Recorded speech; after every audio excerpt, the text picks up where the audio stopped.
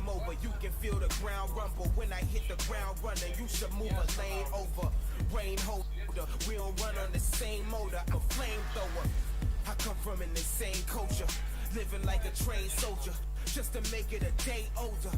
No closure, remain closer to the days when I could feel the hunger pains I knew I would take. And I ain't going out till I take it. What I came to get, I was made for this, and I will never lose. I'm the greatest. Just face it. I was made for this, and I ain't going out till I take it. What I came to get, I was made for this, and I ain't going out. I was made for this, and I will never lose. I was made for this. I feel colossal. Prior seen the gospel. I can make the sky move, breathing through my nostrils. Sharks in the water, looking for imposters. You ain't in the bloodline, Prince and the Papa. Stand between my, leave you in the coma. You don't want no problems. Destiny designed us, made us for the finest. Born to be legend. Long live your highness. I was made for this.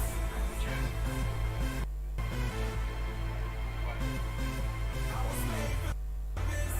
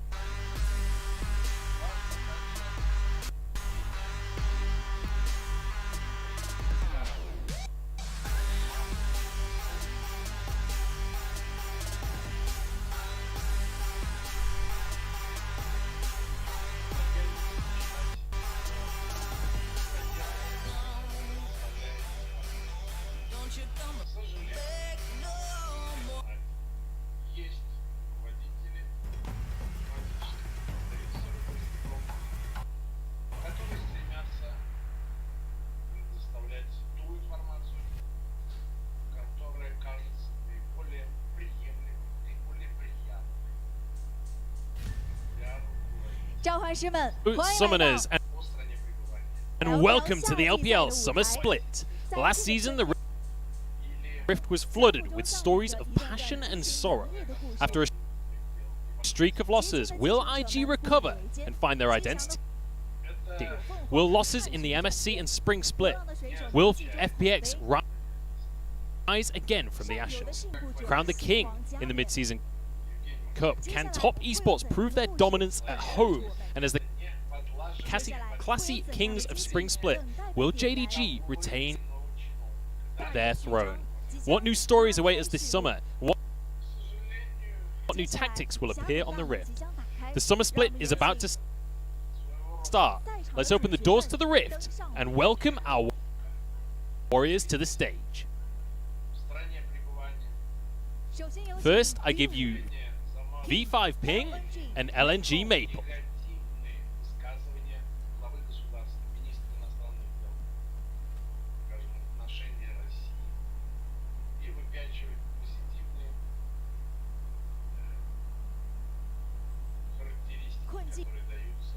They are the symbol of perseverance. Only through victory will they be satisfied. Let's welcome V5 and LNG.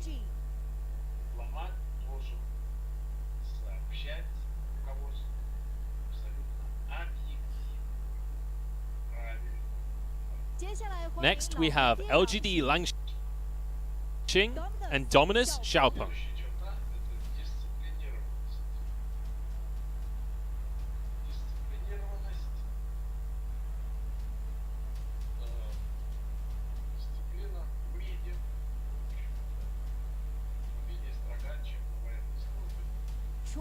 They look to improve each season, and they will never be ready to settle. Let's welcome LGD and Dominus. Here comes Rogue Warriors Wooming and OMG Sora.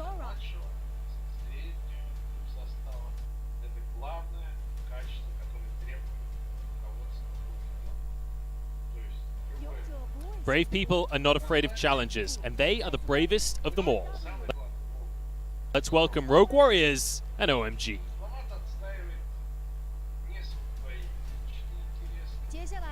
Now I give you Suning Sword Art and BLG Meteor.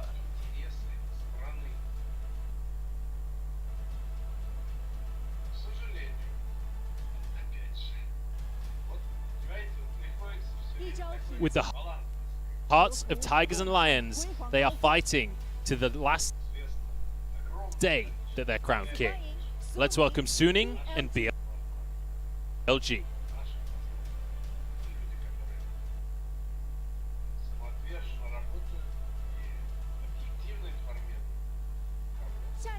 Here are our next two players, VG Forge and RNG Xiaohu.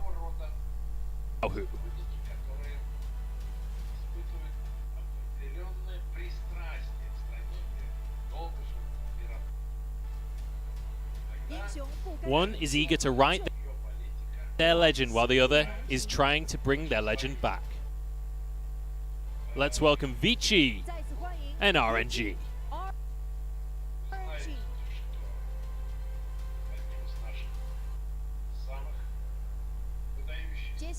Next, we have E-Stars Xiaobai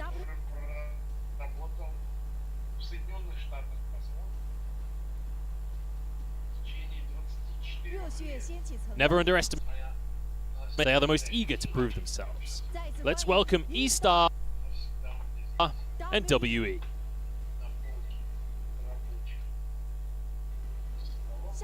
Here comes the established G's Ning.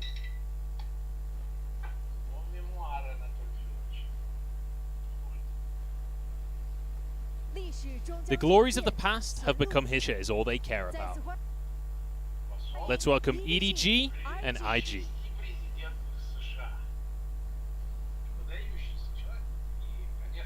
Finally, I give you FPX Gimgoon and Top Esports Chocho. Two kings with their respective crowns, eager to begin their own dynasty let's welcome FPL.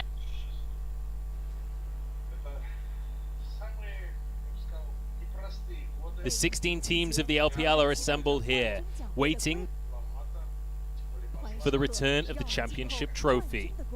Do you hear that? The King is coming.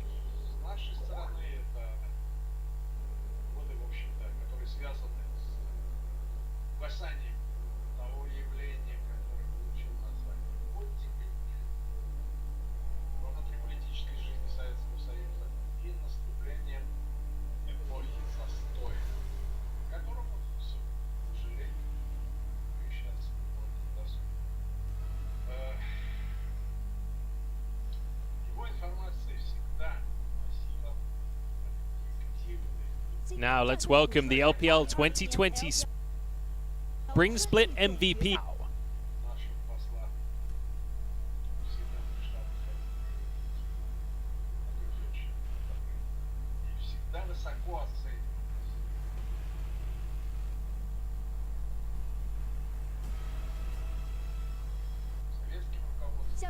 Championship trophy has returned to the battlefield.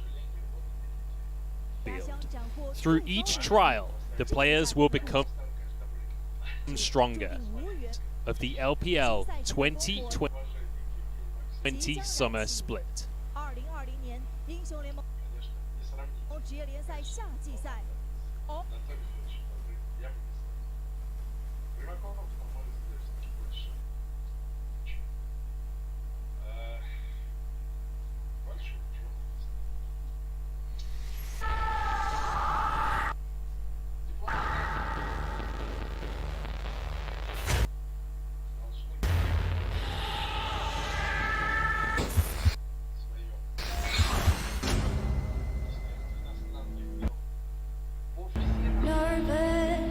Watching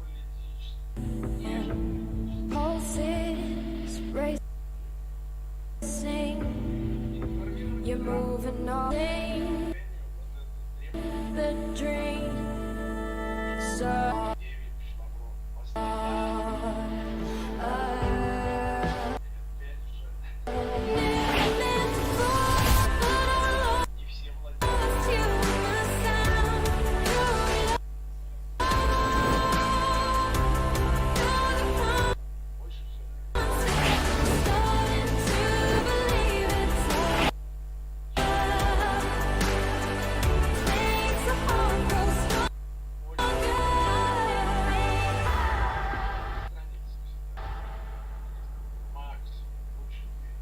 welcome, ladies and gentlemen, to the LPL 2020 over. LOL Esports is dead as we kick off the split. And I am so excited to be back, especially after that new intro video. Just chills when I'm watching it.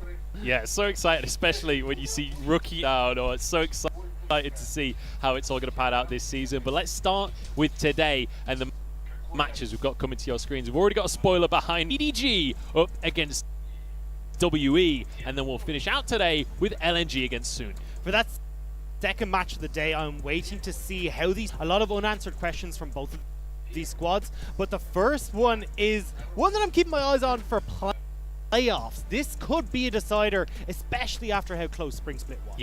Yeah, when you look at the end of Spring Split, these two teams were in that battle to make it to the top 8. Both of them made it through, but it very much could be a similar situation at the end of summer. But before we get into the standings and whatnot of this split, let's just take a moment to appreciate the fact C champions not only winning out the MSC, but also having both finalists from the LPL. So let's just all take a moment. Everyone at Twitch chat, you can join us as well as we all pick up our keyboards and just the LCK.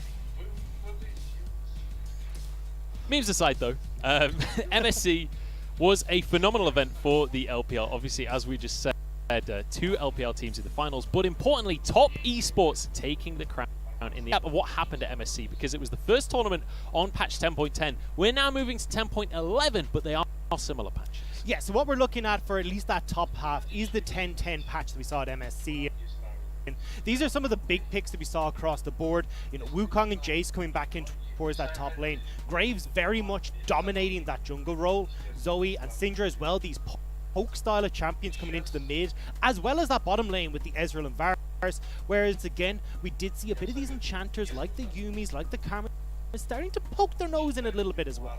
Yeah, absolutely. And when we look towards 10.11 especially, there's a lot of changes to marksman. Health increase pretty much across the board, a few champions excluded, but also Zeal and all of the items that build out of Zeal have had a 2% movement speed increase as well. So the big question will be, do some crit AD carries start to sneak back on in? I mean, with how powerful Varus was, at least in MSC, I think we'll be seeing either a lot of Varus banned or definitely him picked up a lot. So I think it'll still be very Varus dominated, but I'd love to see a few more of these crit AD carries come back. I think Umbra or Glaive needs a nerf before Varus is going to fall out of the meta. But that's a conversation for another time. Let's take a look at EDG and the roster that they're going to be bringing to the table here for the first. Audi in the top lane, Junja in the jungle, Scout, Hope, and Mako on the bottom half of the map. And it's going to be all familiar faces across the board here. Nothing's really changed on EDG apart from Jinnu leaving the roster from that top side. He's decided to retire, so we'll still see the same EDG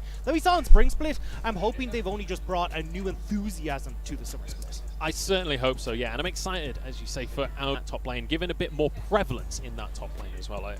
A more solid position on the roster. And I think we will see a lot of that here today. Junja's definitely been playing very heavily towards Audi in that top side of the map until they can start to pick up the pace and have Scout and Hope carrying those late game team fights. This was the late game front to back team fighting squad, and I expect that to continue here today. Yeah, and you mentioned Scout and Hope. These guys, definitely the two main pillars of this squad, and Hope only just being promoted at the start of this year to the main roster. He has stepped up and beyond.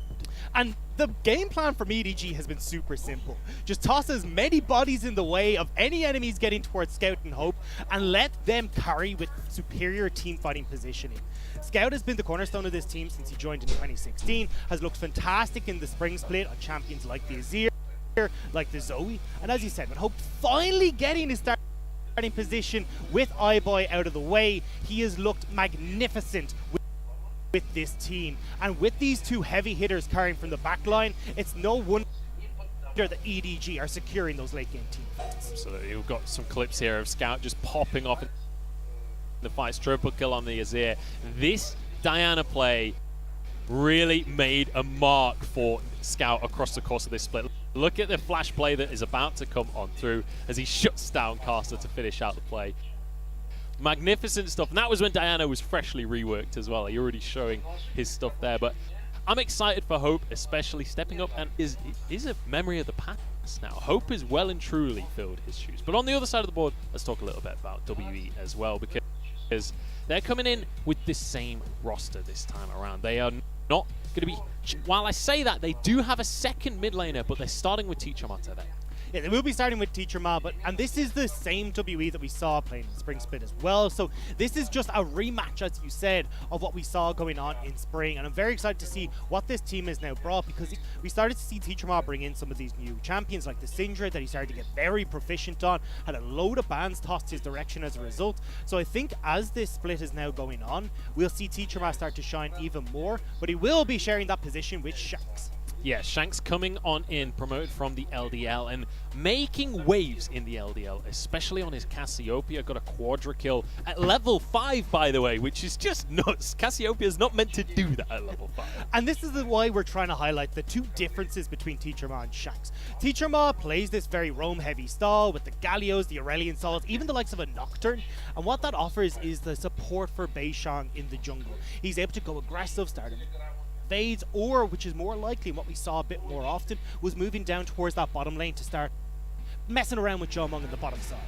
Oh, we can see our players are back in this stadium. They're getting ready to jump on in. This is our starting lineup for EDG. As we mentioned, Audi in the top lane, Junja jungle, Scout in the mid lane, then Hope and Mako rounding it out in the bottom side of the map. You can see them there on this stage. It's just exciting to have our players back in the arena, have them back on the stage, warming up for the games live in person. And it does change so much. I think when we look at a lot of the rookies that started to come in, I mean, this roster, it's a lot easier to play from home. You're sitting there, you got your slippers on, you got your cup of tea, you're good to go. But when you're in on the stage, it becomes an entirely different beast. and I'm excited to see what we can do with these players now in the arena. Yeah, we've got the same old WE that we saw in spring. Morgan, Beisheng, Teachama, John Bod that made it to the top 6 alongside EDG on opposite sides of the bracket. And I'm excited to see if they've changed styles up a little, whether or not Teachama still has those same champion pool issues. And as well, don't forget that we are seeing a few more flexible plays in that mid lane round. We've seen a little bit of TF, which could fit into Teacher Ma's style of champions, but I think overall we do want to see what he's brought forward in that off season, and if he can have the same impact he has had for WE in this style of we're all going to try and help each other. This isn't a team that's afraid to give up a wave or use a teleport to try and help out on the bottom side of the map. It's all and not selfish plays.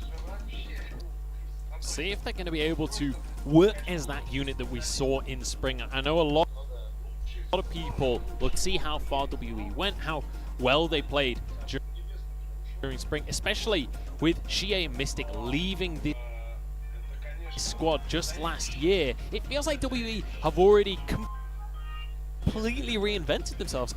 It was a massive rebuild, and I'm in spring, but definitely with bringing in Teacher Ma, they found the success towards Beisheng, lane down towards that bottom side, towards or through Jomong, and I want to see this continue here. And that was kind of the beauty of even bringing.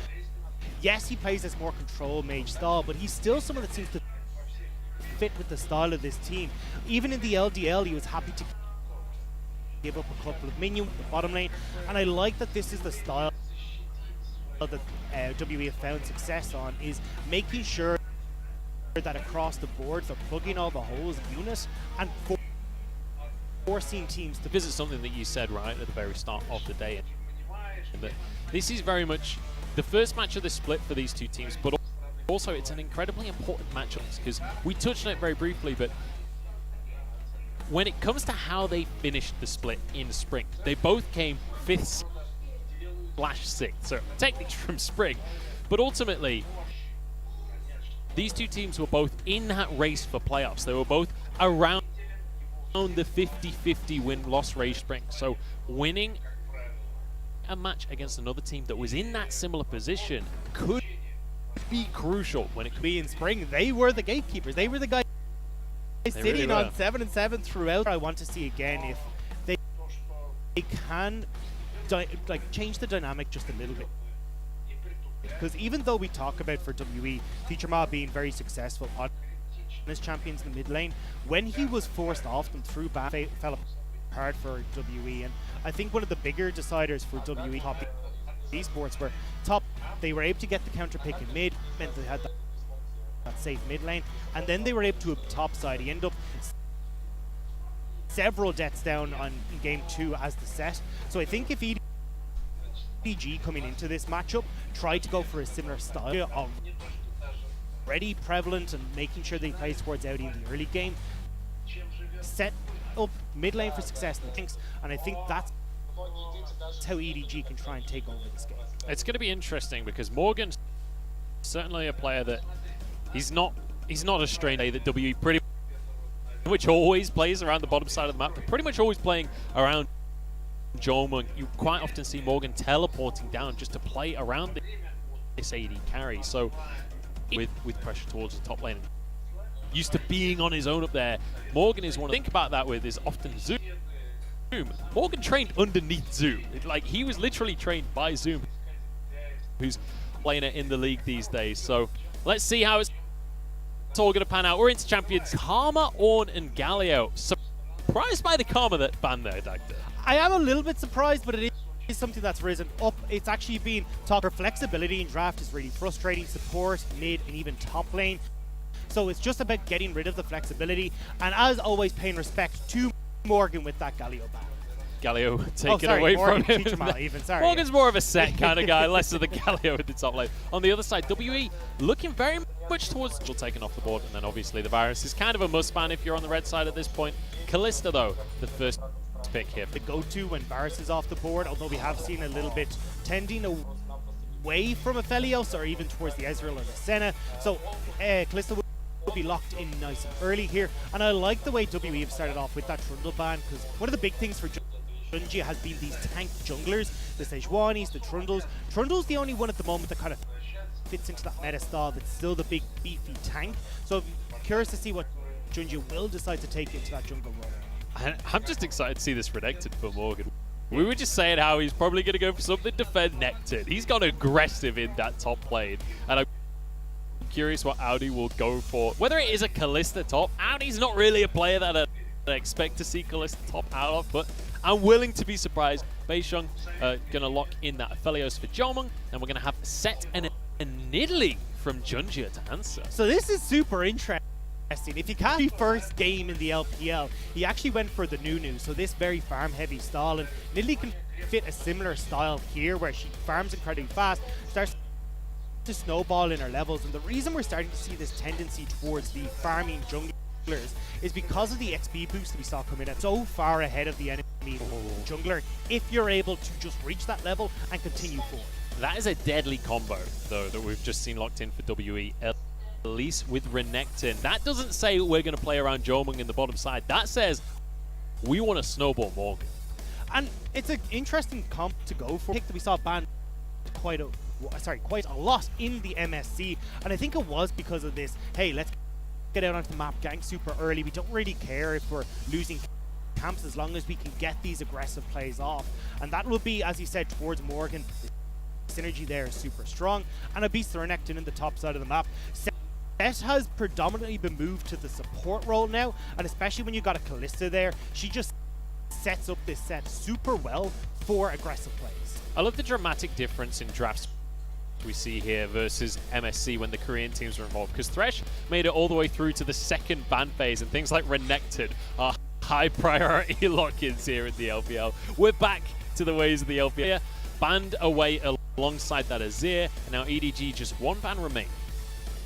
I imagine that this is going to be going down towards the support role as well. With the Ezreal not being picked up, I wouldn't be surprised, or I'd be surprised to see the instead banned towards Teacher Ma. This is again more respect towards the WE mid laner, and this is where we're going to have to see what Teacher Ma has in his wheelhouse. I think you'll still see them pick up the support here, although as we did see in MSC, a lot of the Korean teams were liking to pick up their support a little bit later, get that counter pick and set themselves up for a really secure bottom lane. It's worth mentioning Syndra is still open. Syndra's incredibly strong right now, and that proved to when it came to playoffs, to when he needed to extend his champion pool. Syndra was the champion he lent on. Now EDG, they've got 2 picks to finalize their composition, and it'll kind of finally tell us where some of these picks are going, but I'm suspecting that that set is going support. I would imagine that he is going support, especially with the Aatrox locked in now. But I was wondering what they were going to go for. The Aatrox is you opting into a bad matchup in the top lane, especially where you already talked about the pressure that Elise can put up towards there with the Renekton. I'm surprised to see them go with this. I was expecting maybe instead tending to waiting like the Mordekaiser, or even so then you can get to that level 6 and make it a 1v1 in the gank scenario, or something along those lines, or even going towards the Jason, opting in towards this poke comp instead. Well, we've got a treat in the mid lane, Dagda. We've got Asol. Obviously, the Syndra was taken away from Teacher Ma, but he's not afraid of this matchup. He's going Cosmic on us.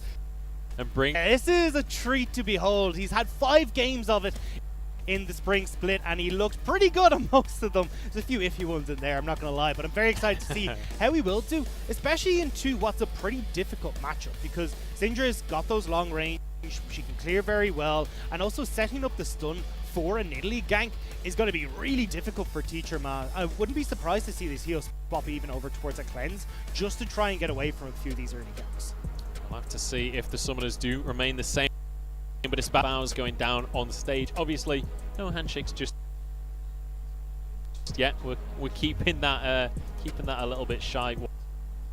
What with the situation in the world, but it's time to kick off the summer split. It's time to get underway here. It's EDG against WE.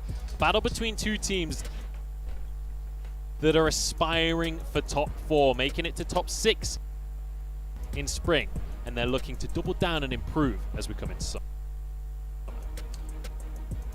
And it's again WE down on what their strengths have been. Getting Teacher Ma out, allowing him to roam, setting up these plays. And when you're already looking at what has been, you add an Aurelian all into that mix, even if you don't want to play towards that again with this big stun that can come through from the dragon in the mid lane to set up plays towards Hope, to try and kill Mako, to just get this ball rolling nice and early against EDG. That ball rolling, or if EDG are going to be able to stop them in their tracks and control the snowball. It's time to get into Giddy. The Aurelian Soul come through for Teacher Ma. I'm looking at him against Scout in the mid lane.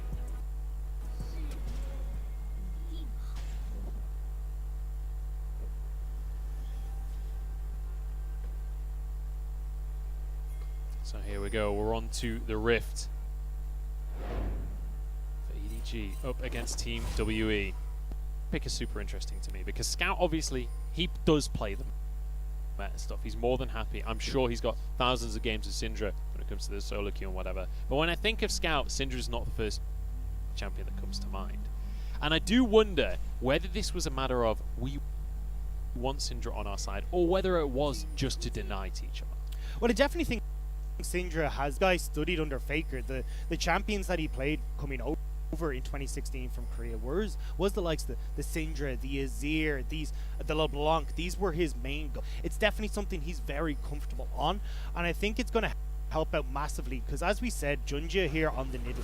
There's two ways you can play the Nidalee: is having your laner set you up for success and try and kill the enemy. More likely here, especially with the electrocute, is trying to get in onto Beishang, invade nice and early, get into his face, and when you look towards Beishang, he's expecting the exact same. Going for the conquer on this Elise, you go for, I'm going to be going 1-for-1, I'm going to be dueling, I need this little bit of extra damage to make sure I'm winning out in those duels. Yeah, he knows that he's going to have some skirmishes on his hands. Down in the bottom lane, we've already got a skirmish as well as Hope. Stack those Rens up, but didn't get onto the minion quickly enough, so Missing walks away without taking any of that damage. Now they're going to step forward once again. Level 2 on the horizon for both of these bot lanes. So I think EDG have the edge here. EDG as the duo here would definitely be able to control this bottom side. Jumong needs time to try and list against the Set. Set does a great job of just tanking up the hooks and being able to then turn it around with that Haymaker. And a lot of damage is just built into Set's kit. So it's very difficult for you to try and win it out in these early trades. Well, Beishang already looking to make moves. You were saying it before that this Elise wants to gang, but we've got a fight in the bottom lane. 2v2 here. Mako and Hope both CC'd, missing. Huge Haymaker to turn it back. Hope is incredibly low. Still has the heal. Beishang now moving into the top lane. Morgan's there. Audi's on the wrong side of the alcove, and Morgan's going to follow him straight on over. He knows it's already done for. In goes the Spiders, and in goes First Blood. Audi, you've got to expect that this is going to be the case.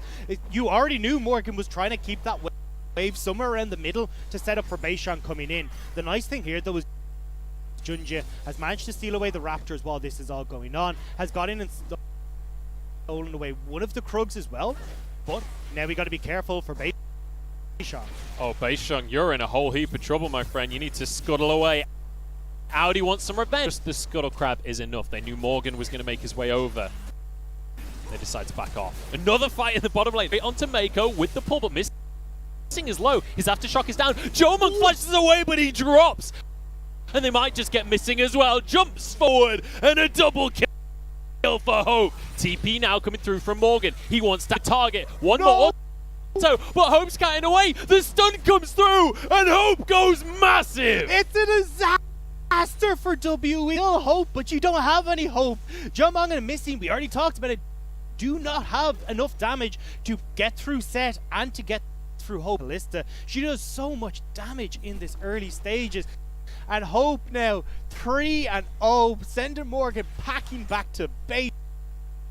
EDG are dictating every single lane. That play, by the way, that was Morgan opting into that fight, and it just all goes all right. And I have to say, I'm not sure if Callista was one of the AD carries that got buffed, but he lasted on less than 30 HP there. 10.11 is EDG's save. So you can get the health buffs, well, but you did get buffs, and it does suck overall. But even while this is all going on, the disgusting thing is that Junja has just been taking every single camp. He got top scuttle, he just got bot scuttle as well because Beishang said his entire topside jungle was gone. So Junjie is zooming ahead of Beishang. You've now got Hope maybe looking to double down on the pressure they've been putting on bottom side. So realistically, the only place that's even remotely even for WE is that top lane.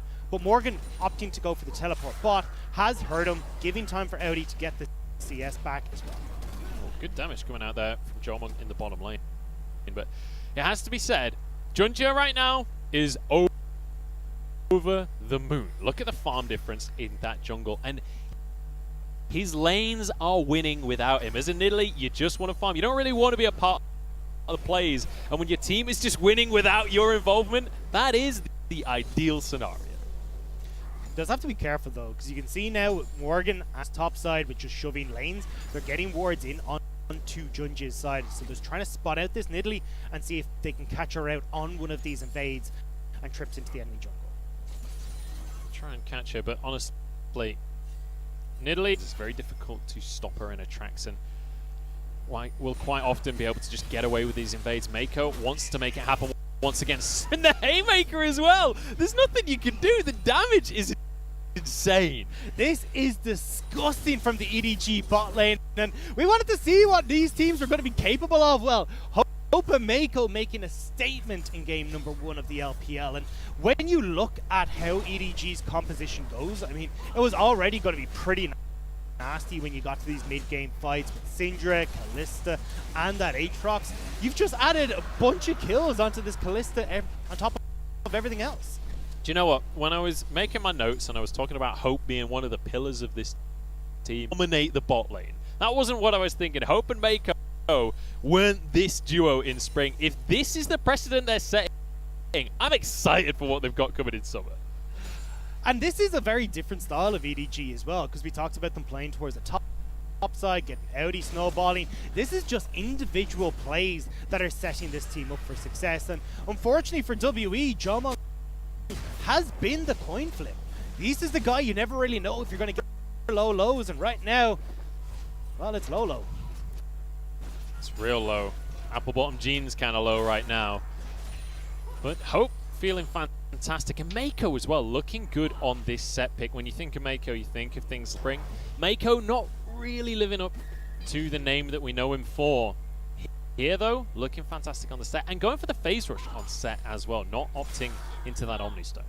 Yeah, so a lot of supports are opting to go for the Omnistone because it gives you access to the Nimbus Cloak, because you get access to the Hextech Flash, but it's been between what people want to do. Mako opting for the phase rush here. Well, you've already seen the bottom lane. It means you're able to close that gap very, very quickly and keep up that damage and just that lane presence. That set is so strong for in that support lane. It's working out so far. W have rotated up to the top half of the map though, and they're going to go for this Rift Herald. This will be a nice little start for them. But when you look at their history in spring, they're actually 4th in the whole LPL for Herald control. They are, but this is a really bad call from WE. You're already losing Teddy Jomung and missing up. They've just lost a massive wave on the bottom side, and you've got plates that are going over towards Hope. So unless they're able to make some serious plays happen on this top side, this isn't even going to be remotely close. And even with maybe these turret plates going down top side, I'd argue WE or EDG even have won this trade. And they're actually not going to drop the Herald just yet, deciding... Do you know, I wouldn't be surprised to see them move bot with that. Just try and get some gold onto Jomung. Try and even up the gap a little bit, because Hope is just stacking up right now. He's got a call that's halfway done. He's got 3 kills. He's getting tower plates. He's Scrooge McDuck. And the problem is that even if you answer as Jomung and Misty with this Rift Herald, you're still sharing the gold.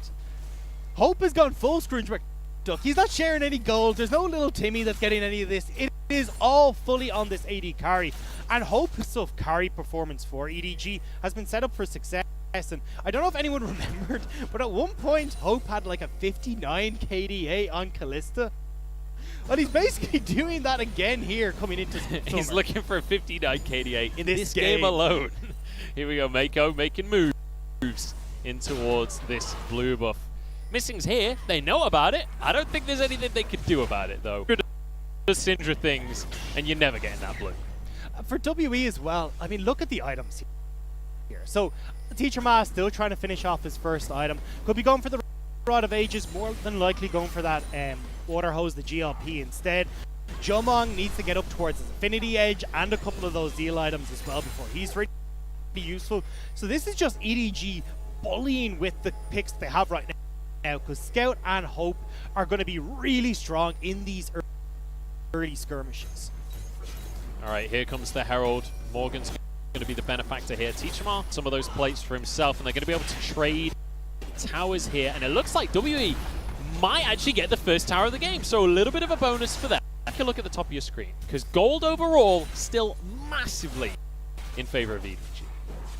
And as well, that this is again going towards Hope. So we have got to keep our eyes on Hope coming into these team fights, and if you can have someone on WE get onto this Callista, it could turn the entire tide of the fight. Pick is super high. You've got this Elise, you've got the Aurelian Saw that can set up for success. Even if Missy with a flash depth charge gets onto Hope, that could signal doom for the EDG AD carry.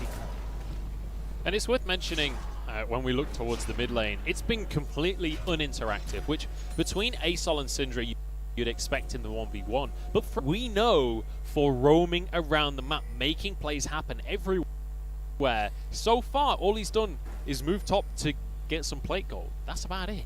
Same coming from Beishang, to be honest. I haven't really seen this Elise do particularly much, and EDG did a good job of controlling the early game. I mean, one gank top from Beishang, and Junjie took 1.5, let's say, camps.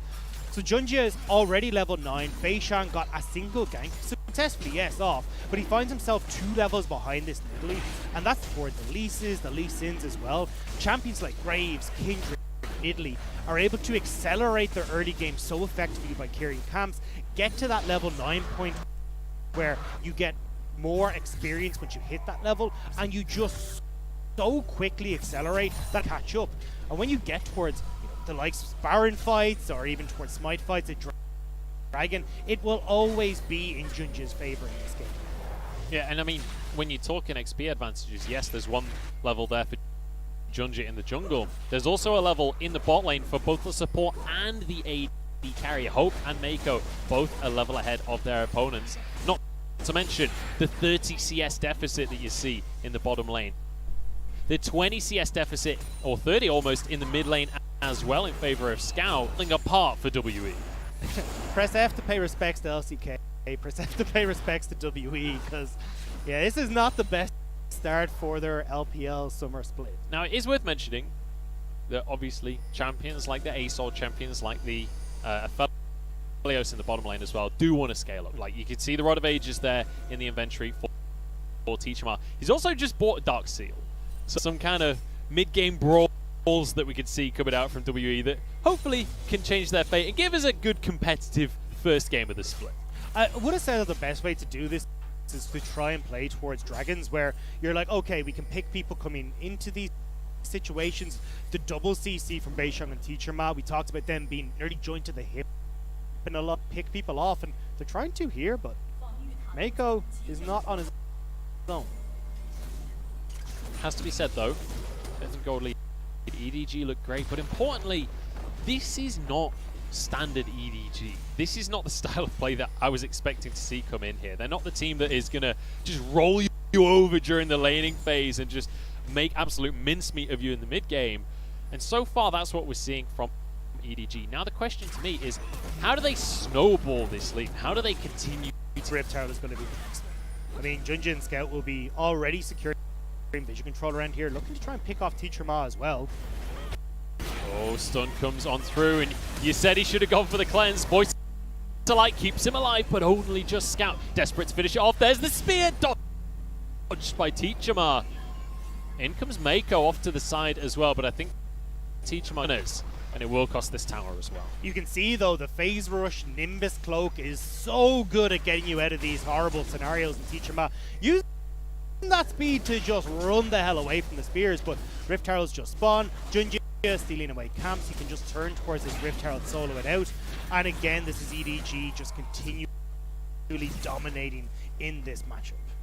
Right, but he's moved away just as the minion waves arrived, so he's going to be happy to just go and collect those minions. The Rift Arrow will go the way of EDG. Way at this top tower. Look at the plate gold that went into the pocket of Hope. I'm running out of positive things to say for WE. So what WE needs to do right now is to play safe underneath their tier 2s. They're going to end up losing the mid lane thanks to this Rift Arrow that'll come down, but if they are able to control that top side jungle, as we talked about the pick potential super strong, to get vision control back, they can't find picks, find kills, and look to get back in this game. Hold that thought, because Audi, I was going to say is in trouble, but I think he's fine. I don't think he's too worried right now. As he's taking a one away, there's a turret shot for Morgan. Audi just will not go down. And this is it. Beishang missing that cocoon gave Audi free reign on this bottom side.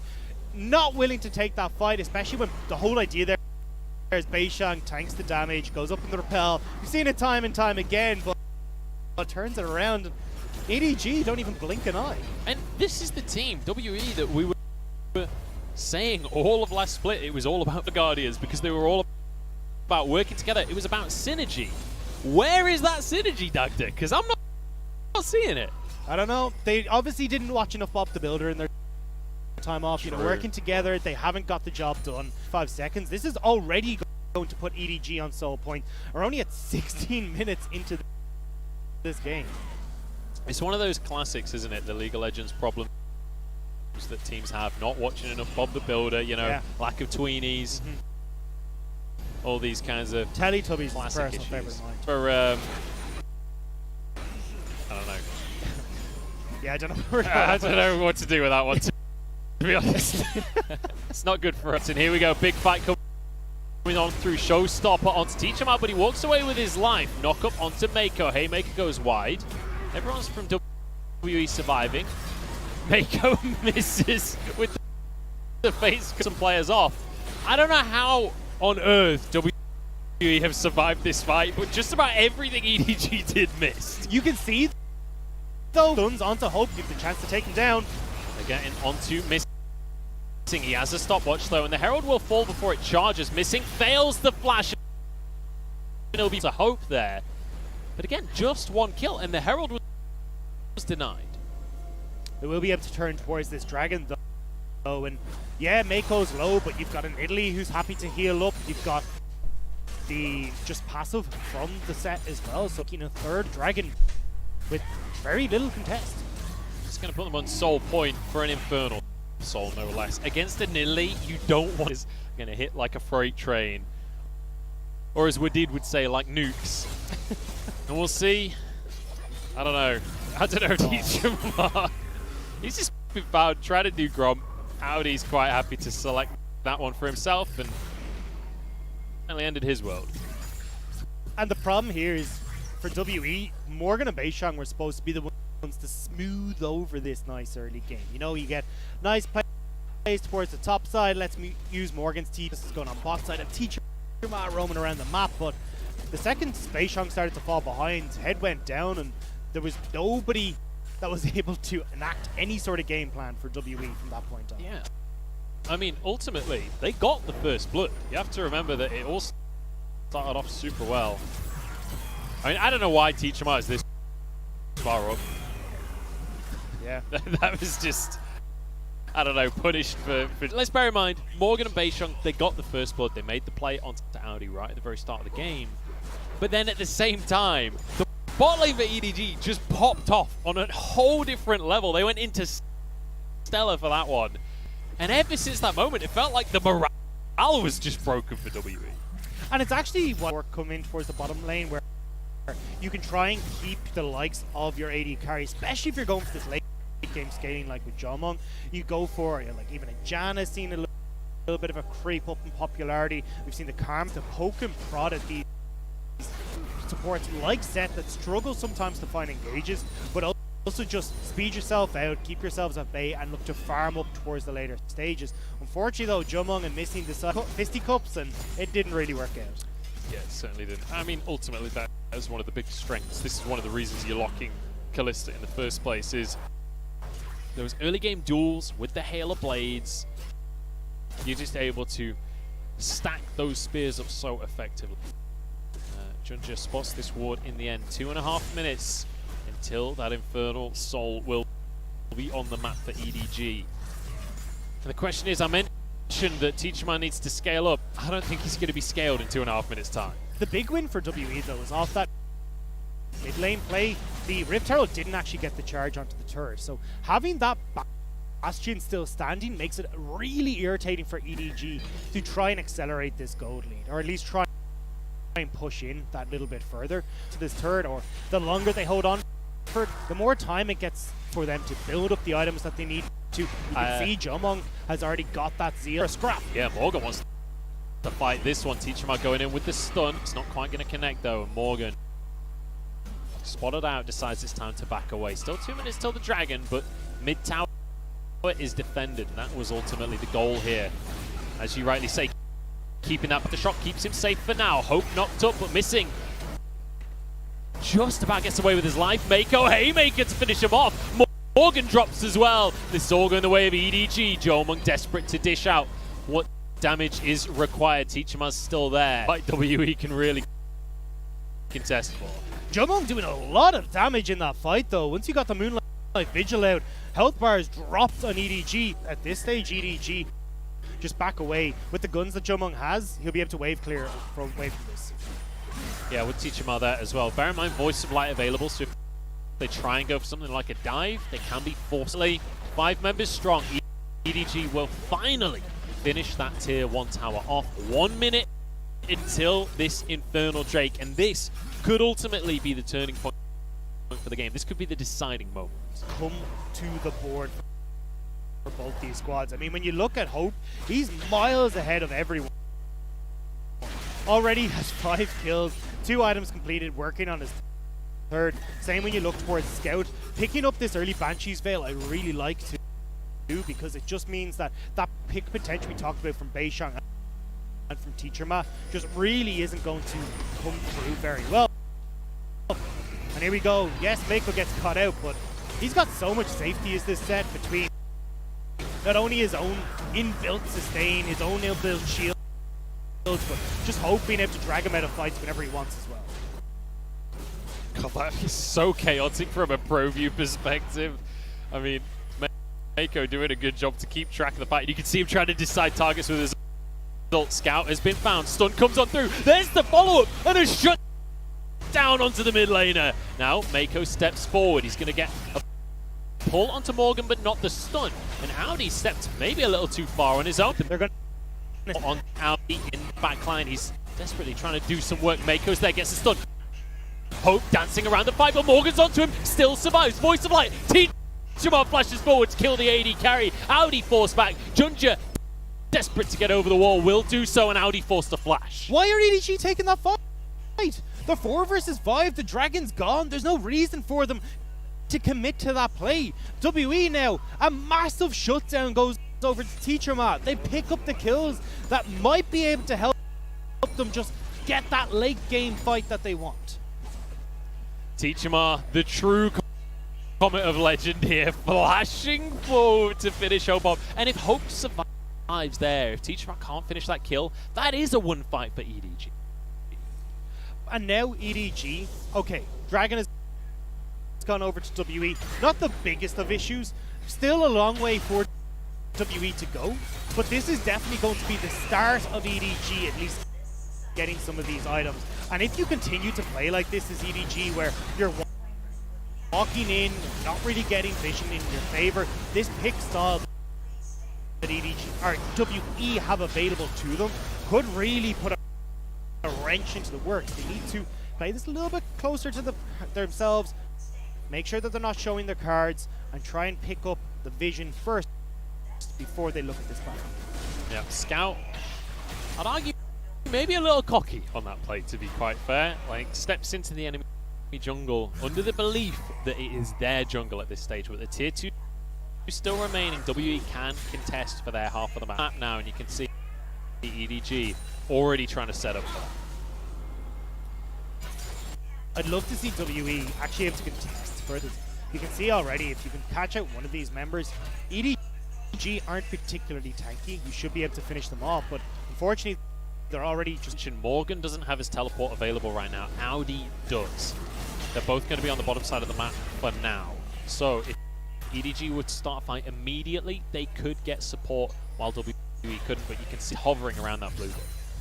The thing here for WE though is that they can just keep bouncing these waves. You can see they're kind of just moving in between the two of them, forcing them back, and EDG don't really have any way of solidifying this advantage because Teacher Mock can come across very quickly using that E. You've also got Morgan, whose TP is side waves are going to be in order, and as long as the rest of WE keep control of this jungle, don't allow EDG too much deep vision, they should be able to keep them at bay from this Baron. Although EDG looking to start it up to see if they can draw WE in. They want to try and start this one off for themselves. They want to try and force a fight. Teleport now being channeled by Morgan. WE happy to go for this fight.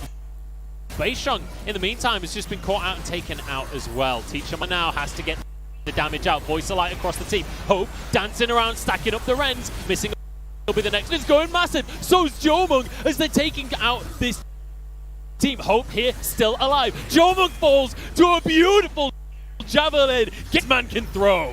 And WE just threw that to start with. They end up losing Beisheng at the beginning. Missing's hook completely goes wide, and it was at that moment they knew that it had gone full disaster. ED turned over towards this Baron gleefully. My word, that went so bad so quickly. Yeah, and there was a moment there where I thought maybe they could turn it around because Jomung was popping off, the health bars were getting... Junjia still survived, and that was all that mattered. So great play from Mako here to start things off. This is what prompted that TP, but now Missing tries to go aggressive, tries to make the play. That hook goes wide. He's way too to notice as well is just how long this Aatrox survives. He's got the death stance, and why it's such a popular item because Jomung cannot take his health bar down at all. He literally didn't do damage. Yeah, and this is why Death Stance has become such a popular item because it's a little bit silly. I remember when the changes for Death Stance came out, I was like, that looks really good. I went and read it, and everyone was like, this is... I don't think if you read the same changes that I read, it looks real strong, and it's definitely living up to that. Dragon going to be... They need a better fight than what we just saw. I don't know if they're going to find one, to be honest. This time EDG have learned from their past errors. They're moving in, nice beautiful line, the wards are going down. Junjia is just throwing in spears to see if he can pick off someone for this fight. Trying to move in. We'll find out he actually separated. Missing going to get a root down onto him, but they can't really kill him in the mean. But Morgan has to back away as well, and Hope saves his support. Missing now will be found out. And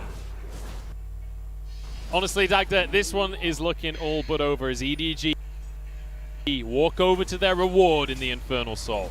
Baron up Infernal Soul as well, and after this game because he's been hurting as this set. 2-1 and 11 has set up so many plays for Hope as this Callista, and now you got a Baron up team that's pushing in while that Dragon's going down. This is EDG putting it to the early summer of LPL. And Beisheng having such a rough game here on the Elise. Obviously his scoreboard isn't too bad, but these last two deaths, he has to allow these objectives to go down, but when he does, the whole of EDG is waiting with open arms. It's like a horror movie the entire time, moving in, poking your nose. Except the spider is the guy that's getting caught this time. Exactly, yeah. It's going to be no Harry Potter where you're jumping around from the spot. That works. I mean, it just feels like some weird alternate universe. Aragog was a goodie, okay? Aragog was the goodie. Fair. Poor Hagrid, ultimately. He's the real loser in that story. Anyway, moving back to what's happening here. I mean, there's not that much to say about this replay. This was kind of just a goal difference, just visualized. And again, it's Mako being in great position. His positioning on this set has been impeccable, finding ways to wrap around and behind the enemy team, catch them off guard. It's a support because you're using your sweeper, especially around these objectives, to try and get vision control in the river, not trying to find your way to move around some of the vision control. But Mako's been able to sniff out wherever So now we're getting to really difficult territory for WE for a while at this stage. It's only a small... It is. Well, we're getting to the point of a gold lead where the argument of scaling stops being a real argument, because it doesn't matter if you finally hit your damage spikes if they're 2 items ahead of you. That is a solid point, and I think that's exactly what we're going to see as this game continues. It's going to be completely uncontested, and with that Black Cleaver death stance and now working towards the GA, you'll need 2 people to deal with them. Yes, you can have Morgan who can wave clear a little bit against them, but definitely this is more Audi favorite at this stage of the game, which is why you can see Teacher Man Morgan trying to move down, which opens up the opportunity for EDG in this top side to shove in completely on. I mean, honestly, the big question for me is, how on earth do you get on Hope with these 5s? Like, unless he mispositions, unless he steps too far forward, I think there's going to be a fight for at least another little while. Because when I look at, you know... Oh, he's been found! No, he got away with it! Look at it go! Oh, I thought they were going to follow. But I think there is an auto that's about to hit Hope. 3, 2, 1, no way. I think it hit... Oh, there it was! I just saw the very edge of it. It did nothing. It's kind of been the story of WE this game. But EDG, anyway, like, look at the composition. Nidalee, you got Scout. These are 2 champions that do insanely well underneath these turrets. The poke that they can deliver, and even just being a nuisance, as Jomong with his relatively short range is going to try and clear out these waves. If I'm EDG man, 4-man unit, poke and prod at people underneath the towers until we get someone low, and just take any turret that comes in our direction. Yeah, I mean, bear in mind, it's a minute until Baron, right? It's 3 minutes until that Elder Dragon. There's no reason to try and just force things for the sake of forcing things when you risk potentially losing that objective. Just go for the free deal in a minute. When that Baron spawns, set up your vision and take it safe. And that's pretty much what we're seeing done already. But look at Mako. He's hiding off in the wings, trying to see if he can... With that Dead Man's Plate there as well, this is the build we see a lot coming through from the set supports, because you just want to try and close that gap as quickly as possible, and the speed up that Dead Man's Plate offers is so massive in getting yourself into the right position. And any member of W that he picks up is going to be a win in his book, because it's just about turning these fights into 4v5s and allowing EDG to continue on their victorious path. Couldn't quite get the stun onto Junjia there. WE have to back away from this one. Stun, but Baron's on the map. And I think EDG now, they're just going to set up, try and get a trap on the go and wait for somebody to face check it. I mean, they've already started it up. EDG are just happy to say, hey, look, you got WE be damned. Right? Yeah, Callista, you got a Nidalee. Yeah, you're in pretty good shape here. Already at half health. WE now 5,000 on the Baron, and EDG back away. Junja pulled in, but he has a Zhonya's. In the meantime, Jomong pulled back by Mako, and everybody's peeling to deal with this set. I'm not sure this is the best target. Morgan pulled back on in. There's not much damage come out of EDG just yet. The rest of the really smart play from Missing. He hooked onto Junjia, but used his ultimate onto Hope, so it just slowed down everyone on EDG from advancing forward here. Mako again, that phase rush and that Nimbus Cloak, making him so fast and capable of just getting the hell out of that problem. Honestly, WE just surviving that fight is a win in their books right now. With 50 seconds until Elder and EDG, before any trades can come through. And this is why Nidalee is so good. You can heal up now after that fight, turn back towards the Baron, and look at Missing below half health. Yeah, this might just go down before they can even contest. Audi's on the side, Baron goes down, WE already low. This could be a disaster for Team WE. Oh my days, Morgan falls and Jomong against the world. And it looks like the world is about to be ended. Jomong and a 21-5 victory for WE. It was just an inevitable push from EDG at this stage. It's been long in the making. Kills on the bottom side of the map, setting up EDG for success well. And after that fight, EDG will pick up first game of LPL Summer 2020. I mean, honestly, I'm impressed that WE held on as long as they... Where Hope got the 3 kills early on in the game, this has been all about EDG. Controlled victory here, and The lack of mistakes is what is really impressive about that win. Exactly, and it's something that, I mean, EDG lead and starting to run away with this. The biggest factor what I see coming into this is, like, as you said, those 3 kills in the bottom side of the map. This could have been a very different looking game if that hadn't happened, because slow down the game, allow Aphelios time to scale, give Teacher Ma and this Aurelian Sol time to scale. But with these 3 kills going over, Junjia getting into the enemy jungle, stealing away a bunch of these camps, this whole early game just fell apart from them, and the game started to roll way before WE were even looking. Right at the start of the day, how WE, it feels like they've reinvented their identity. They're a different team to that when we had Shie and Mystic in the... If you're a long-term fan of WE, your squad, when it comes to these type games, when you're not snowballing ahead, this WE squad excels when they get their early lead and roll it forward, but it almost never goes well. And it felt like Beishang felt that pressure when they started to fall behind, because he had that one gank towards the top side of the map, successful. Great, thumbs up, you did your job. The problem was you need to follow up on that play, because as Elise, when you're in this style of composition, and why you're picking Elise is not to try and match the enemy jungle, you're trying to kill every damn thing on the map, because you're going to fall behind. You're just way too strong at clearing. But all he did was gank once, then was like, crap, my jungle camps are gone, to no one's surprise. He ganked one time in the top lane, holds tab and realizes the rest of the map is already on fire. It's like, guys, it's 4 minutes into the game. What happened? Like, how has Kalista got 3 kills? And the whole game plan of played through Morgan, use that teleport towards the bottom side, or try and get Teacher Ma rolling as well, just couldn't get going. Because, okay, well, now our bottom lane is, as he said, on fire, gone completely. And we've now got Hope, who's massive. We've got the Syndra in the mid lane for Scout that's causing us issues. And Junji is already fired ahead. He's 2 levels lead at like 12 minutes into the game. And look at the damage share, actually, from the side of EDG. Jomung feeling the strain in this game as he's miles ahead of anyone. But EDG equally sharing the responsibility, including Mako having 10,000 on the set. And that's what I was looking at. Mako was doing a lot of work on this set, even beating out Teacher Ma's damage on this Aurelian Sol. Unfortunately, that's the big issue with Aurelian Sol, is he needs to get this snowball rolling early, because if you're not, his items are just so damn expensive where he's not able to have the impact you would have liked.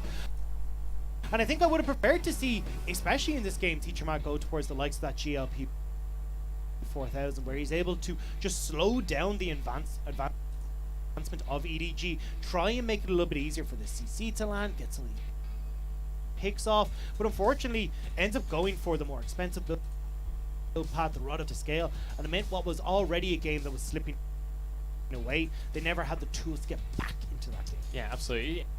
It fell apart, that's for sure, from the side of WE, but on the other side, for EDG, things are looking fantastic, and we mentioned it right at the start of the day. Hope for himself runs away with the fight in the bottom lane. Him and Mako. Clearly there's been a lot of duo queue over the front bot lane. And I was really impressed with how well they were able to get into the face of Missing, because Missing with that Nautilus, the whole game plan is kind of just play it back, as long as I don't me, that's just hands off, we're just going to farm it out. But every time that Missing the set in his face, making sure that he's not getting any sort of CS for free, and it meant they were fighting, and that Hail of Blades then gets so much use, and that phase rush on top of it all as well coming in for the set, and there was just no contention for that bottom. Ultimately, how you play around the set support, right, especially when you're with a Kalista, is set goes on in, goes maybe too deep, or would be too deep for any other support, but he's always got that Haymaker shield, and if you focus onto that set, you're gonna lose the fight, unless you can just burst him out before he ever hits W. But as soon as he does, as soon as he gets that shield, gets that damage out, and then Kalista can rend, the fight's already done. And I want to take another moment just to give a shout out to Junji, because I was really impressed with him this game. I had Junji completely pegged as this tank player.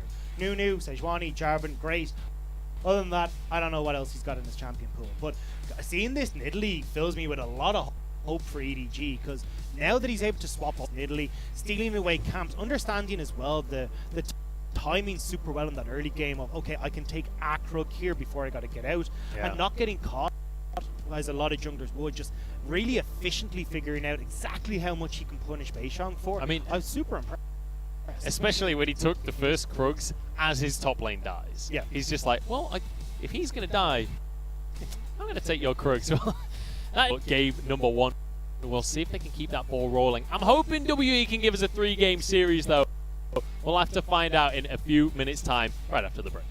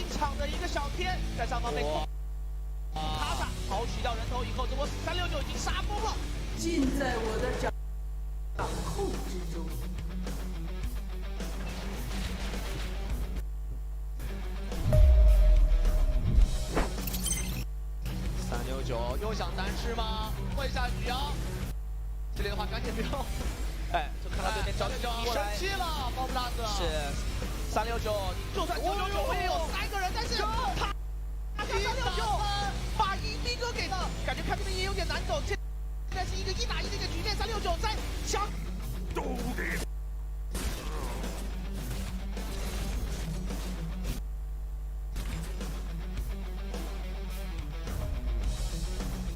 哦呦，杀了别踢了过去，这个直接一个大招换到对方的一个上位接扣了，哎，还拉回来对方的一个中上，对面也被击了一下，对面这个大招能看出来不？看不出来，汉哥也要殒命了，能不能换掉一个？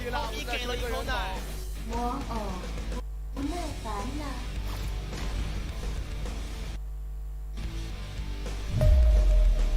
一丝血这边过来，369吃到一个钩子，反手刘星东这边也是被预言家给勾到，看一下后续要想杀又是一个杜朗布的超不到2个人，这2个人感觉都不好走，先是补上了一发 Q， 直接走掉了预言家，但是飞机收小还有机会，灵光弹直接炸死2个人，还有火箭轰炸，再加平 A 就是3杀，对面左扭右扭，没有扭掉，王牌飞行员申请出战。Double kill。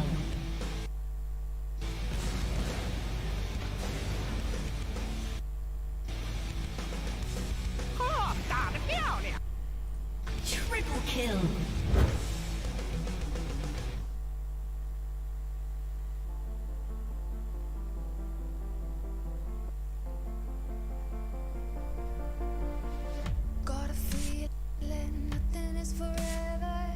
Keep your voice low. Sun is high, but I wish I could bathe in the moonlight. Ooh, this is it now. Come out of the shadow.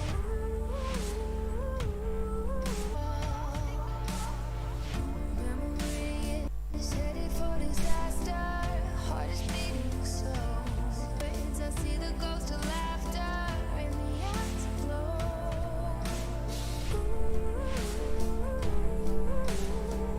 This is it now. Come out of the shadow.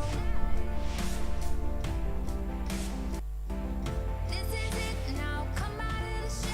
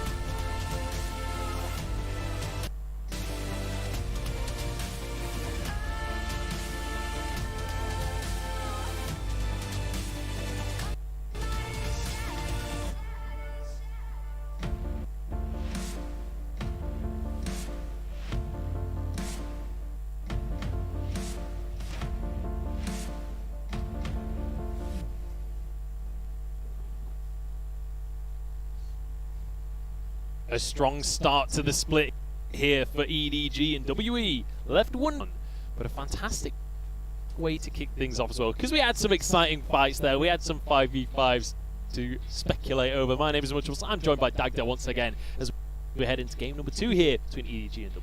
And I'm loving this EDG. Like, this is a very different style of EDG than what we saw at the end of the spring split. We talked about, hey, look, Audi, big beefy front line, get Junji on the Sejuani. That's what I want to see with the Azir, with the Misfortunes, with this big front to back team fighting style. But this isn't what we're seeing. I mean, Junja on the Italy looked great, a bunch of damage coming out from him. The ball on the flanks, like, holy, that was insane. Yeah, you're absolutely right. And he's going to be our MVP, and I think rightly so, because Hope looked amazing on the Kalista, but it was all set up by Mako on this set, and it's exactly what we were saying before. This bot lane looks transformed, Mako especially. And that for Mako, because he's been here since 2015 and on this roster. And when he started off, he was known for his roaming plays, but what we saw in spring was him kind of latched to the hip in this bottom lane to Hope. But Mako in this game, getting out, setting up the plays in this game, and hopefully throughout this series, uber impressed with the support from EDG so far. I love that Haymaker missing and finish that kill off. Really nicely done. And honestly, when you see set support, often it feels like a secondary top player. And this is the thing, he churns out so much damage. I mean, 10,000 in that last game, and a lot of that stems from as well being set up by the Kalista, as he said. This combo between Kalista and Set nullifies a lot of the issues that he has in closing the gap, getting onto some of these carries to set up fights. But even then, his positioning to set up a lot of these was great. As he said, on these right flanks, picking off Teacher Ma, picking off the AD carry, picking off whoever the hell he could get his hands on. Yeah. And it's set with a very different style of EDG. No longer front to back. They're comfortable in trying to go for picks. They're comfortable in trying these flanking maneuvers. And that fills me with a lot of hope for EDG, because that was the big question. Can they only play one style? My big question is, was this big, or can they replicate this new style in further games? Now, as we move towards game number 2, it's going to be WE on our Reds. Game number 1, they're not opting to change sides here, which means when it comes to the draft, I'm curious whether they change things up, whether they say, look, the draft was fine, that wasn't the issue was... It's potentially the call here. I think I'd prefer to see a little bit of an adaptation that we saw come out from the Korean teams actually in MSC, which is when you see the likes of this Kalista go for something like the Senna, where you're just going to be looking to farm it out, you're not trying to phase, and if you've got something like the set, we've even seen the likes of a Mordekaiser come out in that bottom lane. I think this is something that could set themselves up super well for that bottom side, and just trying to get a better grips of the bottom side. I mean, I'd love to see them just get the set, not even for them, just stop Mako having it, because that was terrifying, and maybe ban the Kalista away from Hope, because like we said before, it all fell apart from them the second they couldn't just fight over the dragons. And there were a couple of good moments, there were a couple of moments where they did win fights, but ultimately EDG being confident to go for a 4v5 for this, about the state that this game was in.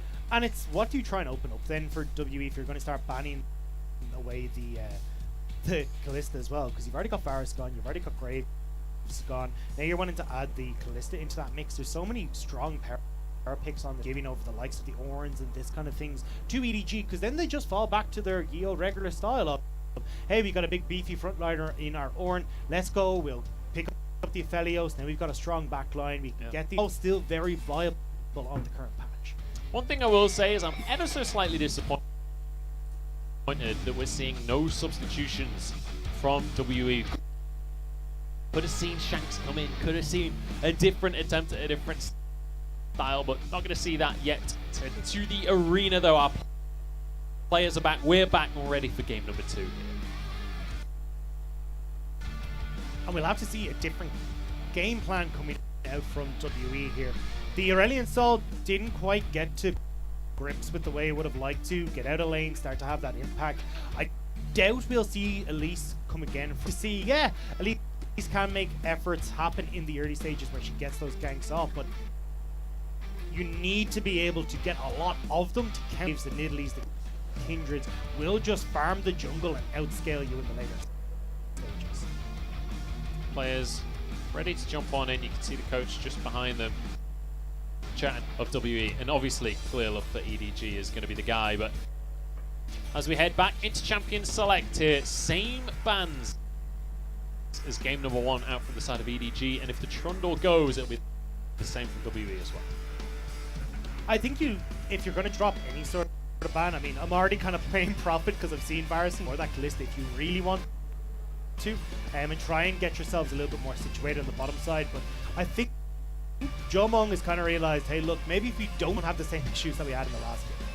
Well, the Callista's there once again for hope, and I think that, you know, when game 1 went the way that it did, picking up that Callista first is the correct play. WE say, look, we want the Renekton, we want this Aphelios. And this is the exact same draft as we had in game 1. Speedrunning the draft. Yeah, I mean, this just looks like a remake more than game number 2. I was like, yeah, can we just double check what our picks were? There we go, perfect. They are going for something that can still have that early game aggression, but at least maybe have a better time against this Nidalee. I'm still not convinced though that we don't see a very similar style to what happened in the last game, where you just have one gank go for Beishang and Junjie stealing away the rest of his camps. I wouldn't be too surprised to see that, but Teachama and fine Junjie would be able to stop that happening, would be able to contest somewhat on this Lee Sin. Now as we move towards the final bans here, WE have to decide if they want to rinse and repeat banning away Scout in this mid lane. Maybe banning the Syndra could be an option. Syndra could be a good option just because it's such a safe line pick, but as you pointed out already, I mean, Teacher Ma plays the Syndra. There's no reason for you not to take it for yourself. And unfortunately, this is where you start to get into troubles with Teacher Ma as champion. With the big picks like Zoe that could be really good for WE, but unfortunately Teacher Ma just doesn't seem to have him as champion. One thing that is nice for WE is you can kind of expect with a full AD team that the mid lane, the odds of EDG picking the ASOL to deny it for you is pretty slim. I've not seen Scout play ASOL. I don't think that that's a counter pick that will come through. Missing goes for a Leona in the bottom lane. So this actually works out a little bit better than the Nautilus, because what you can do is when Set goes aggressive, just stun him and walk away. You don't have to try and fight him. You're not going to give him enough damage to really turn around with the Haymaker, and you can tend to get away. But we'll have to see if there's going to be a better situation for Jomong and missing on the bottom side of the map. EDG are pretty much saying, hey, look, if it ain't broke, don't fix it. We're seeing a pretty similar style. They'll engage support bot lane and the exact same top and AD carry, so they're going to opt for the same draft. I'd love to see something like a Corki here in the mid lane, honestly. Adds to the poke that you're going to see coming out. Great in those skirmishes and the team fights later on, but Rumble being hovered right now would work too. I think so. Zoe would be absolutely fantastic here. The only thing, engage in these poke comps when you've got the likes of a Leona there, but Rumble going to be picked up. We've actually seen Teacher Ma play Aurelion Sol into Rumble. It didn't go the greatest the last time. The Rumble was just able to have more of an impact on roams, was able to slow down the team engage or disengage from Teacher Ma, and I think this is, again, EDG playing a very similar style of composition that we saw in the last game. I mean, both teams playing pretty similar styles, right? You've got that heavy ganking jungler. It was at least last time for Beishang. Now it's the Lee Sin. Another would-be aggressive support, as you rightly say, though. Maybe playing it in a defensive manner, just wants to be something. So if we get to a stage where there's not 3 to 4 kills on the bottom side of the map in first few minutes of the game, this is where I still think EDG are favored in the early stages, where you're able to use the aggression from Rumble, from the Callista's, Morton, and Nidalee Spears just to poke away or either fully engage onto WE around the likes of the Dragons and these Rift Heralds. Whereas on the opposite side for WE, this later game stage scaling is what we're looking for. Get a couple of these items onto the Aurelion Sol. Would love a Rabadon's Death Cap on that champion. And again in that bottom lane, Infinity Edge into the double Zeal that Aphelios has just pretty much started to go for solely, way more. See what the builds they opt into are. And I'm excited to see how this bottom lane, it was Hope and Mako taking control of this matchup. It's not even the most exciting thing to me because all of my attention is going to that bot lane. It's all going on Hope and Mako. And Hope make combo in conjunction with the Rumble, because whenever you toss the set in, you can either have the Rumble ult already popped out, so then you're slowing people to multi-man face breaker on the ultimate, or you can just follow up on this crazy engage that Set has with the Kalista after getting the knock up into a face breaker, even back into an ultimate if you really want to. This is a really difficult style of execution for WE to deal with, just with the champions that they have right now. There's no disengage or any way of dissuading EDG from looking for. So we've got set up across the board here. Nobody going for any kind of level 1 shenanigans here. It's just going to be the standard coming out from where WE are going to go with this early game. Whether they go for anything in the early game, because bear in mind they've got the Assault and they've got an Aphelios down a ton of power in the early game, except on the top half of the map. EDG going for this late invade. They're believing Beishang is going to start on this bottom side of the jungle, and honestly this kind of works out in favor of WE, because Beishang can look to split the map and play towards this top side he did last time, but doesn't have to worry as much about Junjie getting in and stealing away his own topside jungle, because hey, look, I'm going to be able to clear straight towards top, gank on route, and then get into the enemy jungle before you really have Junjie able to get back over towards that opposite side. But as I say that, actually Beishang opting to just go bot lane, and they're looking to fight Junjie instead. Oh, look at Teacherma moving down. Missing is here. We'll find the team with him just yet, and Hope happy to take a 1v1 with Jomung in the bottom side. Jomung cannot win that fight. Missing is still here. 1v2 right now, and still gets a flash out of them. I thought that Teacherma and Beishang were coming straight down. Well, they're supposed to be, but the problem is Teacherma has missed an entire wave coming at level 1, so he's not gonna hit level 2 often. Well, just about hitting level 2 often, but Scout already in a great position. Beishang, yeah, you forced Junjie out of the jungle, but this has been really poor from WE. They've missed out on so. It's worked out in the end. It's not too bad. Ultimately, they didn't use any summons. On the other side, we got Junjie's flash. It was a big old setup, but we got a flash out of the jungle. That was definitely the whole plan. Hang on, there's another flash. Jomung getting away with his life. In they go, though. Rend isn't quite enough. Ignite falls off. They survive this one.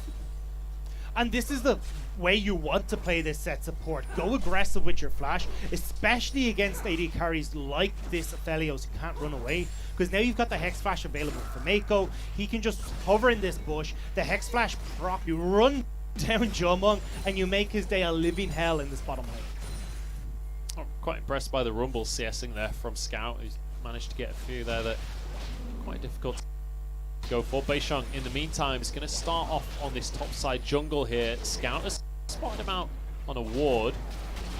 Oh, the Sonic Wave has gone off. He's kind of getting greedy here. Does smite it away. Scout can't get the blue buff. What, did he see him there?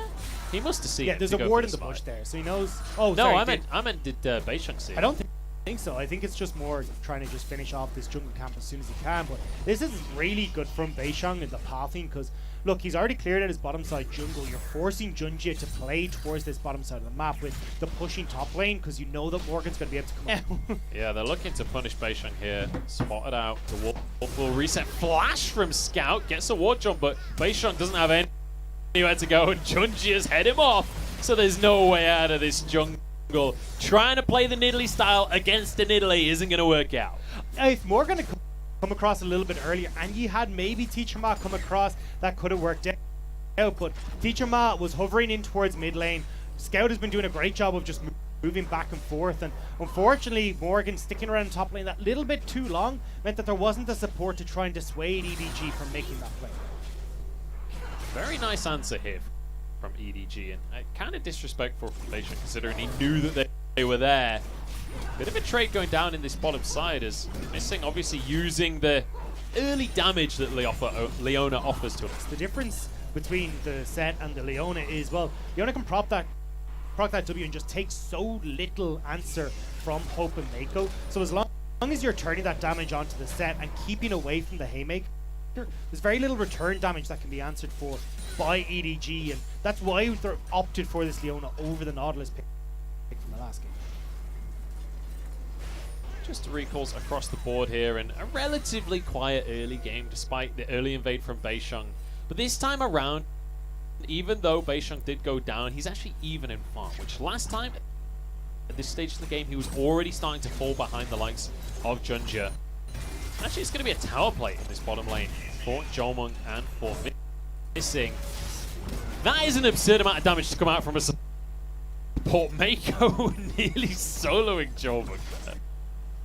This is why Set's so obnoxious to plus hovering, trying to see if Jomung doesn't back away. He just hex flashes over the wall and runs him down. So you've got Beishang and Teacherman on the way too. This is looking like they want to kill. Oh, I don't know if he got spotted. I don't think they they did. I don't think they did. Here we go. Dive in the bottom lane. And there's only 2 caster minions, and Hope is going to hold them away, but Voicelite pushes him. There go 2 kills, both into the pocket of Jomung. Missing still surviving. Junja wants to get a spear. He's onto Beijing. Equalizer! And you never underestimate the power of Scout's code. And that equalizer seals disaster for WE. Scout gets down. Junja's picked up. And yeah, you do have Hope and Mako that go down early, but they managed to pick up all the CS before it hit the tower, so it's not even like they're losing out on XP. EDG managed to turn that around beautifully. And it all looked so good for WE. They managed to pull it off, but this is 2v4. I mean, look at the health bars. It's not really 2v4. There's a sub. 1.5. Yeah, it's not an even fight, and EDG, they do an amazing job again of just shutting down WE's early plays. Game 1, it was by stealing away camps. Game 2, it's just by killing the jungler. And it has to be said, this bot lane is really struggling from the side of WE. Teacherman and Beishang moved down, but they did go for it. We said it right as the dive was about to happen. There was no minion wave. They still went for it anyway. And it was good from Hope and Mako to clear that out, because the problem with the Aurelion Sol is the orbs are always visible out of bushes, so the second you go down towards that bottom lane, they know what's happening. There's no hiding it. So for Teacherman's perspective, he's got to make the call. We have to go before Junji and Scout get down there. And well, I mean, all 4 of them end up dying anyway, but it was trying to avoid exactly that was the reason for the rush. I think the most impressive thing of this game of this series is Junja is consistently in the right place at the right time. They catch out Beishang in the top side of the jungle, clearing away. They catch him out on the bottom side, trying to go for a dive. Whatever Beishang wants to do, Junja knows about it. Yeah, Junji has been... Ooh, hang on, Teacherman. There's no way out of this one. Showstopper into the lane, pulled back, and will go down. They're going to donate it. No, dodges away. Scout doesn't even get... Oh, sorry, Hope doesn't get himself an assist, but they still get the kill. Look, that's all they wanted. It would have been nice to give a little bit of help over towards Hope, but it doesn't matter. They're getting the Rift Herald. But the difference here, once again, is that EDG have moved their bottom lane up towards the mid, so you're getting WE that are already gone. The experience, and so this is EDG where you need to answer. Trying to do something here, but the equalizer onto the wave in the bottom side means WE have run out of things that they can achieve down there.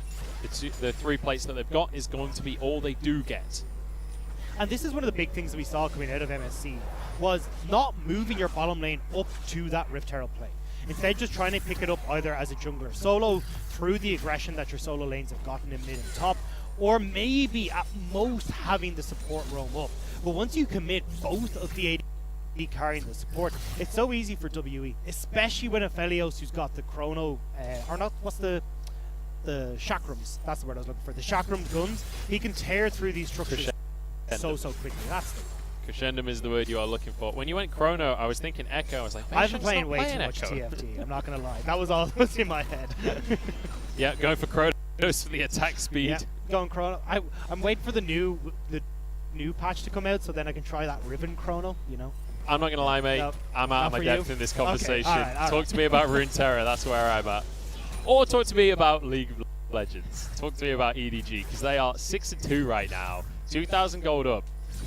And one of the big questions that we've had about EDG, especially in spring, was, you know, they were very much a middle-of-the-table team. And they would beat everyone lower than them. They would struggle against anyone higher than them in the standings. With a dominant performance like this, though, so far against WE, this is a really, really good sign that maybe they've kind of climbed up that proverbial ladder a little bit. And hopefully we'll be able to show some more of this style of play against our top teams as well. And I like that this opens up several different paths for them. But we got another play. Spear onto Teachma. Flash from Beisheng to get away from the equalizer.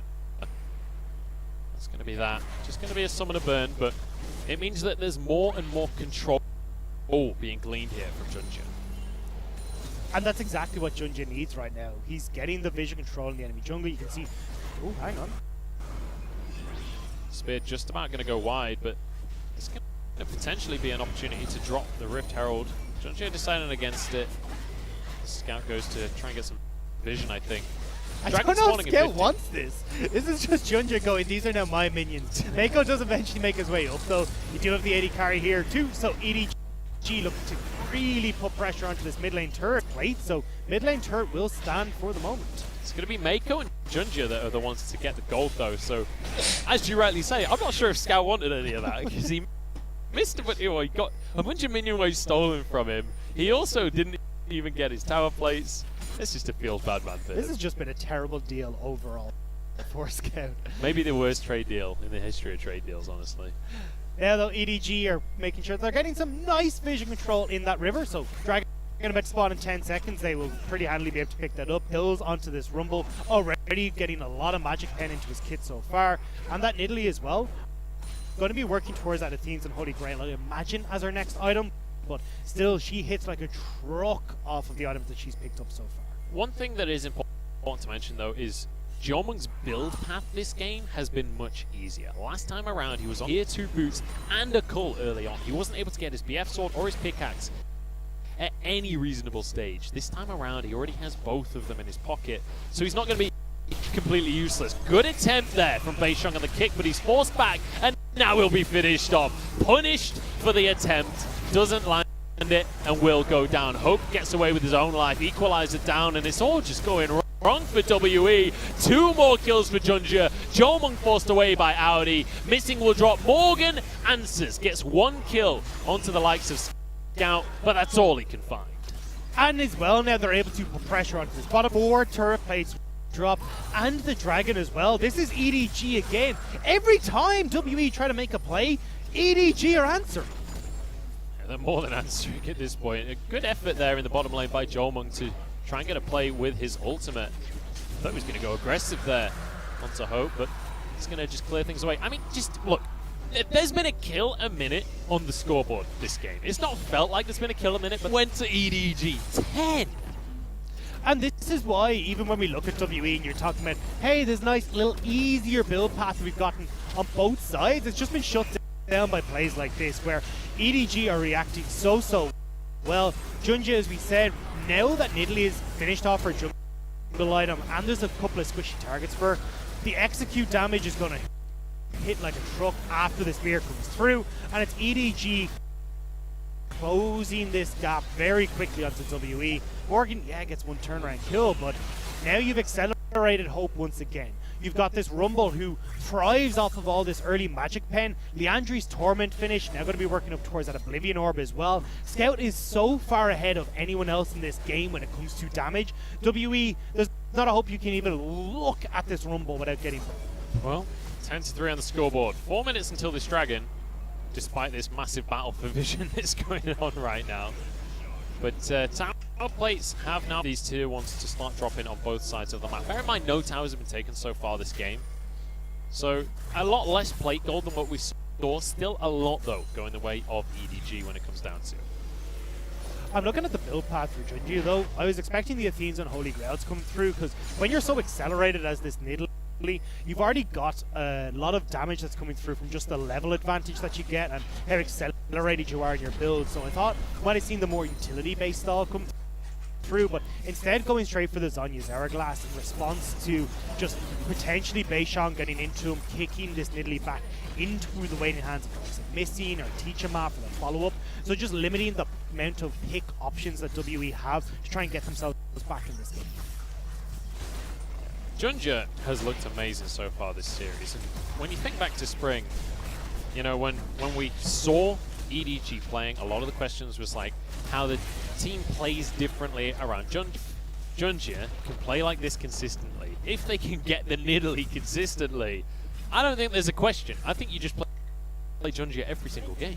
And the big difference for me when I looked at Junja versus JJ was the way JJ controlled the objective. This was the difference maker for me. That every time EDG had JJ in, they just looked far more coordinated in picking up these early objectives, in pushing their advantages towards Dragons, towards Rift Heralds. But Junja has come into this game, and both times now, we're looking at the barrel of soul points at about the 16 to 17 minute mark, and he's done an incredible job of making sure that there isn't any way for the enemy to start stacking these objectives nice and early and having a window back into this game. Sharmong's moved to them, so they're just going to be trying to clear these waves. Once again, though, that mid lane tower did, we've seen EDG and WEG just trade them over the space of the last couple of minutes, ever since those tower plates fell. The question will be more of the map before this dragon spawns onto the map once again. And obviously, there's the Herald in the pocket of Junja, so he's going to be able to drop that in that bottom lane, finish off the last tier 1, or be a little bit more aggressive and try and force some bigger advantages elsewhere. WE are terrified of EDG right now.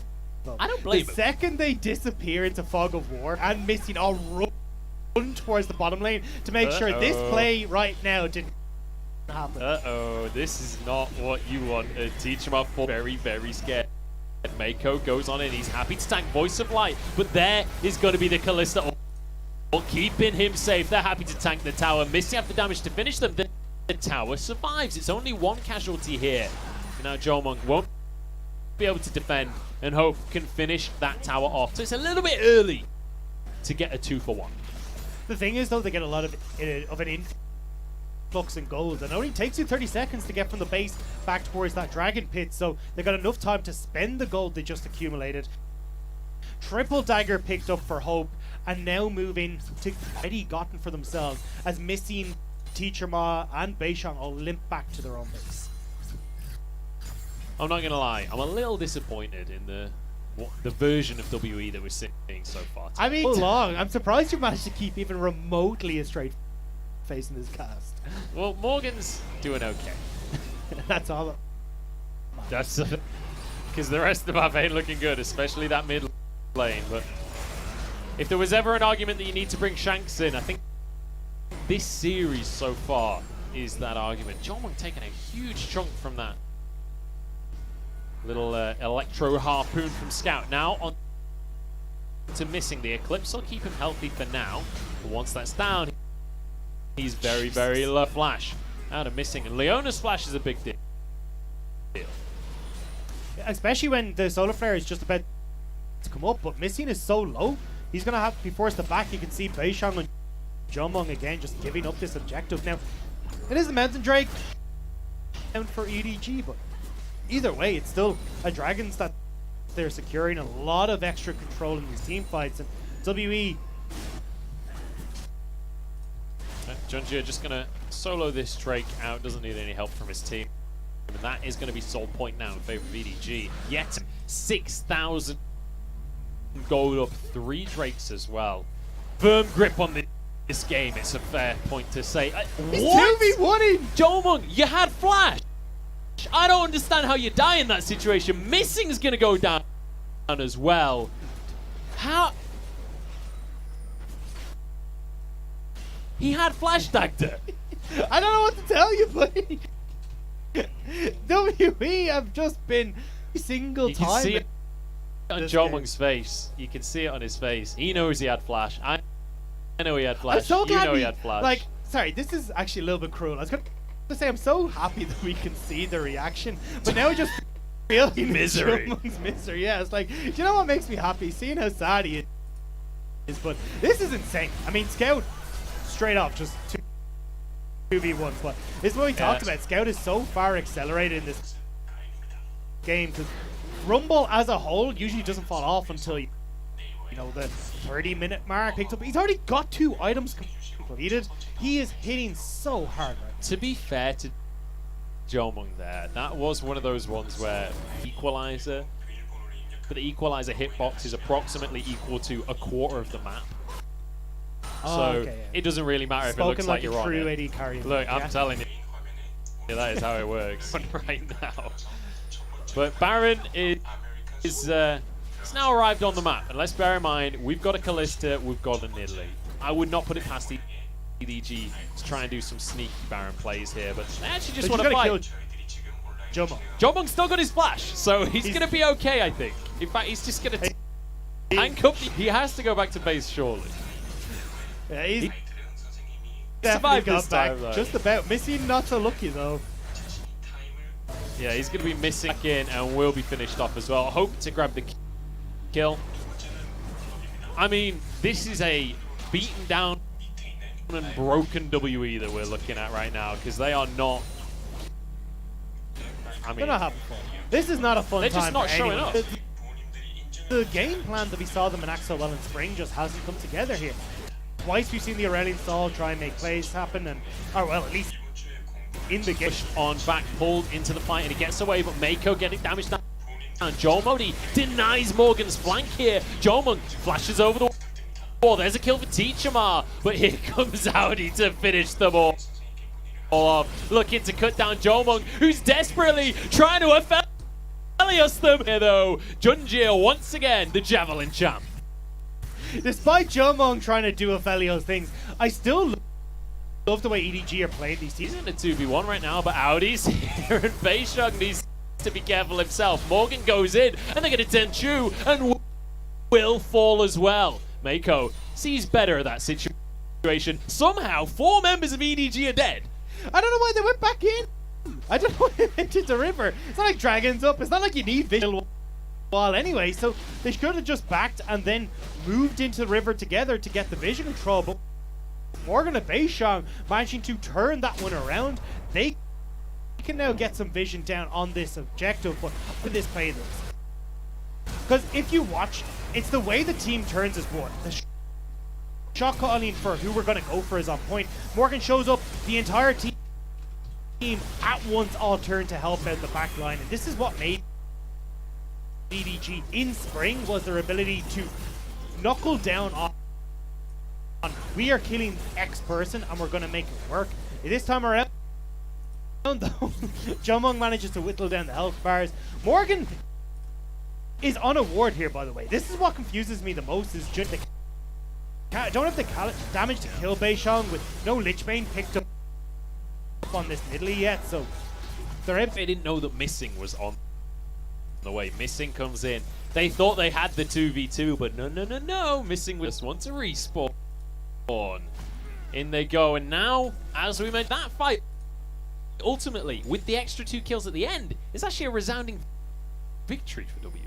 The thing here, though, is EDG can just play keep away with it goes over to WE, so they can just play towards Baron, and they have an incredible and hope. Audi, I was gonna say, is looking for a flank. He's looking to proxy farm, maybe. Missing spotted, clears the vision here. He's actually going to be caught by a spear. They don't want to commit though. Oh, not onto Leona here. Audi's been found and actually might just get collapsed on. Could just rush the dragon though, so they need to be careful here on what they commit to. Jomong caught out by the equalizer, trapped. Audi's gonna find Jomong, who surely will go down, but he's managed to kite for now. The rest of the team now arriving. They're collapsing on in, and EDG, oh my days, the cleave damage. In comes Junjie to win out the fight, but also Audi doesn't have the damage. In goes the Sonic Wave, and WE. I don't know what EDG are doing. The way they're operating these flanks, we praised them for game number 1, have gone disastrously in game number 2. Audi, before the engage happens, Mako's not the carries, and WE are now finding their groove in this game. I was so sure that that was EDG's fight as soon as they had kind of both sides coming in as soon as the beginning, but they managed to make it happen, and Teachamar Morgan doing so much cleave damage across the whole team. Well, the difference here was the equalizer from Scout pretty much net nothing here.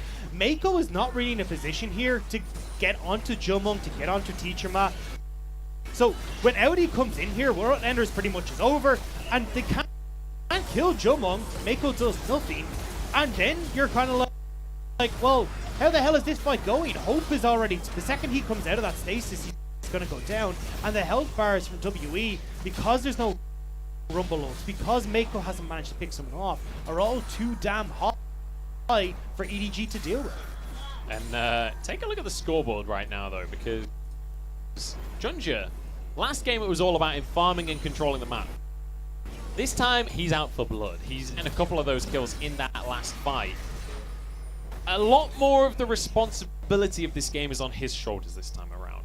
While he was being proactive in game number 1, it was Hope that was getting all the gold. He was the one with so many kills on the Nidalee. Junja really has to be a massive factor in the fights. Lich Bane is completed now, which will help substantial amount, and definitely does hurt when you can get that, and that's where a lot of that burst damage we saw in the last fight came from. But you still have to be careful, be a little bit slower to just go for these wayward engages onto WE. But WE, to give them their due, have been doing a great job of kiting back into positions that gives them favorable trades. I mean, EDG wants to be looking to try and get the poke with Junja, but if WE are moving away, they're making sure that they're all funneling into this nice tight close quarters for Jomung's AoE, for missing to get these big solar flares off. That's where WE can continue. It's worth mentioning as well, Teachamar has a massive CS lead in that mid lane, so as much as I've been ragging on him in this series, he is ahead when it comes to that mid lane, in specifically CS.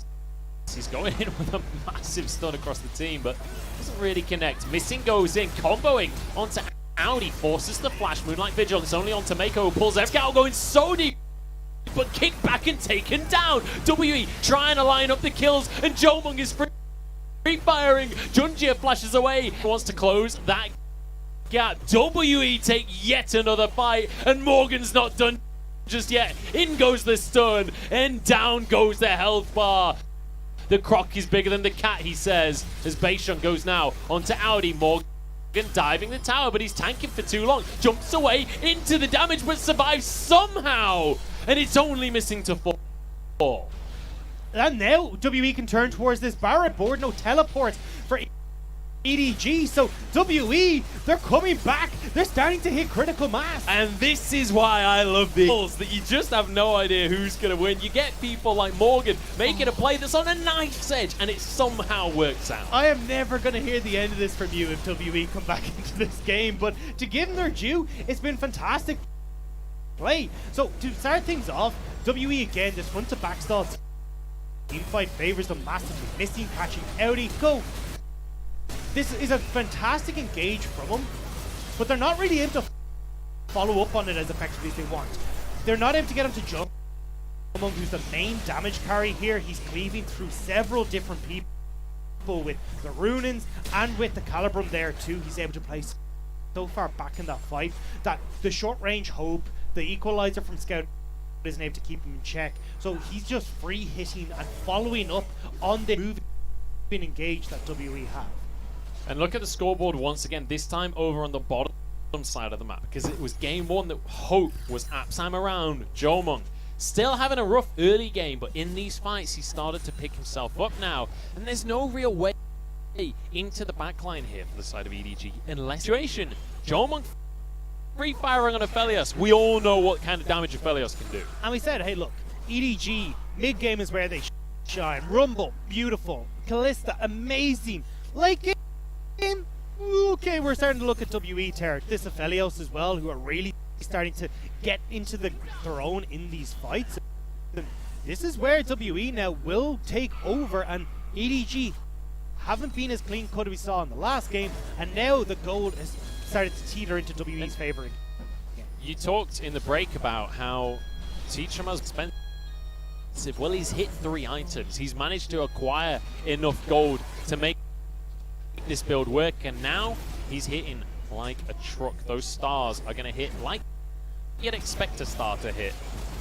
Now onto the Dragon. Junja has been found out by Beishang. He's just going to be forced away from the pit here. They might just be able to burst everybody away, but EDG are completely split up. The cleave damage might be there, though, as it's utter chaos. Hope desperately stacking up Rend here, but it's going to be Teachamar chasing him in the backline while the rest of his team falls apart. EDG cannot win team fights anymore. Will chase down Scout. It was Hope to go down to Teachamar, and another fight as WE line up an amazing job of positioning in that fight where, look, he has no flash, he's already been engaged on, but he uses his positioning to get the splash from the Infernum across several members consistently, and that was the big difference that came out from him.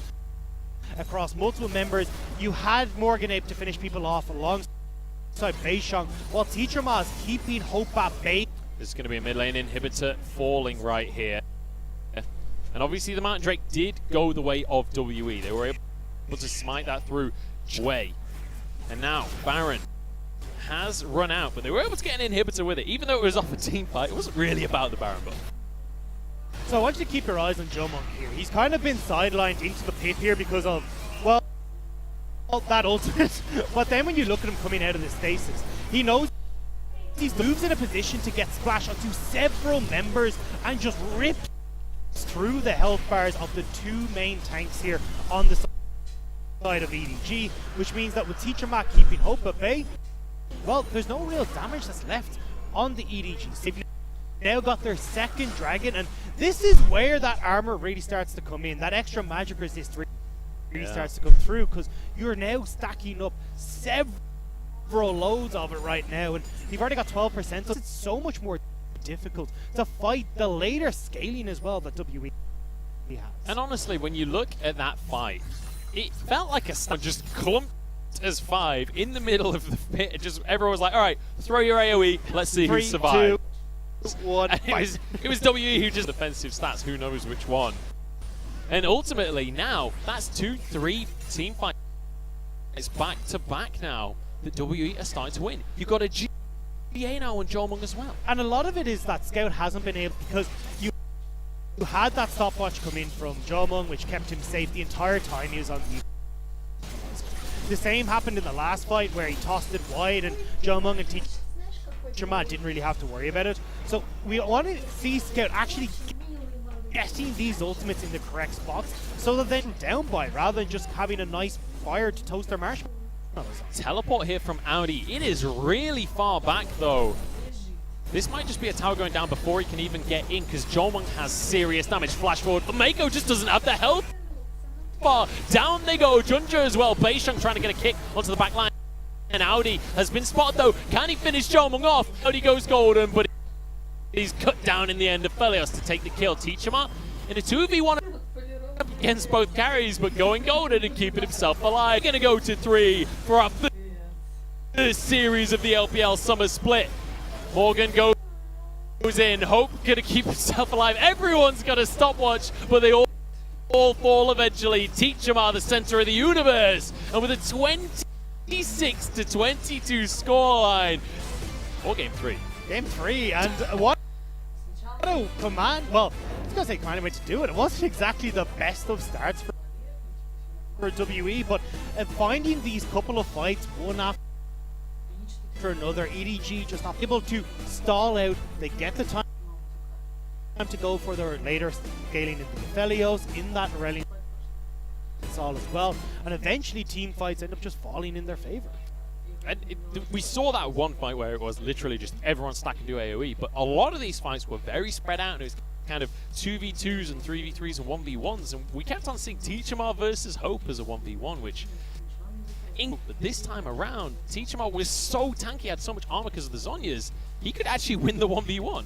And I want to bring it back wrong for EDG, because their early game was good. Again, we saw Junji having kills onto this Rumble, and I think, right, this is just going to be the snowball happening once again. We can clean this out nice and early. Does that play with just before the third dragon spawns? Or actually, I think it would have been Soul, but either way, the two members of EDG, and Junjia and Audi, tried to move into the river. They think they can take the 2v2, but the reason they're moving in there is to try and get the vision control down, but there was no real rush on getting that vision. Your best bet there is to just back away, move in a 5-man unit, and then get the vision down as that strong unit where you can use all your ultimates once again. But by moving in aggressively like that, when now your jungler is out of the equation, your top laner is out of the equation, you can't get control of river, you can't get into these flanking positions that we talked about throughout the game to set up for Audi's engage, and it meant that the whole thing just started to fall apart. Missed ultimates from Scout as well was a big factor. Although he was super far ahead in that jungle engagement, the ultimate was whiffed. in that fight towards that second dragon that went the way of WE as well was just straight onto Jumbo. We talked about it, right? It was an AoE fight. It was like, everyone stack your AoE on this one spot. This is the one spot. Scout's Equalizer is here. It's like, hang on, mate. You kind of missed the mark on that one just a little bit. And that Equalizer honestly could have been the damage difference. Either way, he's going to be the top of the damage. And you know, some of those early fights, you can understand why he's going to be top of the damage, because he was really tearing through health bars.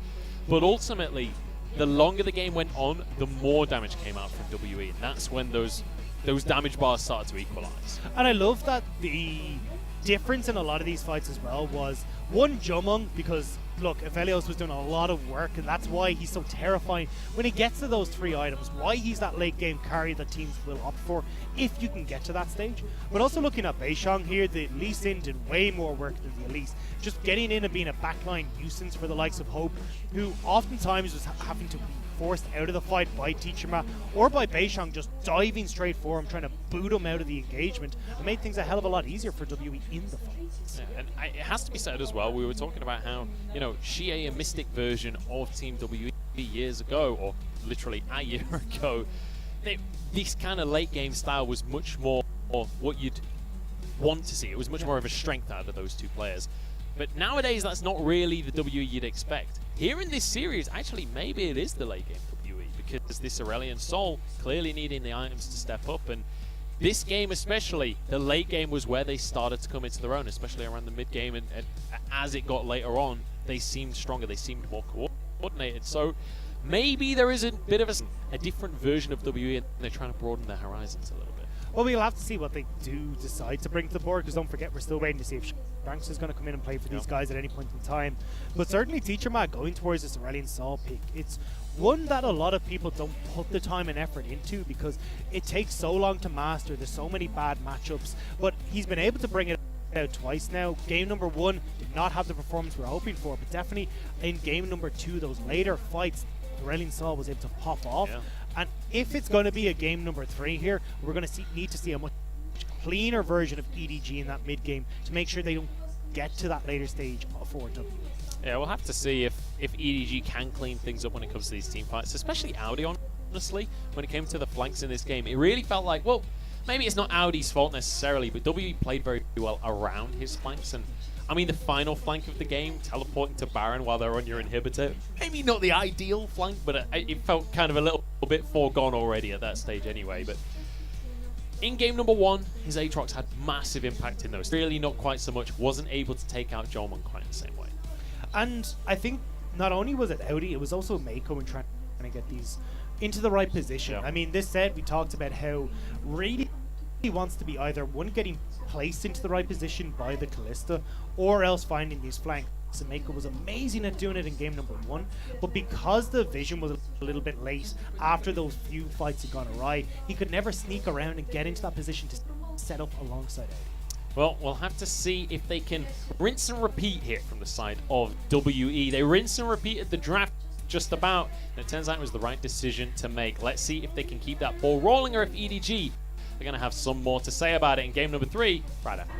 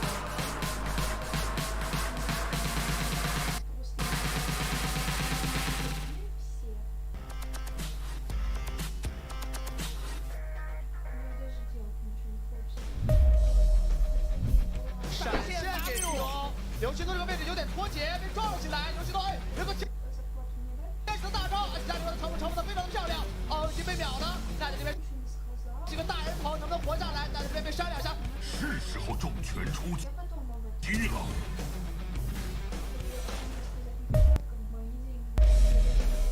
在绕的位置是被找到了，另外一边奈德单点在找林伟强，林伟强交了一口子，奈德要强行秒林伟强吗？英雄登场给到以后秒掉了，杜朗护盾林伟强还是被秒，进场的一个小天在上方被公主卡萨豪取掉人头以后，这波369已经杀疯了，尽在我的掌控。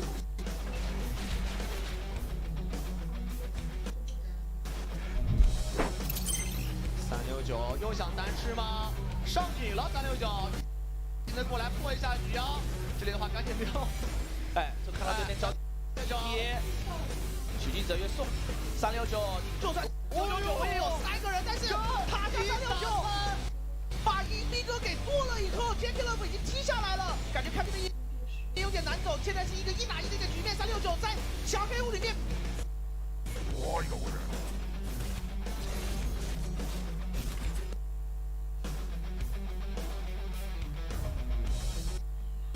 哦呦，下的边击了过去，这个支援一个大招，换到对方的一个上点，小剑是看一个大招，但是这边上位直接破了，还拉不了对方的一个中上，对面也被击了一下，对面这个大招是开不出来，定了，能不能换掉一个？你给了一口奶，魔偶不耐烦了。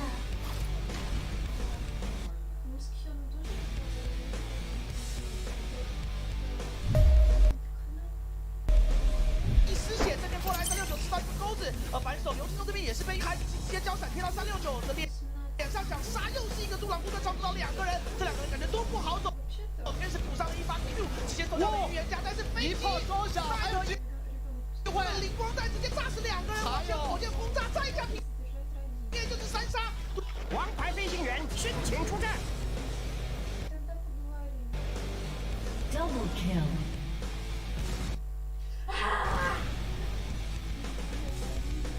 打得漂亮 Triple kill。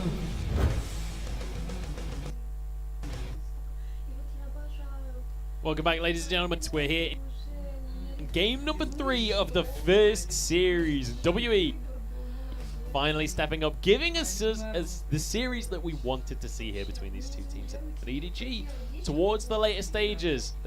Yeah, the team fighting just wasn't quite there, and which was a big surprise because we praised these guys for being such strong team fighters. We praised in game 1. Fruition, it was trying to get to the grips with this flanking style that we never really saw come out for them in the spring split, and unfortunately in game number 2 they just JJ being subbed in over Junjia, making me eat my words from what I was saying in that cast, because I didn't feel like Junjia was the problem in the series so far in the Nidalee, but deciding JJ's coming in and also swapping over to blue side now for EDG, swapping over to red side, sorry, for EDG. So I'm curious if this is some kind of draft strategy and whether JJ fits better into whatever plan that they have coming up. because at least in spring split, JJ characterized more of a focus on objectives that we talked about, but that box was at least already checked for me in game number 1 and game number 2 by Junjia. They did play more mid to bot focus as well though, but realistically, I mean, that's been kind of the goal for EDG and it's worked out well, so I'm curious to see exactly what the thought process in. Or is it just a case of, hey look, let's get a bit of experience or make our decision as to who we want to be the starting trio? So EDG are going to be on the blue side. I was incorrect. It's not the red side for them. Sticking to similar bans, going for the Aphelios this time around though, but still the Karma and Ornn taken off. This time though, WE and banning the Azir instead. So this is still going to be first pick though. Hope has a lovely time on that champion in most of his games. So we'll have to see how it goes into the final game of this series. Trundle is open though, and that's going to be the first pick lock banned away. It makes the most amount of sense here. Usually it's the likes of the Nidalee or the Graves that can do well against this Trundle, but you've only got that Nidalee still for JJ, and you've got this great setup in the Trundle for this early game. So denying that from Mako, you can see that after So game number 2, WE was saying rinse and repeat the same draft. Game number 3, though, they're changing things up entirely with a completely fresh look on things. Scout, though, going for that Syndra in the mid lane. And this is just saying, hey, look, Teacher Matt, you banded away in the last one. If you're still going to go for this Aurelion Saw, I want to be able to control that lane entirely by myself. Does mean that Teacher Matt could opt for the Galio pick here, which I think would work wonders. You've got great engage coming through set, and now you can follow up on that engage with this Galio. Yep, the Galio, that was Aphelios, and Teacher Matt is going to have his comfort in that mid lane up against Scout Syndra.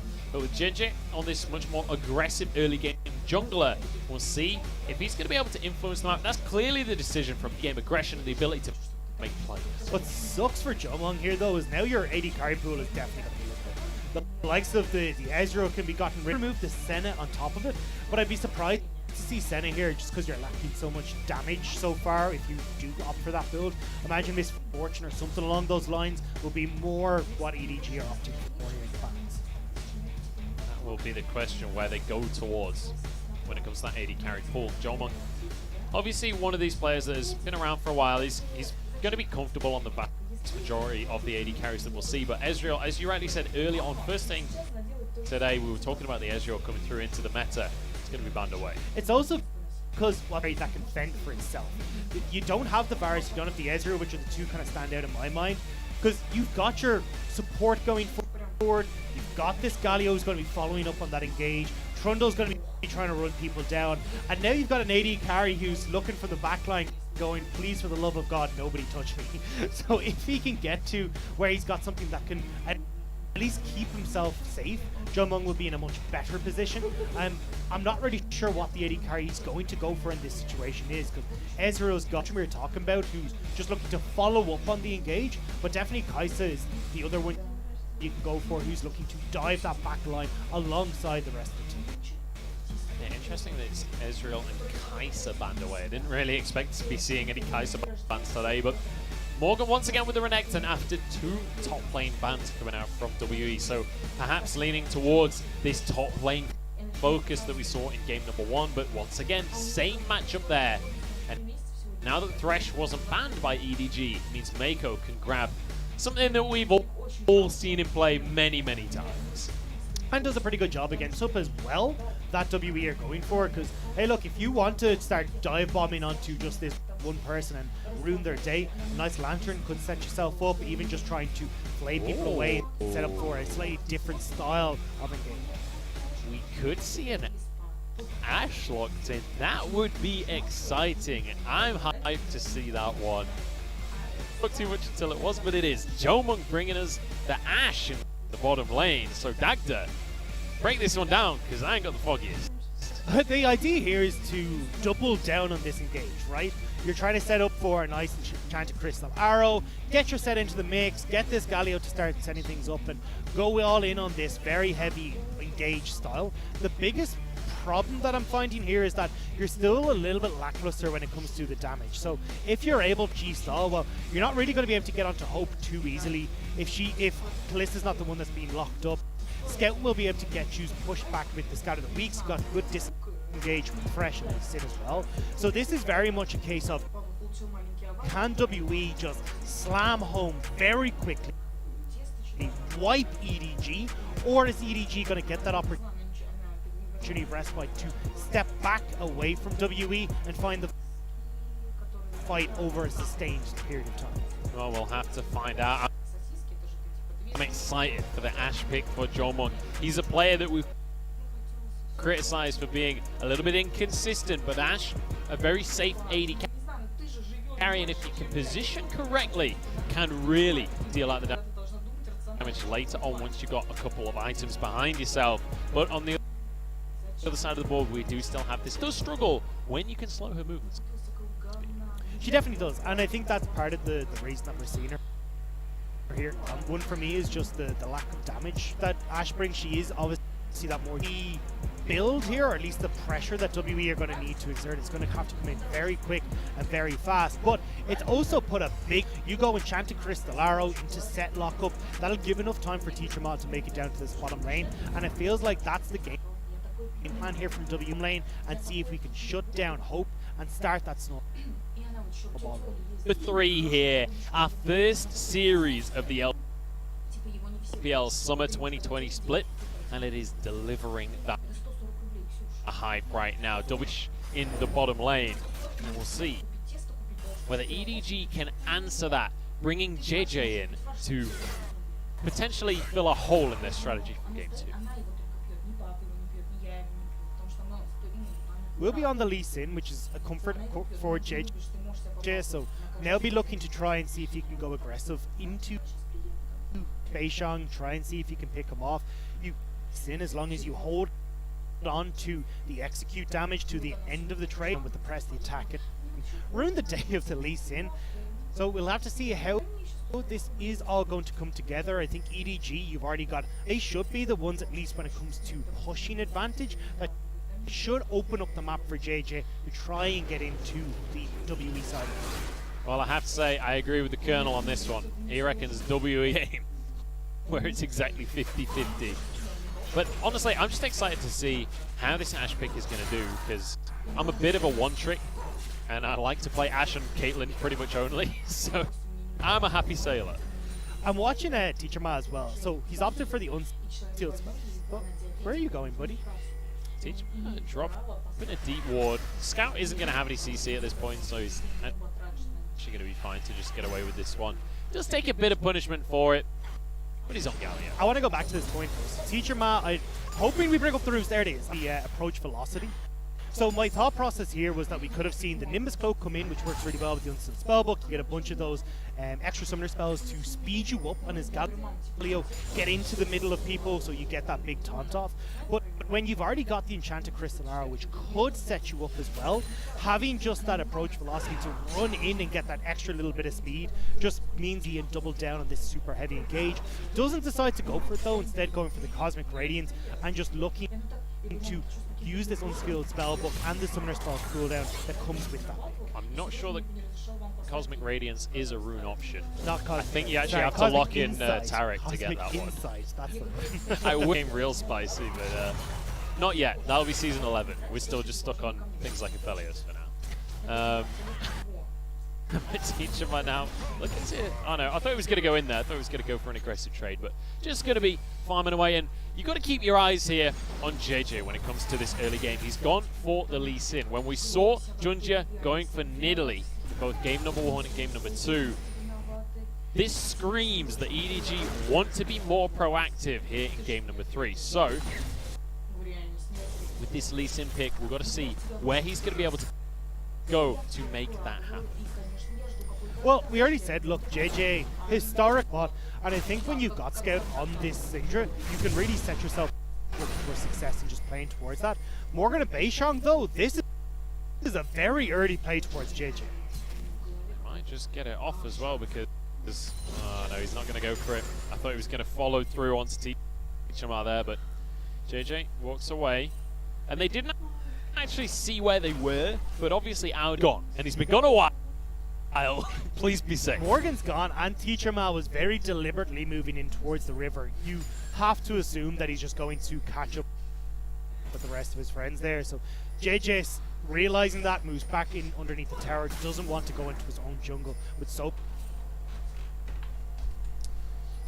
Well, we've got a slow start to things. I like the attempt there by WE, but the question will be what EDG do, because in both games so far, it was WE trying to start a play, but EDG and turning it into their own play. This time around, so far, everything's been even Stevens. When it comes to this bottom lane, with Missing being on the set this time, it changes that dynamic for Hope pretty significantly. It does, but the thing is, you're looking towards the level 6 more for Jumung and Missing here. That's where they're coming online. Should be able to set up super well for Beishang. And as you rightly pointed out in Champ Select, not only do you have to worry about the arrows messing you up as Callista, but you've also got Beishang here who can come in with these pillars, and it can be a pretty nasty gank to deal with as well. Well, flash forward for the play here. Jomon gets away, he's exhausted, but Missing will be the one to go down. Haymaker onto one, but Audi actually TP'd in for this one. First blood goes the way of Hope. Not a part of the play here, and he's going to be happy to just wander back to lane. He now doesn't have to use his TP. And that's the big thing here for WE is they can actually look to try and potentially make a play here if they wanted with Morgan's ultimate, or ultimate with Morgan's teleport, but still going to be a numbers advantage over him. Beishang wants to smite here, but he's not going to find it. In comes Teachama, but I don't know if this is a fight that he wants to go for right now. Dragon is incredibly low. It's a question. It goes the way of Audi. Everybody arriving as Morgan tacks away. Hope tanking a lot of damage. Audi barely surviving, and Morgan finishes him off. Somehow survive. Massive scout the target, but Morgan can't keep going forwards. He's too low. The fight finishes. It's 3-2, and EDG got Dragon. God, I missed the LPS, but it was a pleasure to watch. Well, look at Teachama. Look at Teachama right now. I was criticizing that ult because I was like, I don't know if you can win or one on the Galio. Well, the big thing here was Beishang definitely went in a little bit early, trying to hang on and see if he could wait maybe for the teleport to finish before he committed, but you still get the turnaround here. I was worried when, as teacher on 3 members, Morgan gets the slice and dice directly onto JJ, and at this stage EDG or so, the damage that Jomung's able to dish out is just way too high, as well as missing not even being a support at this stage, just another top laner that's part of this fight. I just love that we see Audi and Morgan both make a TP kind of already late, and they've pretty much already got the kill down in that bottom side. And Morgan's like, call that a player. Basically wins the Dragon fight for his team. There's no need really for either of these teams to fight so hard around this Dragon though. What I do like that before was WE wants to be making use of the early plays that can come through from the Ashe as well, and fighting at these Dragons gives them the opportunity to try and get this snowball advantage, whereas EDG, we're still needing a little bit of time. Like if they can wait until you've got the Blade of the Rune King and the Runins on Hope, they'll have a far better time in these fights, but until then... Worth mentioning though that while WE win the fight by a singular kill, ultimately the Dragon did go the way of EDG, and when you look at the CS numbers across the board, Morgan had to abandon a lot of minions to make that TP play. So he's fallen back side of the map. Hope is ahead in CS as well. Missing somehow winning a 2v1 trade while I'm speaking.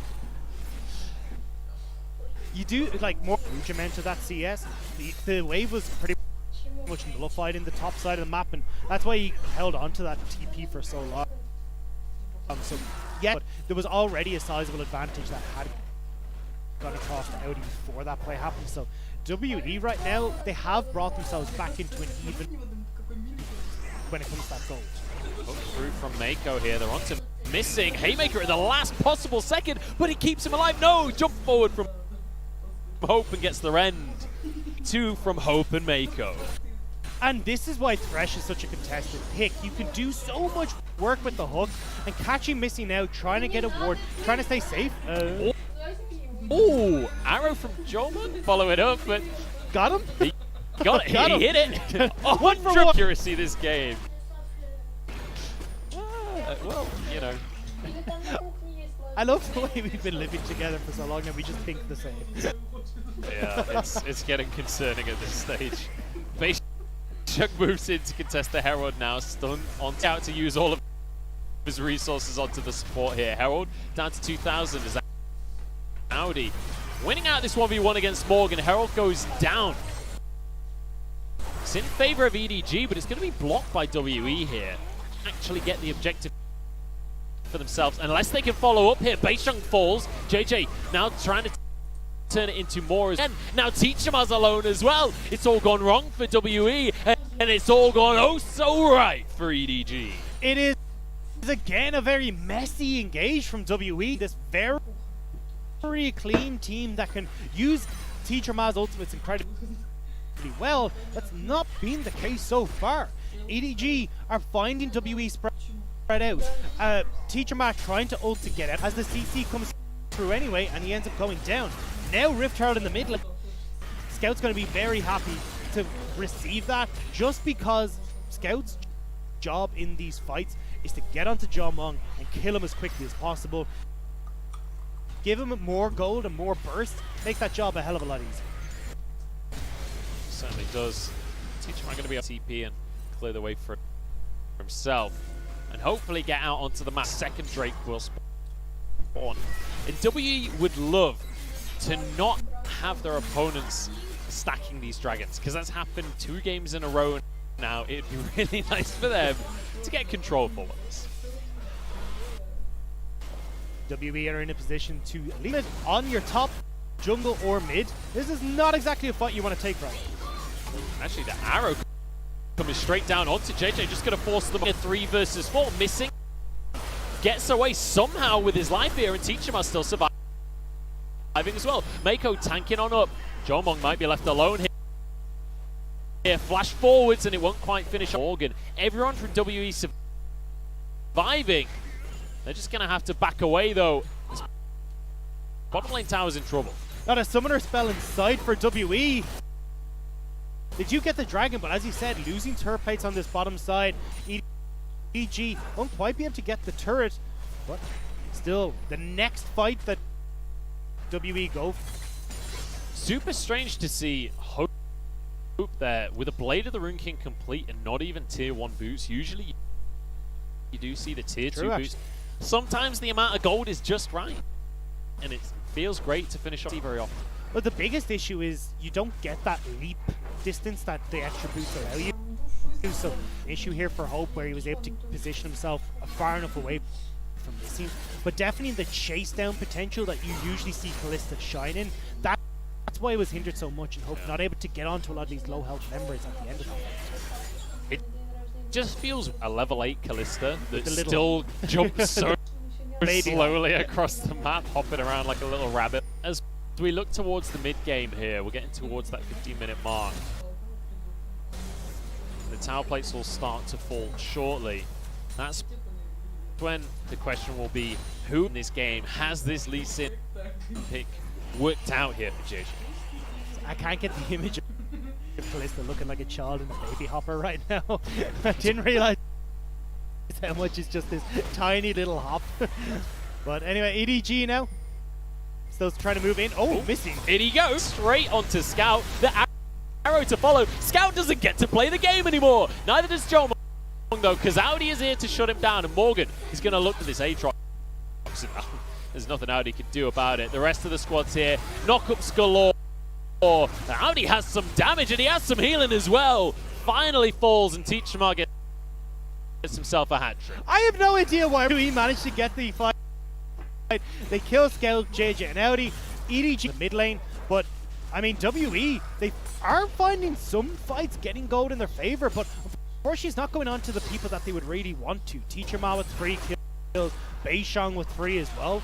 You would love for Jomong to be picking up these, as this is the consistent damage that's going to be on you. Even in to get vision, missing looking for Hope, but not quite able to get on it. They still kill Scout very, very quickly, but I'm not sure what everyone needs to get here right now. It's not like the dragon is, because that's how WE plays. That's I mean, it's how fair. they love to play. They got kills out of it. Sure. Well, there we have it. Spoken. Biggest problem that, like, you're looking at a minute 45, you're going to have dragon up. Nobody has any TPs available for this fight now. So Morgan's not going to be able to get in. Audi won't be able to get here either. Both of those summoner spells available would have helped out on both sides more for this when it started securing. A lot of these ocean drakes were on that ocean soul, and if you can get 2, 3, makes such a difference in eating some of the poke that can come in from EDG or from WE, and just being able to get back into the next fight. So now we've got a bit of a read, but the gold is much, much closer than what we've seen in the first 2 games of the series. Game 2 was very much a comeback from the side of WE. Game number 1 was just all about EDG. They completely owned the map the entire. Will be, can WE convert this closer mid game into something more meaningful, and will this pick composition that they've drafted actually pay off when those kills matter more. Time to find out, I guess, because Mako gets a play onto 2. Showstopper onto Hope. In comes Teachama as well, but the Zhonya's keeps Hope alive for now, but slowed. It's just so obnoxious. And now on towards this mid lane turret. And I don't think there's much that EDG can really do to contest, as Dragon is spawning in 20 seconds. The thing is, as long as it's not Hope or Scout, the job of kiting back and getting that return damage, but time and again it's been the 2 carries for EDG. The 2 we pointed out as the back line back hitter. Mid lane tower taken low, but they're not going to commit to this one because Dragon is a little bit more important right now, especially when it's going to be a really, really good one for WE to get themselves on Soul Point. We're looking over at the top side of the map as well for Lee Sin, stealing away this Rift Herald while the Ocean Dragon is going down. So we'll see. Teleport is coming in from Teachama to keep the top lane turret alive, but there could be the opportunity here for JJ to just run straight up and use that Rift Herald and try and get a little bit of gold over in Audi's favor. Here for EDG, certainly not losing control of things just yet. Taking a look at the gold. Surprised how much to the rest of the players in the game. I'm also looking at the build path that's come through for the Aatrox on the top side. Audi's going straight for the Death Stance. Usually see the likes of a Black Cleaver come in first, and then you can force CD or get the 20% from the Black Cleaver, and then you can start working towards the Death Stance. But I think he's realized here, look, someone's going to have to tank this engage that's coming through from WE, and unfortunately it looks like it will be Audi or it will be JJ that has to volunteer if it's nice and early to get those resists in and maybe help in surviving some of this engage that can come through from WE. And ultimately that is going to be the question, right? Is how long does that first person that gets caught out survive? Because we've seen like 2-3 fights in a row now, whoever gets hit by the CC from Teachama, you don't get to move for the rest of your life. Even with the Zhonya's in play, even with a stopwatch in play, you're still going to fall down. So EG do during that time that one person is being brutalized. The main one is run away, clear the impact zone that Gallios are carting back from this composition, because once all that engages come through, well then you're relatively safe, because no more enchanted crystal arrows, not like Teacher can suddenly get on top of you, and Beishang and Morgan are still to really be a nuisance. So as these objectives come in, if EDG are able to widen that, they should be fine and continuing forward. But the problem is, WE picked up a solid gold lead for themselves now. You're looking at about 1,000 Brent of their team composition right now. They can definitely look to extend that super effectively. It's going to be a trade of towers here. Top for bot. That is the third. And importantly, WE have officially taken the gold lead before the 20-minute mark, which I think is the first time they've done that. This again, there's the pullback, jumps away on the lantern. Mako standing straight in front of him because he knows that crystal arrow was about to follow. Another look to rinse and repeat. As they start to move in towards this mid lane turret, it is so low as well. EDG have just got to completely form the flank or catching them out. Not the ideal target there to go for the unleashed power, because honestly Teachama is not going to take very much damage at all, especially with the Merc Tread cooldown now, as everybody moving towards the dragon. It did defend the mid tower though. That mid tower still time though. WE will be able to push in sideways, get the vision control, and then look to flank with Beishang. Beishang is in a little bit of trouble. Here comes the CC arrow straight onto JJ Teachama. Now he gets a bit of a knock-up. Everything used here by WE, but they're not able to commit to any kills. Two-man taunt comes through from Teachama. The follow-up damage isn't quite missing against the world. And the rest of the squad falls as well. And in the blink of an WE take control. What looked like EDG might be even footing. It slips underneath them as a massive engagement from Missing slams the tanky member of EDG straight into the face of Hope and JJ. Now straight onto with a Blade of the Rune King. You can burn through that health bar oh so quickly, and Trundle as well will do a decent job. Audi and Scout hit. WE now will be able to finish off this Baron, but they have to be careful. Teacherma's rather low in the back. They're going to try. Scout desperate to do what he can here. Teacherma's in trouble, but survive. Scout of the weekend. It is going to be taken by WE in the end. Audi trying to finish players off, trying to remove these Baron buffs. Jomung's in trouble. He still has Flash. He went for the volley and flashes away. One casualty. We're going to call that work. EDG trying to force them back, but WE fearless in the face of that onslaught. Teacherma even with the early smite to keep himself alive. EDG will manage to take the tower in response, but this is still the WE we saw in spring. Guessing that map and running away with the snowball. Now though, EDG on this dragon, WE are collapsing. 2 Drakes apiece. Crystal Arrow goes down. Base Jug is here! And Soul Point for WE. Maybe a fight as well. It's JJ taunted. EDG will walk away, but ultimately it's WE that are taking everything. With everyone 2-level disadvantage, means Beishang is able to walk in, smite it away. Now they get their own mid tower, haven't backed since that last fight. This is going to be an easy second tower as well. Jomung, off the back of this massive injection of gold, might be able to finish off his Hurricane as well, which is a humongous power spike. And with a Baron across the team as well, WE are poised and ready in this game. And EDG, now we need to see that late game team fighting we were talking about. The composition though from EDG, I mean, as we said, very beefy frontline is what EDG usually went for. That's not what they have here. They don't have that late game prowess as heavily as you. So with this composition that WE has, it takes a long time before EDG are going to be able to fight them with the lead that WE picked up. I'm just looking at the scoreboard and I think it's just going to be Teacherma clearing the wave here.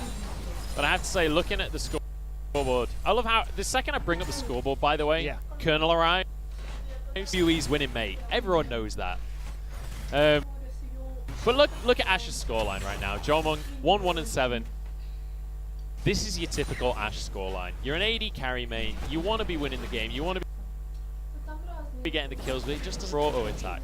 Ash needs buffs. Thank you for coming to my TED Talk. But she did get buffs. She got 30 health and Let's an go. extra 2%. Yes, now. Look at her go! There's no stopping her. But I think anyway, like Ash is perfect here for continuing engages like this. Oh, what an arrow! Round of applause for Jomung across. Well, if they weren't ahead enough, a pick while they've got Baron buff, although Baron's about to drop off, it's just gonna... Jomung finally found his coffee cup. I was like, oh god, we got the bad. He started to come into his own. And the game continue putting their stamp on this game and extend the 4,000 gold lead that they have right now. So far, so good. Let's bear in mind Teacherma on the Galio. Even though you think of Galio typically as like a relatively supportive pick, he's 6-1-6. He is not supportive right now. He does serious damage. And even with that spellbook, he's going to be able to cycle through the summoners, either have defensive or aggressive summoners whenever he needs. And I like that he's gone for the heal here. Like, one, it obviously gives you the little bit of the speed up, but obviously playing into the rooms that he has as well, he's very quickly going to be able to close the gap. But the flexibility, but also that pseudo offensive tool is really helpful for the likes of a Galio. All right, so Dragon's up in a minute 40, and this would be Soul for WE. So put yourself in EDG's semblance of control in this game. I think they need to buy new shoes, to be honest, because EDG have fairly fallen behind in this game. I mean, look, you've got incredible engage that's going to come through from the Ashe. It makes it very difficult for you to try and dissuade the engage. You've got Set for missing, who's been doing a great job of getting in and again working around, find success. And even if you have managed to avoid all of that, you've still got these really frustrating trundle pillars that are just plonking. Difficult for Hope and Scout to try and escape if they're ever caught out. Morgan, absolutely annihilate badass. Feel like that was bullying, honestly, but now Ocean Drake spawning in 40 seconds, and you can see WE are ready for the occasion because they're going to be clearing vision away. Another control ward has to be used there. Beisheng moving forward. JJ can't really contest for this. If he does, missing is waiting.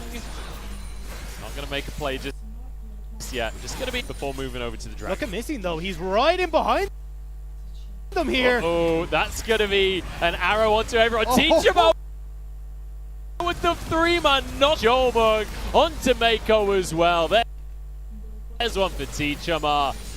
And they might just forget the Dragon. They might go for an inhibitor. Or just for the ability to make plays like that, especially when you follow up with Chef Kiss. Beautiful from WE. Now they'll be able to get that Ocean Dragon. The Ocean Soul means that this team fight is completely over. They can engage across map with Jomong, set themselves up EDG. Baron is still on the cards as well though. They can just walk straight towards that objective. Yeah. Especially with an Ocean Soul now. If you thought that Morgan was hard to kill before, you got another thing coming because these guys get real tanky. Let's take another look at this fight. Yeah, look. Straight onto JJ, but all you had to do was scout at the back of that fight, and that's exactly what Missing was doing. It was engagements from all sides, nowhere to run, nowhere to hide, and WE collapsed. That was really nice. Mako actually went for his Mikhails onto JJ because he was the one that was stunned. But they didn't go for the play on. He wasted. There's no way out of the set ultimate, and it sets WE up for this massive play. Audi now getting Clyde Days. Stand on the line. And, oh, you don't need to because of the showstopper. Magnificent. That, everything about that play. Sorry. What are we watching? That was like if I wanted to make a set play to advertise League of Legends to people that have never seen it before, that's the play I'd set up. 100%. But look, I think he's looking for the steal.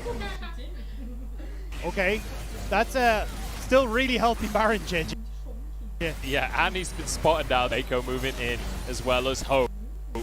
Hope's already getting to the point where Kallista's gonna stop feeling as strong as it did. JJ, there's no way into this pit for you. Knighted away by Beisheng in the end. And another advantage for WE. What happened to EDG? Game number 1, I was about ready to call them a top 4 team. The rest of the series, though, has been WE playing incredibly well. We talked about already the pressure that you could exert on the bottom side with this Ashe pick, and they played by the Dragon. They get a couple of kills, and they just don't let up the pressure. Now they're forcing themselves on towards this top lane turret. You still have a lot of ultimates available. You're just waiting for a super heavy. Yeah, I mean, realistically, there's no way you can contest for these inhibitors as EDG right now. They're going to move over towards the mid lane as well. And it might just be a Nexus defense remaining from the side of EDG, but honestly, the question is, can you actually defend the night right here? They might just be able to tank both towers. They're going to try to. They're just going to destroy the towers because EDG are not pulling the trigger. Here we go, showstopper on in, but the health bar's already so low. Teachama, Scout still surviving though. Maybe WE have bitten off more than they can chew. Maybe not though, because the Nexus is exposed. Audi desperately again, and the Nexus falls. WE with a... And after game number 1 of this series, I thought it was going to be a quick 2-0 from EDG. Yeah. They came out looking absolutely fantastic out of steam as this series went on. And game number 3, Team WE ramping up their play, finding the team fight victories against the team. They're able to find the victory in this series. Fantastic stuff from WE. See them there, happy with their first victory of the split, and a great way to start the split. Really rough for WE. Game number 2, the first half of it, as you rightly say, was very much EDG favoured, but they would flip on its head, and from that point on, EDG struggled to win a single fight. And it felt like at least in game number 2, once we saw to get the footing once again, and in this game in particular, it was just missed calls on what should have been the focus in fights. The early fight, the altered, yes, is just sent into the objective bars of WE. So when they turn around and get that engage, the big you get the follow-up engage that's coming through, at least the follow-up damage that's coming through from Hope in the tank to try and turn that fight, and that's the one victory that really started the snowball going for them. Yeah, and also this Callista, the longer the game went on, was going to do less and less during these fights. Not to do anything until you get 1 or 2 items under her belt. So once you got to that hurricane mark, then Joel, you don't get to escape, especially with the 2% movement speed increase. Ash will not let you escape. You go for the approach velocity that you were talking about. Ash, you basically have Vayne's pass. Just chase anyone that tries to run away down. And it's so difficult for you to try and escape as well. Because, look, as we talked about already, chance of crystal arrows coming straight for you. You managed to dodge that. Okay, now you've got a suplex to deal with. That's running you down. Then you eventually get away with that, and somehow Galio's worked his way into the back line. It's just, there is so much engage, so many tools for them to get on top of you, and that could try and separate them. You didn't have the kickbacks coming through from the Lee Sin, because these big unstoppable ultimates, like the Showstopper, like the Galio ultimate, were just closing the gap and making sure there was no escapes for EDG. Fantastic stuff here from WE, and once again in a WE win, we see kind of shared damage across the board. And the criticism we had for this composition at the end of the draft was, see, none of them are a massive damage dealer. Scout very much so, but it didn't matter because it was all about getting these picks. It was all about taking, essentially creating unfair fights for themselves. That's exactly what they did, and it's a magnificent success for them. And that's the thing, is that your damage can be supplemented with just pure amounts of people, if not more, that are caught up for everyone to escape. So the game plan from WE hasn't changed, at least is what I'm seeing from Spring Split, is try and get Teacher Man roaming supports. Do not, for the love of God, give him Galio, because when WE are able to play with Teacher Man's Galio, they look like an entirely different beast. Honestly, I think Galio is going to become a priority pick outside of just Teachman doing B. It feels incredibly strong. It felt incredibly strong at MSC as well. When we see doing B and Teachman doing these crazy things, imagine what the rest of the league could do as well. Well, it just works so well into the likes of Syndra. I mean, you've got this big beefcake who's just able to absorb all that damage that comes from the unleashed power. You are then able to give the shields now, of course, because of the Galio changes that came across, which just help making sure we're Syndra. And when you're able to enact your pressure on the rest of the map and get the ball rolling, well, opponent's going to ban away that Galio, just sub in Shanks, and then we'll go for the meta mid laners instead. Sorry, remake, redo. We need Shanks to come in. Yeah. Cassiopeia is needed. Oh dear. Well, it's been a fantastic series here for WE. And surprisingly so, honestly. I was expecting them to look good before the series started. I saw game 1 and I lost all hope immediately. EDG showing signs of greatness, and Hope especially. Game number 1. I mean, Hope and Mako, even if you're coming out of this series as an EDG fan, sure, the overall series didn't look fantastic. Hope and Mako is a 2v2. They're looking lane dominant. They're not looking like a team that wants to farm up anymore. They want to win. They want to fight 2v2. And I think at least a little bit of a breath of fresh air for EDG is that we did see at game number 1 this new style work for them. WE did figure them out as this series went on, but definitely they had a new lease of life, and it's nice to see, just from the standpoint of they're not in this box anymore. Team WE still feels a little bit like, but at least when it comes to EDG, we have seen other styles, and that's really what you want to see, is that growth in the offseason. And I think as well, distinctly changing styles as the series went on. They got into game 3, they're like, all right, Junja, you're out, we're moving away from that Nidalee style of play, we're going to play Lee Sin, and that means just gears, see if a different strategy is going to work against WE. So I like what we're seeing coming out from EDG. Also outflanks in these fights, so I feel like playing now that he is the main star.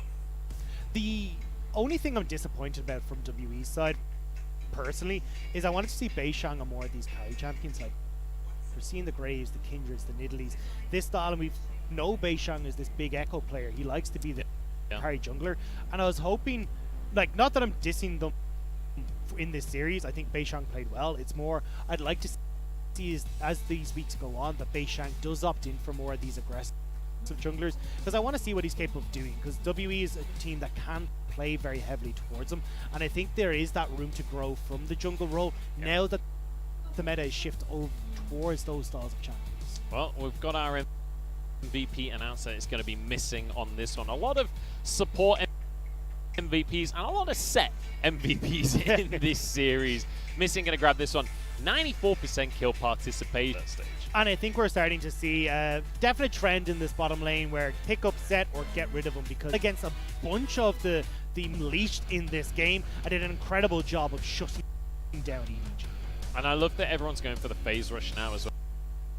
But it does feel a little bit more consistent than that Omnistone. And again, consistently we saw Missing going forward, making the flash plays, making these face breaker plays to set his team up for success. And it's actually surprising to see the phase rush coming in so much. When you look at solo queue, it's very much been Omnistone dominated. But definitely the sets that we've seen here today have been making great use of getting that phase rush, allowing themselves to get into a better position to follow up with these great phase breakers like that. Oh my days, Missing just goes 1v3 on the back line. You're not meant to do that as a support, and I mean, this was kind of the deciding moment for the whole game. It was over as soon as that play came through, but it felt like it was over about 3 showstoppers ago, because every single time he was finding these big engages on 2 crucial members, and the Missing would just be popping this Hex Flash over and over, because he just wants that speed up. He wants to be able to get in as aggressive as possible. Speed up, you've got your phase rush, you've got the Nimbus Cloak as well, plus the Dead Man's plays. You've just got so much speed moving so quickly. I just want to see him start building Ghostblade. Echorum support incoming. But yeah, no, fantastic stuff coming out from Missing. This set support definitely climbing in. You can see EDG heavily prioritized, because the lane power that you get with the Kalista pickup is honestly terrifying.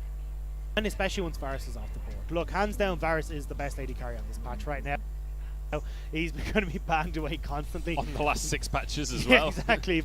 But so I think Kalista is going to rise to the next big pickup, especially because there's a couple of junglers like Graves and stuff that you really don't want to see pass over on red side. Yeah, absolutely. Well, we'll see how that meta is going to continue to evolve as we move through our series and through our split.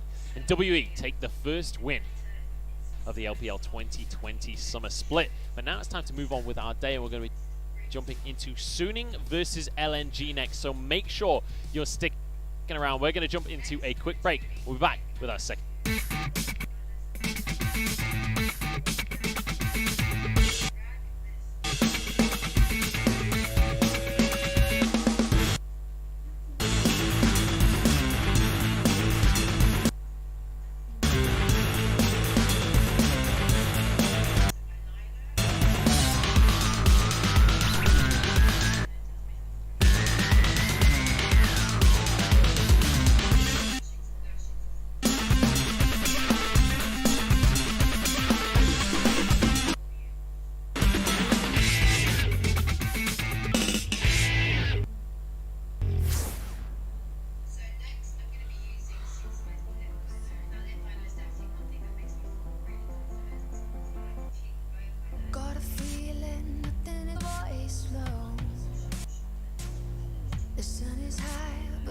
wish I could bathe in the moonlight.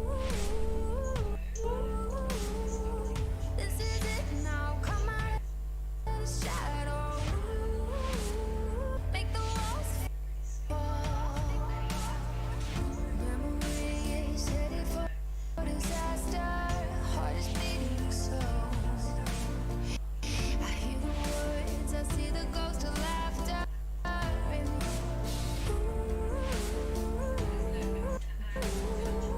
This is it now, come out of the shadow. This is it now, come out of the shadow.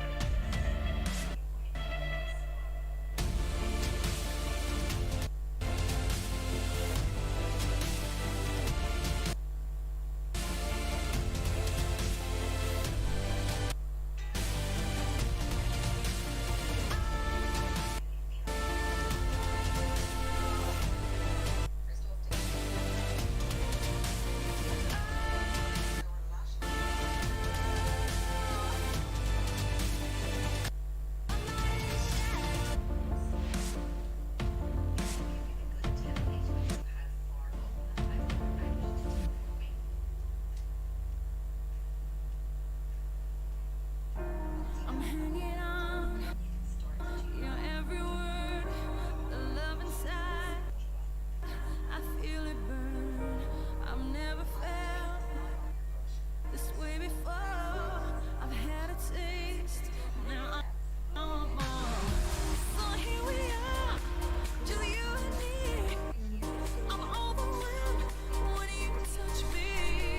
You talk so sweet. I hear the sound, 'cause when you do, my feet won't touch the ground.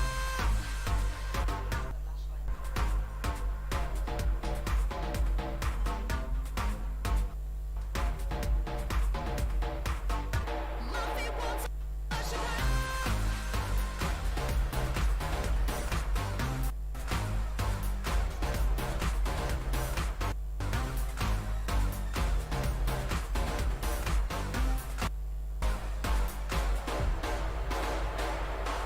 I've never been this way.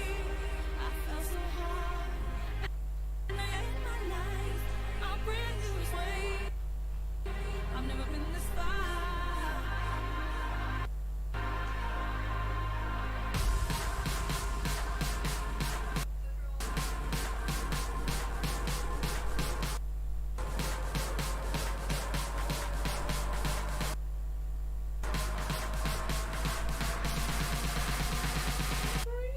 My feet won't touch the ground.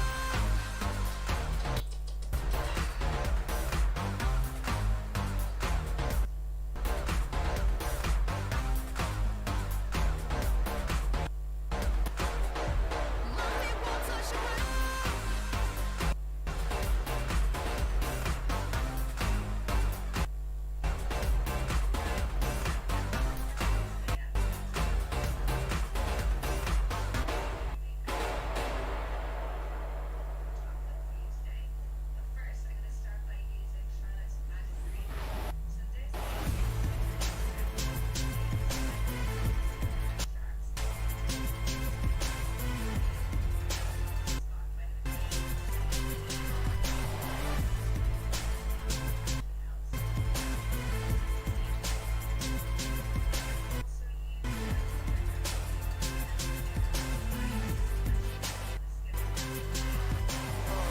This is game over. You can feel the ground rumble when I hit the ground. Brain holder, we don't run on the same motor. I'm a chain smoker, you a lighter to a flamethrower. I come from an insane culture, living like a trained soldier, just to make it a day older. To the days when I could feel the hunger pains, I knew I would take. Welcome back, ladies and gentlemen, to the LPL Summer 2020 Old split. I know, old habits die hard. We're ready to jump into this. NG up against Suning, and just finished off a full 3-game series with WE coming out on top, and now we'll see if Suning and LNG can match that up as well. My name is Munchballs. I'm joined by Dagda as we head into the second best of 3. I'm not holding hope for this to be quite as good as WE versus EDG. Suning, I actually have high hopes for this split. I'm hoping that they'll be able to try. LNG for me is kind of a mixed match. Look, finished 16th place in the split. Yeah. Off season hasn't been kind to them. I'm not sure. let's continue that conversation. Because for anyone who doesn't know already, LNG had a bit of a rough off season. Duan has stepped out of the lineup. Azura has also left the team completely. He's going to be replaced by Light, who now has an opportunity to step up in the main roster. But importantly, Flandre, the long-standing member that has always been here, no longer going to be there in the top lane. He's stepped into a sub position, and it's going to be Chenlun17 playing here today. And I mean, it's even more heartbreak for Flandre, because in the off-season, LNG put him up for sale and couldn't find anyone to take Flandre in. LNG now in the substitute position, and you've got a team that was already struggling, but now you put in 2 unknowns in Chenlun, and you got Iwandi in the bottom side of the map as well. These two are going to have to step up massively if LNG want to have any hopes of having a stronger split than they did before, which is saying a lot when they were in 16th.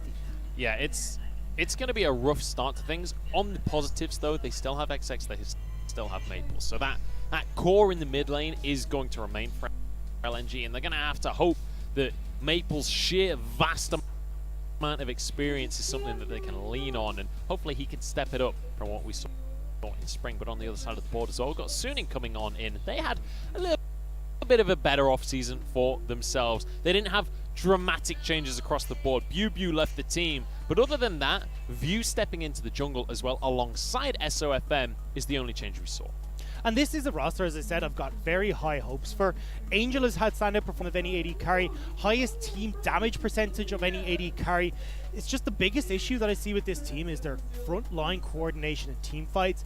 SOFM and Bin just don't really have the confidence, it feels like, to step forward and provide the front line that Huanfeng and Angel could carry from if they're given the opportunity. One big concern I do have is Huanfeng no longer has his mullet, which could be a significant issue for Suning, because I do feel like that was a huge source of their power. But memes aside, business in the front, damage in the back. Exactly. Exactly. Memes aside, though, Huanfeng did look fantastic in his first split there from Suning. He was a rookie coming on in. Same for Bin as well. He's going to be leaning on some of the experience from the rest of the squad, but the meta seems to actually be moving towards his favor. I think for both of these teams, to be honest, the meta seems to be moving across, and that's why we wanted to highlight here is the meta magic. Huanfeng looked fantastic on the Ezreal pick. The Galio that we just saw in the last game, Maple had an 80% win rate on that in 2019. And as well, we don't have Tuan for Bard anymore, but the Twisted Fate is an Angel special. And I think when we start to look towards the styles that could work for both of these teams, having more utility-based mid laners could work very well, with Huanfeng dishing out so much damage on this Ezreal. Yeah, I mean, there's that notorious clip of Huanfeng dashing around the map, basically 1v5ing, and yes, he missed a few Qs, but you know what? It was still a great clip, and it still made him look fantastic. I'm hoping we get to see more of that, maybe more Yuumi from Sword Art as well. But I want to mostly talk about this mid lane here, because we talked about it last time these two teams matched up, and we'll talk about it again. Maple used to be on Suning. He was forced out. Angel took his place in that mid lane. There's very much a bit of a rivalry there between these two players. Definitely, as to you can't help but not be a little bit bitter about the whole thing. But I think when we look at the decision from Suning, it's actually been the right one so far. Maple has been very lackluster when it comes to his laning phase, hasn't been utilizing the advantage in the push pressure he's got in champions like Zoe to try and get out and have impact around the rest of them. The damage percentage for both these guys, it's not like they're the hard carries for both of these teams, but Angel, when you look at his playstyle, has been more about that roaming. It's been more about setting up the rest of his team, and that's why when we were talking towards picks like Galio, the Twisted Fate, these style of champions where you bring a more utility focus from the mid lane could work wonders for both of these guys here. It's kind of ironic as well that Maple has Kassadin in his most played, but honestly, it's Angel's Kassadin plays that I remember more. But Maple's LeBlanc, he did look fantastic on. This was a clip that he managed to get himself an unofficial triple kill as he was able to dance around the fights. And this is the last time that LNG and Suning met in a match. And this was one of the last times you saw Maple get that LeBlanc. It came at staple ban against LNG because of how good he looked on it. But when you're looking at Suning, it's the Kassadin that became a very staple ban against them. Angel had a fantastic performance on this pick, but again, the meta has shifted definitely away from the likes of that Kassadin. I don't think we'll be seeing that one coming in today, but I want to see now how both these teams will adapt, because there is so many different styles season could go for. In particular, the likes of LNG, I'd love to see them, as we said, utility style mid laner, get the likes of the Galio. You've got Chenlun, who these carry style champions, the Camille, the Vladimir, the Jace, they are the picks that are currently in the meta. So have Maple play towards that top side, them up for success, and Iwandi should be able to hold down on the bottom side. This is a guy who essentially solo queue. Have him play Karma, have him play Janna, don't even play around the bottom side. They're just going to do just fine, and then see if you can play and have the strength on the top side of the map. And that is one of the big concerns when you talk about the bottom side for me, is for LNG, you've got Light and Iwandi. Neither of these guys are veterans. Neither of these guys has played for years on end. Like, you've got Maple, you've got an SOFM that have played for so long on these squads that, you know, there's a wealth of experience there, especially for Sword. Onfong is one of these rookie players as well, but at least he's got someone there to guide him. And I think the thing when you look at what Ezreal Yumi combo, this could be such a potent combo for the bottom side, because Slip, when it comes to playing this aggressive front line, command like Wanfeng, SOFM and fight that front line. But if you're on Ezreal, you can just dart around, you can hop to wherever you need to, and as long as you've got the support of Yumi attached to, do a lot of work with just that duo. And if you've paired that with something like Angel, who's the Twisted Fate player in the L, you just have Angel play on the side lane. You don't even try and take these. How much damage a Lichbane Demolish Rabadon's Twisted Fate could do to towers? Yeah, and I think that's a really important thing. He Twisted Fate in the LPL, he's got to be doing me first. He's doing me, definitely making a name for himself at MSC. Curious how Bin is going to do for the side of Suning as well, because Bin had a bit of shake it. You okay there? He's having some fun. There's not even just dead in our eyes. He knows we're watching. I think there's a cameraman on the shot. Either way. But yeah, when it comes to Bin in the top lane, he had a bit of a run. Ultimately, he is a rookie player. He is coming in spring. Now, with BuBu leaving, there's a lot of pressure on Bin to step up, because there's no one else that can step into the roster if he does fall behind. And I feel like this is a nice kind of introduction for Chenlun a little bit, but I think coming into Defy's position in that top lane for LNG, and when you're playing against Bin, who one of the weakest, if not the weakest, top laners in the LPL, this is where you should be able to show your stuff and strut your stuff on Kongs, that sort of stuff that we saw as high priority in MSC. Well, Dagda, you've talked about the Twisted Fate for Angel. It's actually banned by the team that Sword Art is on this time. Karma's taken off the board. Graves, Varus, it's the Yumi. And now we'll see where Suning want to go with this final ban. Interesting that it's quite a different ban phase from what we saw with WE and EDG. You look towards Teacherman the last game. He was commanding so much attention. This time around, though, we're starting to see more of, again, attention tossed toward more of the meta style, the Karmas, the Graves, the Yumis, the Varus, and Callistagon as well. For me, this screams first pick Ezreal. I think you just go for the safe bot lane for Light. You don't want to give that over towards Wanfeng. And for the Trundle, you've still got XX, who's a very strong Lee Sin that could just opt for that pick instead. But it will be the Trundle locked in pickup for Suning. Yeah, wouldn't be too surprised to see those coming on through, but plenty of options still available for them across the board here. The Trundle's such a neutral pick on the side of LNG that really it can go any direction from both. Obviously, this is the first tournament on 10.11 still, so we'll be waiting to see what exactly the meta turns into. Based on these two series, though, I'm hoping that we do have a very diverse meta, and that's the feeling I'm getting. Well, this is the thing now. So if we're going to see, you can go for a super strong poke composition, take Jace or something of the likes of that in towards the top side. I know that Yumi's banned away, but we've seen some picks like the Olaf that work quite well, and just having a strong early quit can work reasonably well. Well, you kind of be counter-picking yourself into Trundle, but I still think it could work pretty well. Overall, though, I'm seeing a fairly neutral, as you said, draft coming. See how they want to flesh out the top and the jungle role, because that's really going to be what defines how soon you want to play this game. Zoe locked in there. It baited me with the Malzahar for a second, but Maple going with the Zoe is something that match. We saw it a lot at the start of spring, and it's coming back into its strength in summer. I would be surprised to see Jarvan here. I'd actually like to see Suning go towards a support here for Sword Art. You can start to, if you take the Karma, you can ban away the likes of the Thresh, the likes of the Set, which is still open if you want to, and just make your bottom lane super easy. And then, as we talked about, have influence towards Angel, towards that top side of the map for Suning if they wanted to. We are going to see the ban. Yep, that Thresh once again being removed. And interesting that Sword Art the one to ban the Thresh here. They had their next pick. They could have gone for that Thresh pick themselves, but clearly have it to the bottom lane.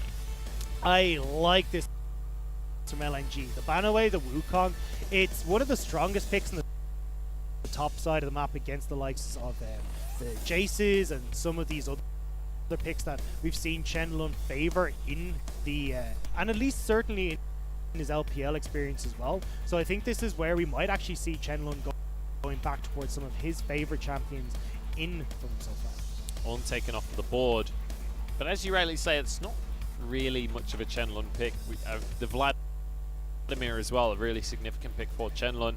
We'll see if he does opt into going for a carry up. It's going to be Bard taken away from Sword Art here, so obviously Bard has come into the meta somewhat.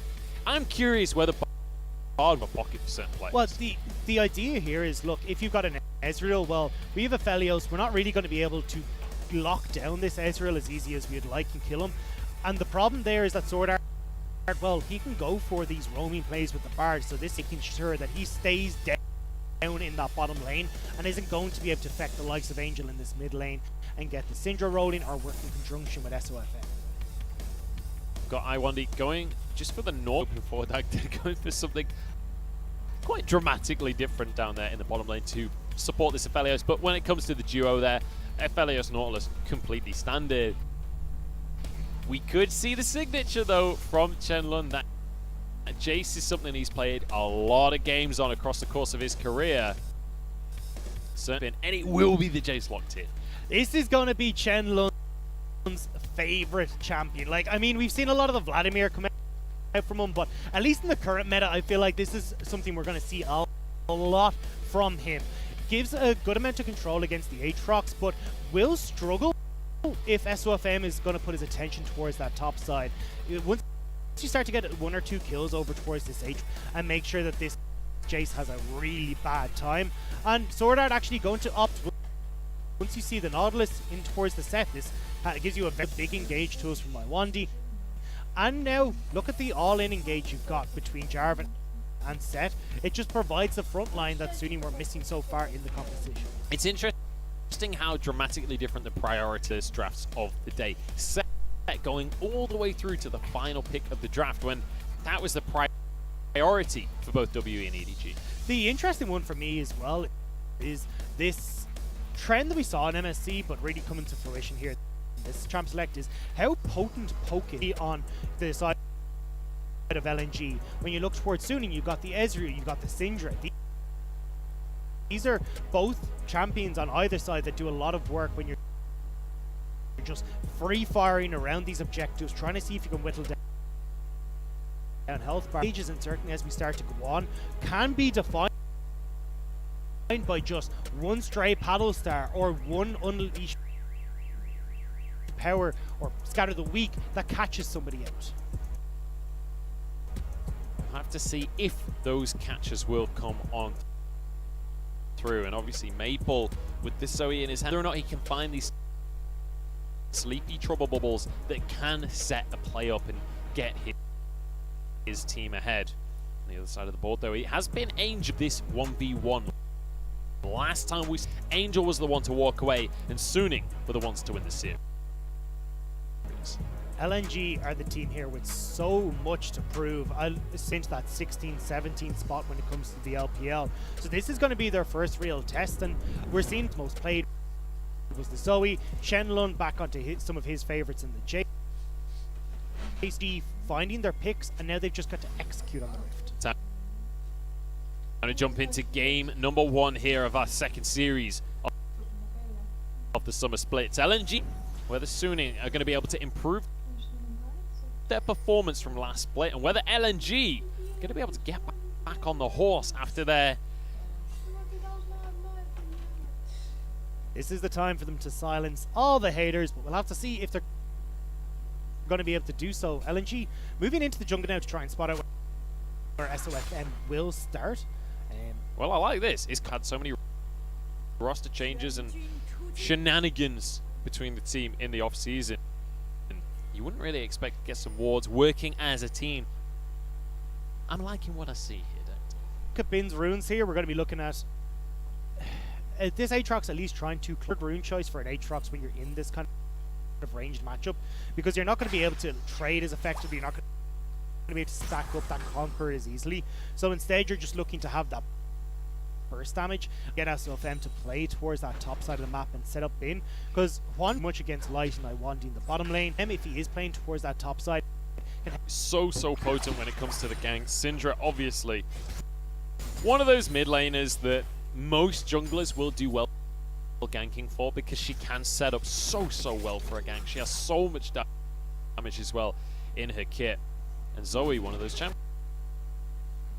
that if you get caught out, you don't have any way to get away from the situation. And don't forget as well what we talked about for the Bard pick for Sword Art is the exact same for this set. But level 2 here in the bottom lane. It's going to be Ignite used onto Iwandi. He jumps forward from Huanfeng. Nice little block though from Light. Denies the Mystic Shot, and Iwandi will survive. This matchup really sucks as a your shield to try and trade effectively against the set. And right now, this is just Huanfeng and Sword Art starting to bully, getting Huanfeng into a decent position towards the 5-6 minute mark, and transition towards the mid. As you said, Maple very vulnerable on this Zoe pick.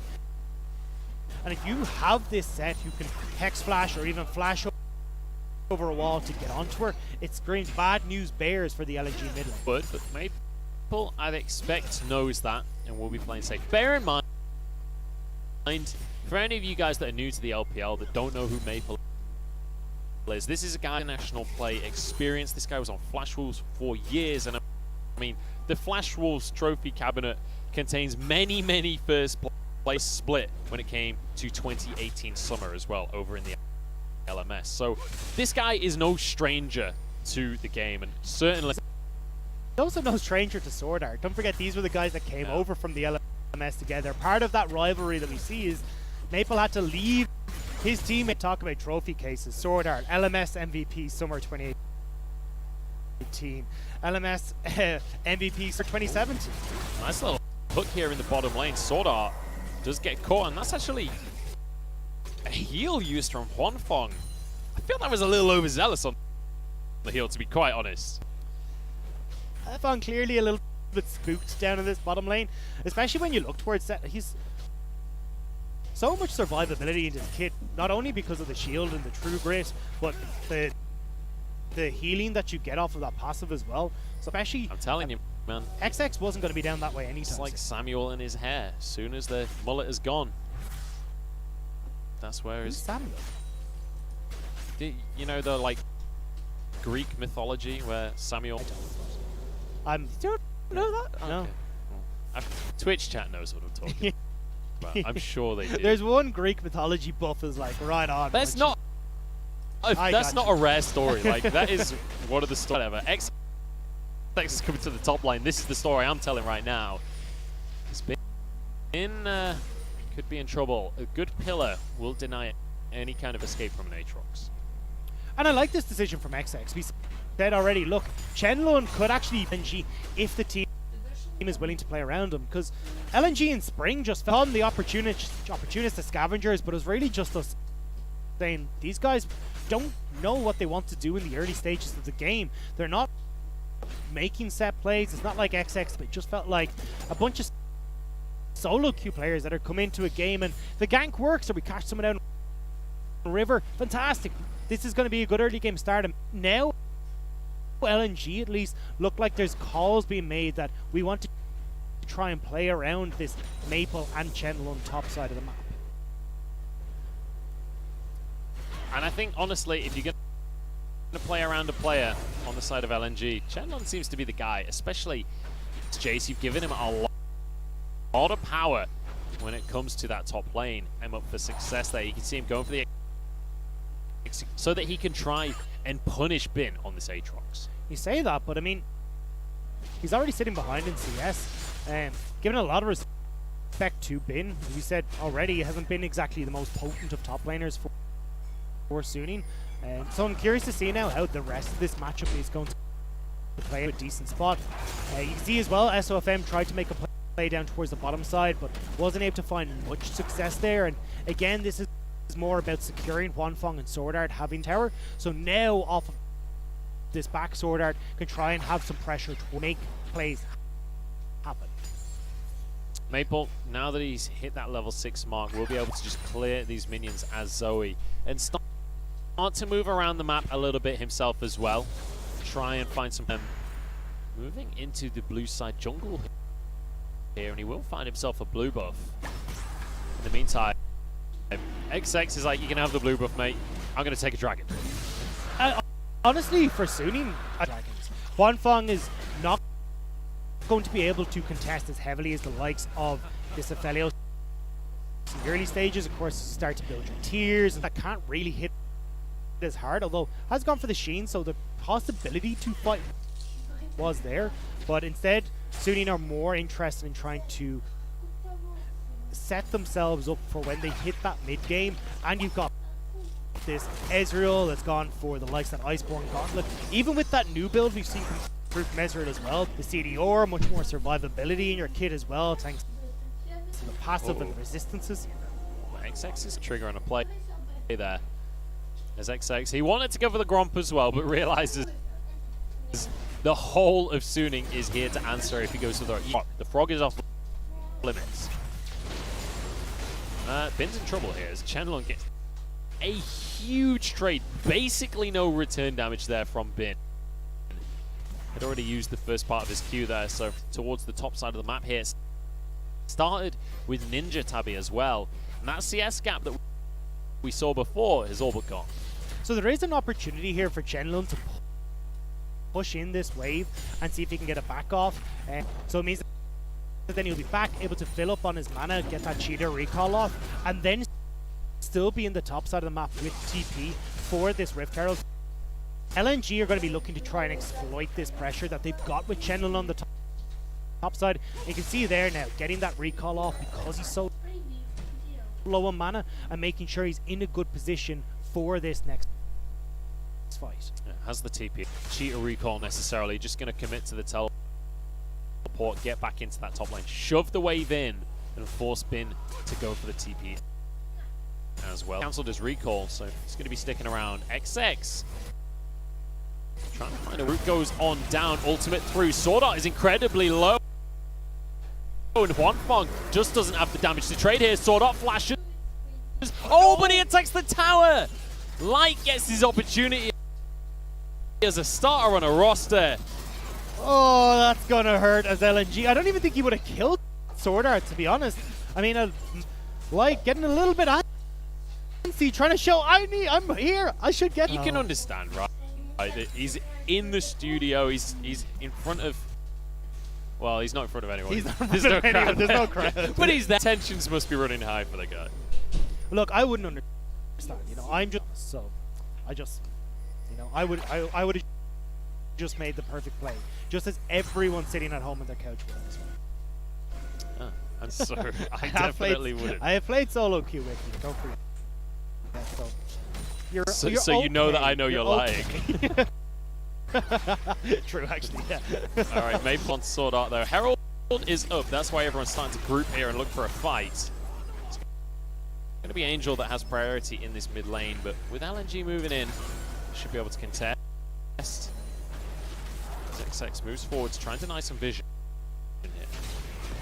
This is where I want to see the poke come through from LNG. Right now, more range on that poke between Maple and from Shenlong. And if they can just force Suning back here, get in aggressively, but they should just win out the attrition war and be able to turn towards the Rift Herald themselves. Well, it doesn't look like either team is comfortable just starting the Herald off right now. More aggressively and get vision, but ultimately, Huanfeng and Sword Art are moving down towards the bottom side of the map. They want to go and clear the wave, so I think both teams basically deciding, you know what, not worth it right now. And I'd rather see Suning go for this least down towards the bottom lane, because we already talked about, hey look, Ezreal's super hard to try and lock down here. He's going to be able to arcane shift back if you want. So even if you end up losing the Rift Herald, we see what happened in the last series where you're getting turret plates as part of the trade, and it's all going on to your AD carry, which is far more valuable being maybe 2 to 3 members of LNG, and they're not really going to be able to make as much use of that gold. Oh, depth charge onto Huanfeng. Yes, he's down here. Yeah. It's all over for Huanfeng, and that is going to be first blood now for Light. I'm surprised that no wards were down for Suning on that bottom side, especially after. Does mean now you've got Huanfeng dead, Dragon is about to spawn, and although Rift Herald hasn't gone the way of LNG, this Dragon should. Certainly should. It will be spotted out though. At least the Scuttle Crab went the way of Suning here. Yeah. But LNG realistically should be able to at the same level, so there's no realistic reason why SOFM should be able to walk in and contest, but there is no Dragon play here. They're not going to go for this one. I'm really surprised.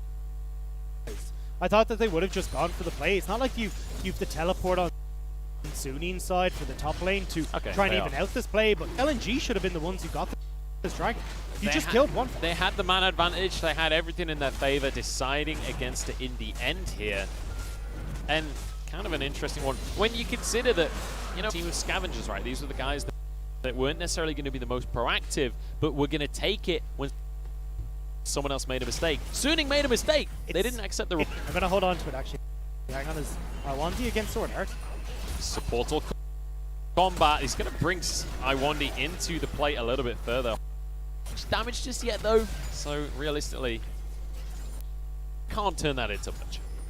So back to our Dragons. What LNG figured out was that they're going to roll the 50-50 roulette to get the Infernal Drake, and by giving over the Cloud they now have more spots for Infernal Dragons, and that's how they're going to end up winning. So it was actually just insane. They read the future. They saw what was going to happen. When you think about XX, you think about Maple. These guys are your veterans, your older players that have been around. They're the new guys coming on in. This is the new kinds of Dragons, and it's a different mentality. They've got it on lock, Dagda. I'm with you. Dragon has gone over towards Suning. They're going to be pretty happy to pick up at least one Dragon for themselves and fend off when they really have to start worrying about some of these soul points coming through. The problem right now, though, is Sword Art's been backing at these opportunity to continue pushing on this bottom side. There's 2 more plates as SOFM shows his face in River and LNG run. Yeah, they're out of there. And this is a nervous game from both sides of the board, I think, is the best way to describe how these teams are playing, because it doesn't feel like anyone really wants. You get to 14 minutes and we haven't seen a Rift Herald go down. Why did the 2 control what's in the Tri-Brush? But it's like it'll take them longer to clear our bot side Tri-Brush. Great. Well, no tower play explains that exact 600 gold lead that LNG have on the scoreboard. It's entirely turret plates. There you go. You have done the math. You've broken the code. But this is the thing. It's been a super slow game on both sides to try and ramp up the pace a little bit.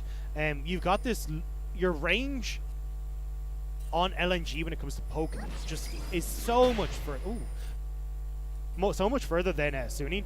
So I think if you try to approach them and whittle them down, well, then you can just turn towards the objectives once you get someone low enough, or just look for the engage overall. Well, it hasn't been that in a composition that, yeah, can struggle a little bit with engages because you're relying on trundle pillars and Nautilus hooks, but you've got to try these objectives early, and that's kind of what LNG have been lacking so far. Suning on the other side of the board, you know, they're quite happy. They've got the Syndra in the mid lane as well, but most importantly, not just go late.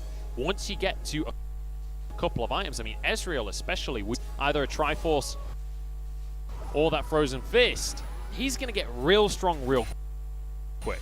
And don't forget with this new Death Stance as well, he's just an absolute menace. It means he's really hard to take down. He gets that 10% CDR, which means he's fiery, got arcane shifts to keep himself safe, that it becomes really difficult to lock him down. And Wanfang should be able to really get to grips with trying to maneuver around these pillars. So I'm curious to see now how Suning will be able to work once we get to that 3-item point, because it feels like if LNG are able to keep their core, but if you got SOFM and Sword Art who can find these sneaky routes to close the gap, then Suning can finish off the squishier members. The bot lane tower for a Rift Herald up towards the top side of the map, but ultimately, what does the Rift Herald get you? A tower. So you kind of into a tower somewhere for this trade to be worth it at all. And look at the vision control that's there for Suning on the bottom side as well. Well, it means that now you've got this almost direct route that SOFM is pretty much showing us right now to try and is hovering so far up in the river. He's scared all of the likes of Sword Art and SOFM suddenly making a appearance. Speak too soon because Chenlun was able to trade towers. So now the Rift Herald is a positive trade because they could potentially get more towers. So once again, LNG with the 5-head plays, 300 IQ map plays all around. Well, the big thing here is by keeping the rift spawns, you create this artificial pressure, and then you need SSR Suning to deal with this while you go and just steal away that dragon. Well, they're going to be doing exactly that, Dagda. Mid lane, that's going to get charged down. It won't quite finish this tower, I don't think. But with Maple and Chenlun there, they should be able to drop that one themselves anyway. On to the map, they're going to start to move over Sleepy Trouble Bubble. Flag and drag from SOFM keeps him safe though.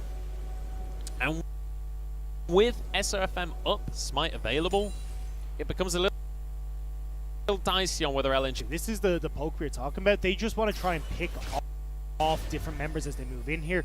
They got some decent vision control, but I want you a bit less. And that might just be a little bit of nerves on the stage, you know, because I wonder if he goes... I mean, ultimately you're Nautilus, right? You miss that hook, you're gonna die. Nautilus is not that tanky. So this is strong, well, brave from Suning, because as we said, a lot of goes into the Dragon Pit first. It's probably going to be the ones that takes the worst of it, as you can see, because you're all grouped up in a very small area. I mean, look at the Damson. SOFM a level ahead, and he gets the smite for himself. Into the backline, though. Oh, here comes Sword Art. Manages to get Haymaker and walks away. There's no follow-up. And Suning are happy with that, because they get a dragon, and they get out of there. They managed to pick up their second dragon, and LNG not even able to push into... Look, someone is used from LNG there for the heal of Wanfang. And maybe the flash of Sword Art. I'm not as a set, it doesn't matter a huge amount. You still got that Hex Flash to use super effectively. And once you go in, you're kind of in a Sword Art. The point here is more about how Suning again are trying to close the gap onto LNG, trying to make up for that range discrepancy and on the back of the pit, and did even have control of the vision. LNG never reacted to it. Game Dagda, after how fast-paced our first series was. We're at almost 2 kills per 20 minutes. Well, we're about halfway there. Yeah. One pick onto Huanfeng when he stayed just a tiny bit too long for that caster minion. Wasn't worth it, Huanfeng. It wasn't And worth the it. beauty is, we've stayed nearly exactly 600 goal difference between these two teams. That's so It's LPL. very exciting. But across the board, we are going to see, I think it's fair to say, I think it's called, us likes to use, just popping the waves back and forth. we're in a lull state. We're in a lull state. That's the one. That's the one. I think What in the- happened? I guess I think in the LPL they call it an omega lull state. You might be on to something there. But here, look, right now it makes sense to get to kind of those 3 items, more so to get the beefy tanky stats onto the likes of SOFM. So when he goes for that engage, it's just not getting blown up at the moment towards that gargoyle stone plate, I'd imagine. And I think that this is where they'll start to come online a little bit. This lethality build that you're seeing from the Jace with the poke that'll come in from Zoe. 2 items is where they'll really start to ramp up, and trying to use is realistically what we're going to be looking for. So sorry for everyone at home. We're going to talk nonsense for about 2 minutes. Well, I'm just impressed that when you look at the scoreboard, both Angel and Bin, while they are 0-0 and 0, and have like what 10, 15 CS leads. There is a 6 CS lead for Bin, and he had a bounty somehow. The bounty has actually vanished now. Oh, okay. So clearly the algorithm went, hang on a second, this is wrong. He's just called us out. nothing. has Get rid of happened. it. Oh, I know, it's back. There Bin it has is. it again. 2 and 3 CS. I don't know if that's reasonable. This guy is a menace on the Rift. No Shut him CS down. is safe. Shut him down. Oh dear. Well, I mean, Bin having a great say after us criticizing him at the start of the show as well. How could we? That's fine. I mean, we live together. You saw it in action. Well, we didn't get food. Yeah, that was actually a bit of an issue. That annoyed me. I was like, so we tried to order food, and then it's right. Basically, all the delivery drivers were like, it's wet. We don't want to deliver. I don't want to do it. Yeah. Okay. Well, I won't eat then. Fine. Cook for my seal. It's very accurate for me. I haven't learned how to cook yet. So if anyone has some nice, easy to go with recipes, I'd appreciate it. But yeah, teach us Twitch chat. I'm not sure. Anyway, let's talk about League of Legends as we're slowly but surely losing our minds here, because this is not very LPL. 1 kill as we had the gold lead. Slowly but surely increasing though. It's up to almost 800 gold now. do you remember how Favorite excited we were LNG. coming here? We were so excited. Younger us, Hey, look, today. look. So EDG naive. versus WE, fantastic Yeah, true. series. This eventually is just going to pop off and have insane fight. I keep getting these games though. Like I got that JDG series as well. That was the 32-minute first blood, the longest one in the history of League of Legends. Our 2 minutes are up. Dragon is about. Wake up, Twitch chat. No more resident sleepers. This is we're going full LCK on this one, but Dragon is on the map, and as you 3 slots for Infernals, that is a big old shock blast to hit the back line right there. Bin and SOFM stepping on forwards, trying to muscle their way into the fight, and I want it taken. And I told you it was all going to pop off. In goes Sword Art Haymaker, and it's desperately trying to get onto everybody, but SOFM survives. And that is going to be a 1 fight and a Drake for Suning. Finally, we get some action, and Suning will come out with their 3rd Drake. And G wanting to step back, get the poke, make sure that they're the ones that are avoiding being aggressed on. But that's not the case. Chenlun good, but I Wandy getting caught out on the Nautilus and ends up giving the engage to Suning. The bounties are finally justified, and they're back in well. There we go. The game is finally appeased. But fantastic. We get to see a fight, but also Suning looking great in the fight. Great setup from Sword Art and from SOFM. Yeah, and I think, again, this is, as we said, I want to here is to put Vision down and then just poke as you come in. But I want there's no reason for you to clear this ward. Like, what's that going to achieve here? Ward at the back of the pit. And as long as you get the poke down, it's going to do so much more work. But Suning, off of Iwandi's mistakes, are able to jump onto LNG as they go to support the support. And now Suning find themselves an ever so minuscule. How is that a thing? Well, no, but it's on the other side this time. Oh, it was sure. LNG that were ahead. So that does actually make sense when they win the match. Yeah, I'm not entirely invested in this game. In a serious point, though, what is the blue? What? Maple's blue buff has detached this game anymore. It's trying to escape happening anymore, Tanker. Okay, well, we've got another fight on our hands, and this time SOFM has been caught out, and Withams for light. LNG are quite happy to just start this one off, this one as well. SOFM died, so there's no smite for the side of Suning. They've just got to go for a 4v5 here. One Fong all across the team. Bin brings down his sword, and this is all about Suning. 4v5!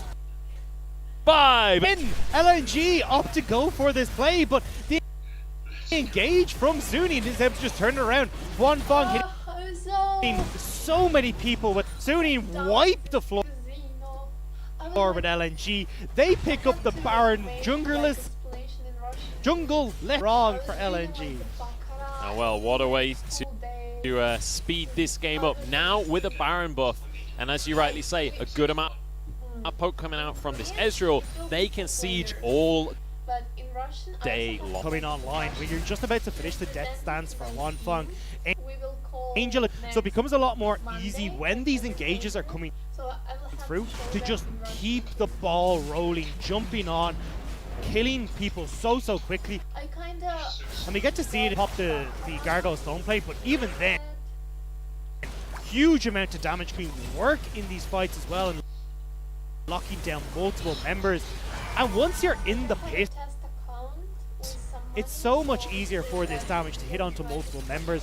And apart from XX, you don't have anyone who's tanky enough to try and DPS.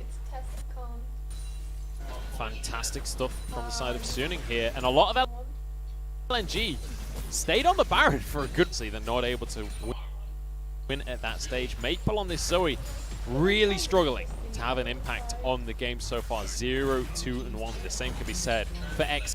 The two players I was saying need to be veterans. They're the ones that have been around here.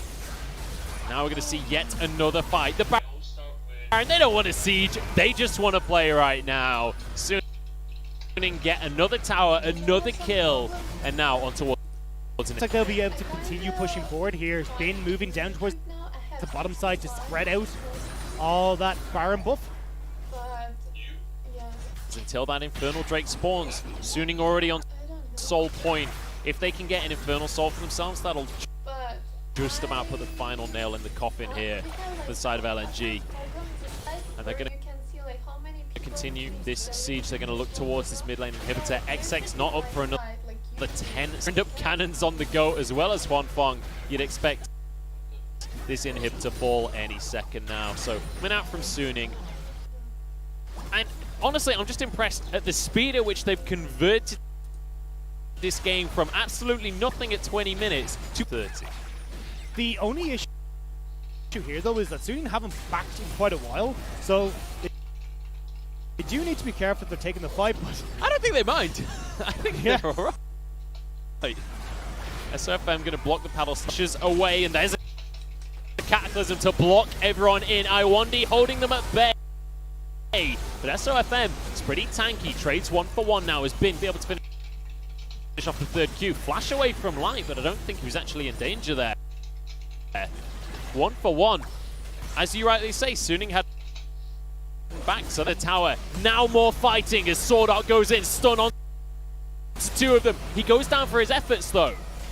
But it will surely mean that we'll finish this one along with Bin and Angel. And you know what? Even if LNG kills in the fight, if I can get my words out, soon and get another in hit. 2 inhibs down, and now suddenly that gold lead we were saying was a pesky 600 to 200 gold has skyrocketed with they can turn towards this Infernal Drake, but leading right now. And look, I don't think they really care the difference in levels. All this is really starting to add up on Sunin's side, but the poke not the greatest ult I've ever seen from one Fog there. Just misses everybody. So now Suning, since there is no objective, this is your opportunity to back. Please don't force the fight here. Full blast goes away. We just delayed the recalls. The supers would start to work away on the base, but ultimately get back, spend some of that gold. And now they're going to be an objective. That's what Suning are looking for. Look, of course, Infernal Soul is always going to be nice. Sorry, but double sieges on the bottom side where you can just, or sorry, double siege minions on the bottom side where you can just have Bin sit between the two waves and Baron up both of them while the rest of the team is sieging on this top side. Old power play right there for the side of Suning, which is not too bad. Huanfeng went straight from a Vamp Scepter into a Blade of the Rune King. Yeah. That's how much gold. Like, wait a second, guys. I just got to do the chicken real quick, and then I'm going to recall. So I figured he was on the cusp of something. I just wasn't sure what. Greatness. Who's on the cusp of 700 gold bounty. Now I feel like the bounties are pretty justified. Also on the other side, hey, let's just take a moment here. Even though LNG are losing, Shenlong looks great.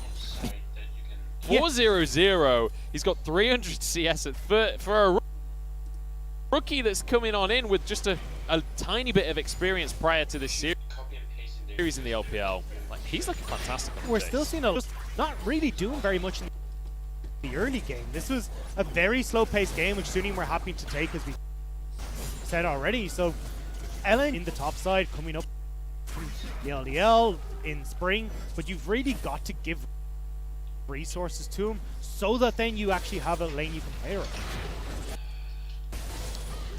Well, they don't really have a lane to play, and well, I think it's already done and dusted when it comes to that risk, or just about 8. And well, I mean, you can see it in the AD carries right there with the Blade of the Rune King as well. He's 2-eyed. Huanfeng is having the time of his life. We talked about his Ezreal right at the very start of the day, and he's looking fantastic on it here with that Death Dance, with the Blade of the Rune King as well. Baron incredibly low. They might regret that decision now. XX trying to get onto the backline as well, but the support falls, and nobody from LNG pulls the trigger bubble onto Huanfeng. But realistically, there's just no follow-up here. Good shock blast from Shenlong, but they just can't finish a kill. He's the game in terms of Suning at least. SOFM might be in trouble here. Goes for a Cataclysm onto Shenlong. Sword Art is here, but Sword Art don't have much damage. But it doesn't matter, because SOFM's real tanky. Just going to be gaining all that health back now. No. You got to hang on, Sword Art. Uh-oh, Shenlong. Worries, he's fine. And what I didn't expect us to get to is the stage where we're going to have another dragon spawning. This Baron buff has been ticking away for a while now, and Suning so all this kind of messing about that we've seen from Suning in the jungle has just allotted more time. And ultimately, when you look at the compositions, Jace is going to do real well if we go super late game. So is Aphelios, and we've got some damage going down onto SOFM, who is in a permanent state, but the siege continues in the top lane, and Bin just going to barrel these minions into the mid lane. Pressure in every lane with this Baron buff. This might just be 2 inhibitors dropping LNG. They've got to make barely surviving here. I1D desperate to get in. Look at the healing on Huanfeng though, with double lifesteal items. He's just about invincible sound. Now in comes Bin as well, as they finish off this second inhibitor. The bot lane inhibitor. They have their eyes on the Nexus. No, they want to do things by the book. Well, you need to get the minions here first. Might as well get them in all 3 lanes. And Suning should just be able to push in here, especially when you've got Iwandi down. It certainly is. Well, with a Baron buff, with supers, and with flashes onto the Nexus. As the turrets will fall on down, this is going to be the end of the game. Light gets deleted, so does my friend. And Sword Art just chases everybody else away. There goes the Nexus, and there goes game 1 in favor of Suning. LNG really just felt like they didn't know how to operate on that team composition. When you start to play the Jace in the top lane is that you've got to play this very heavy disengage style. You've got to be very cautious about how you enter objective fight. Do you know the thing? But LNG going gung-ho, trying to get wards down, Like this, you know? trying to face 1v1 up against Suning, and every time they were clear a ward over by the Dragon Pit, and that was the first major upset where we saw that gold lead just take a spring forward in favor of Suning. Yeah, and very, very slow half of the game, honestly. But then once Suning, the speed at which they erupted that advantage into a victory is pretty phenomenal. The second, but at least it was by the book. At least they didn't throw the lead that they found for themselves. And we said they wanted to wait until you had that 2.5, 3 items coming to Gottsinger, who's capable of bursting someone out, that big engage. You've got the follow-up there. And that's exactly what they went for, was slow pace. There's no need for us to play over aggressive. LNG are playing into their hands. And then when it did get to the point of, okay, we're strong, let's put the foot down. Let's make this happen. Yeah, and make it happen they did. And the sieges were endless. And it felt like 4, because ultimately the amount of sustain Hongfeng had, he was taking shock blasts to the face. He was taking paddle starts to the face. He was like, I don't care. I got Death Dance. I got Blade of the Rune King. 1 Q and I'm back to full health. So I really don't mind your poke at all. And ultimately, especially once they started to get some dragons behind them, there was no way LNG could match the damage. And you can see the strength of this new Ezreal build. Why it's so proficient is you're not only, you've got a bunch of lifesteal, you've got your own survivability as well, because you've got the armor and the magic resist alongside the one that's already granted it, the Iceborne Gauntlet. So you're hard to take down, you're gonna sustain, you deal a whole heap of damage, and as well you're an Ezreal. So even locking you down in the first place is super hard, and that's why we've seen this pick rise so highly, especially in MSC. It once Varus almost every time. Just look at that gold chart. It was so even for so long, and then there's a single fight, and over the space of like 2 minutes, it goes to a 5,000-6,000 gold lead in favor of Suning. And I mean, I said it during the game, I think Hongfeng should be the MVP for this one, because 27, almost 28,000 damage. He was just on fire.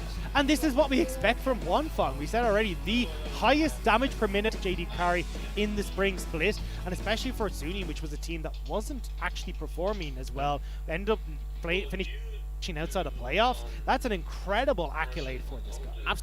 Absolutely, and one of the most exciting things there is that Suning nearly made playoffs. They were in that kind of playoff race in the last couple of weeks of the LPL, and had just 1 or 2 games gone differently for them, they could have made it to the top 8 and maybe fought their way in instead of a team like WE, for example. So when it comes to this split, just a few little improvements and we could be looking at a top 8 team, and at least it was clean play. Sure, it wasn't the quick play that we expected, and it wasn't reckless LPL play like a lot of viewers at home want to see, but ultimately, if it's clean play and it's a win, Suning are going to be happy with that.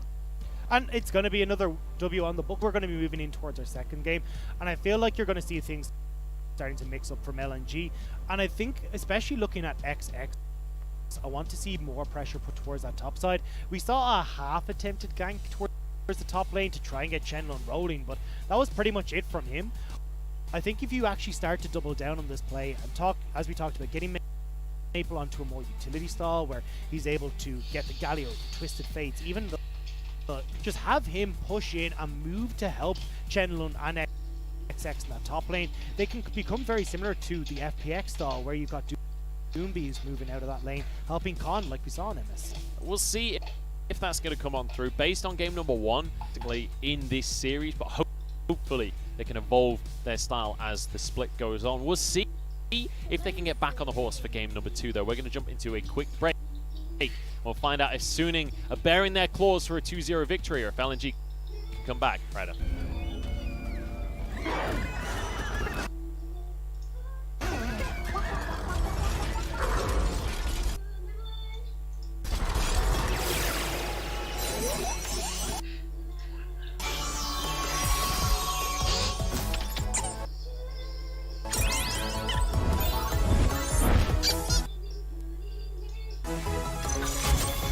存在就是折磨，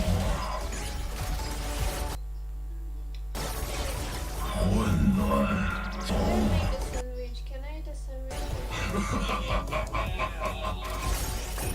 Yeah, just 5 minutes. 折磨是。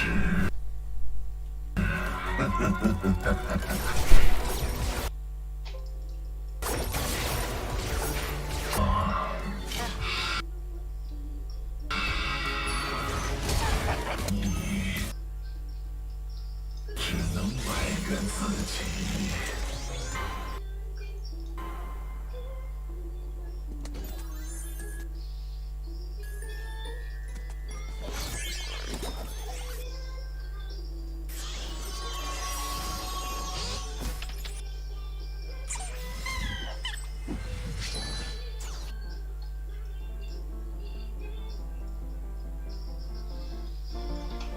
Gotta feel it, keep your voice low. The sun is high, but I wish I could bathe in the moon. Ooh, the shadow. Make the walls. Memory is headed for disaster. I hear the words, I see the ghost of the laughter in the afterglow.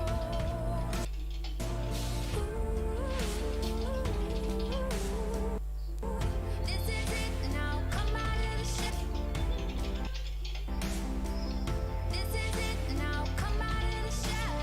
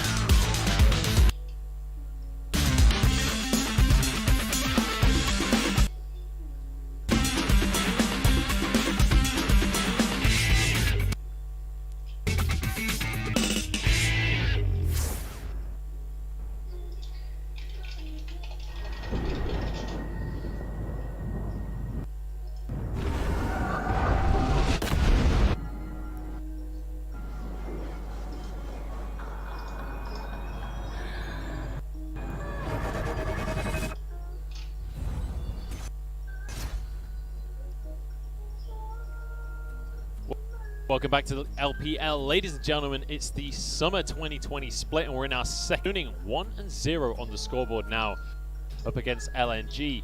And they're looking good. They're looking clean, and they're looking calculated based on their composition so far. Good stuff from Suning. LNG definitely leaving something to be desired, though. My name is Muchballs. LNG here. What do they need to fix going into game number 2? Well, I just want to see something from them in the early game. Well, I don't mind where XX wants to try and have an impact, but it just feels right now like he kind of watches the other lanes do something and kind of but never actually tries to make anything happen. And it's really Brutal. upsetting because back on top esports, I loved watching XX. I thought he was a really solid jungler, worked really well with Xiao, who now Longxing, and I thought it was such high hopes for him on LNG. Well, on the other side of the board, someone that did look good is Huanfeng for Suning, and he's going to grab our MVP for game number 1, and I think deservedly. I think anyone that's going to ask, because 41% damage. We saw the damage chart after the end of game 1, 7-1 and 4. I mean, in a game like that, you really can just do what you want as Ezreal. Yeah, look, this is such a strong pick at the moment. Huanfeng was already more than capable on this stall, and it's why we highlighted it when we were talking about that meta magic. This really feels like a shift for Suning that they can look to play around in this Ezreal, which I feel like he rightly should. Well, then it just opens up more picks for the likes of Angel, for SOFM, and for Sword Art. Huanfeng just looking fantastic during these fights. So you can see him on the bottom right of your screen. There's no pressure on him whatsoever. He can just layer out these abilities. He can just dance around these fights and do anything he feels like. And when it came to the siege situations, obviously he was just completely fine. I mean, you can see the healing that he's receiving during all of this. That's not from anyone else. That's his heal and just his life still coming on through. Especially if you get the second lifesteal item after the death stance, every cube basically heals you to full health. And like the tankiness that comes from that build as well is just insane. So let's see if Suning are going to get their hands on that. Suning, though, it's interesting to see SOFM still going back towards the likes of Jarvan, and he tries to go for something a little bit different. I actually expected the Lee Sin this game, but I was really surprised at how well he was able to operate the Jarvan, especially against this Trundle pick, because you think, okay, well, he's going tanky, Trundle just steals away a bunch of gauge and set up for everyone else on Suning to chase down on LNG. And one of the players I really want to talk about, because it was kind of a hit or miss game for him. There was a couple of moments where he clearly wanted to make the play, and we saw right at the very start of the game, flashing forwards to try and get the kill onto Sword Art. Didn't quite work out. And, you know, he is going to be a rookie coming into this team. He's got a little bit of experience in the past, but generally he's been a sub or on the academy roster. And there are two different versions of a rookie. We saw Photic and we saw Hope. Hope becoming the hero of EDG, and Photic falling short for top esports. Just wasn't the guy that they needed on the squad. He wasn't Jackie Love. He was, yeah, I mean, who is, right? But ultimately, I'm really hoping now that Light has this opportunity that he can step up and be more of a Hope than a Photic. I felt like this was never going to be a game for Light to show his stuff on, though. When you've got a long-range poke composition with Jason, Zoe, and you're on Aphelios, well, your team's either winning and you're chasing after the fights, or your team is losing and you're just being run over. And there was now, though, moving into this next game, maybe we see a different style from LNG, which will give Light the opportunity to show what he is capable of. I certainly hope so. I'd love to see the Ezreal in his hands, see what he can do. Needs to be seen. Iwandy as well, struggling a little bit in that bottom lane. LNG that has really stood out in that game. There's Chanlun on the top side of the map, and as well, last time we saw by his Jace, by his Vladimir, gets the Jace in this draft. It's looking great. Knowing why he's renowned for that pick. And don't forget that there's another member on join Stake. Stake has been working behind the scenes. This is a guy who's been really highly praised in coming in onto this team. Should be able to at least solve a lot of the issues that LNG are having. I'm not sure if grips with what's plaguing LNG. Yeah, I mean, he joined, what, a couple of weeks ago, something like that, maybe almost a month. But of the summer split, saying how this is probably a summer team. So far, looking cleaner than to evolve. Getting to the draft, though, TF banned once again. We see the Ezreal taken away as well by LNG. First time today that Graves has been left open. I'll be surprised if it isn't picked up by SOFM. It is such a strong pick at the moment on 10-11 with the AD ratio on the queue, but I don't think it's enough really to really bat an eyelid at. It's still a crazy strong pick. Volibear, the new version, is available. I don't think anyone's going to pick him because he is pretty terrible. It's not worth mentioning. But I just wanted to throw it out there. This is where SOFM immediately locks it in. I will buy you, it is so not a gonna no happen. loss bet for me because we didn't make any forfeits. It's going to be Lee Sin though, locked in for the side of SOFM. So a bit less tanky than what we saw in the Jarvan in game number 1, and potentially a little bit more early game playmaking for the side of Suning. Does mean that he's staying away from the trundle, which I'm kind of surprised at. I thought we might see this going for here. So when you see the Aphelios, you can oftentimes opt in towards the Senna, because Aphelios needs a little bit of time obviously to scale, so you're not able to punish as heavily. It's something that we see, so it does mean you can go for these tankier supports that are able to farm up. The likes of the Maokai, the Set could be another option here, especially against the Aphelios, but what this sets up for is a strong early game presence from the bottom lane, continuously aggress onto the Aphelios and try and set up for some of these players. I like this though from Suning, answering with a LeBlanc and just saying, look, we're up in the pace here. We want to make this a quick game. We want to go and get some dinner. So we've got a Lee Sin in the jungle. We've got a fight. We'll have to see though how the rest of this now starts to set itself up, because right now for Suning you've got this really strong composition that can work well in team fights. You got something that can side lane. I'd like to see Bin pick up maybe even the likes of Ornn, to be honest, in here, just to provide that engage that into the fights, as well as providing that tanky front line for the Aphelios. Taken off the board once again. Because when I open it, Pretty locked in for the side of Suning. I'm honestly amazed it's going to be removed. So SOFM basically bad matchups and we're going to be golden. It's interesting to see though LNG is this hard for Sword Art, especially okay, this seems to be a case of you got Rome as Sword Art, but in this scenario with the Aphelios, something like the Thresh is going to be far more important, because you can play well with the Aphelios and keeping him safe, and it's a staple for Sword Art. It's something that he was renowned for coming across from the LMS. Nautilus removed, and as you rightly say, Thresh available. If Sword Art does want to opt into that, honestly, I'd be very surprised if he doesn't, but also the Wukong made it through the bans. It's real strong, and it's something Bin's played before. And it's something I actually didn't even consider. I was just like, I wanted Ornn or something that could have that engage. Well, Wukong does exactly that. It's so difficult for a lot of these top lane champions to deal with them.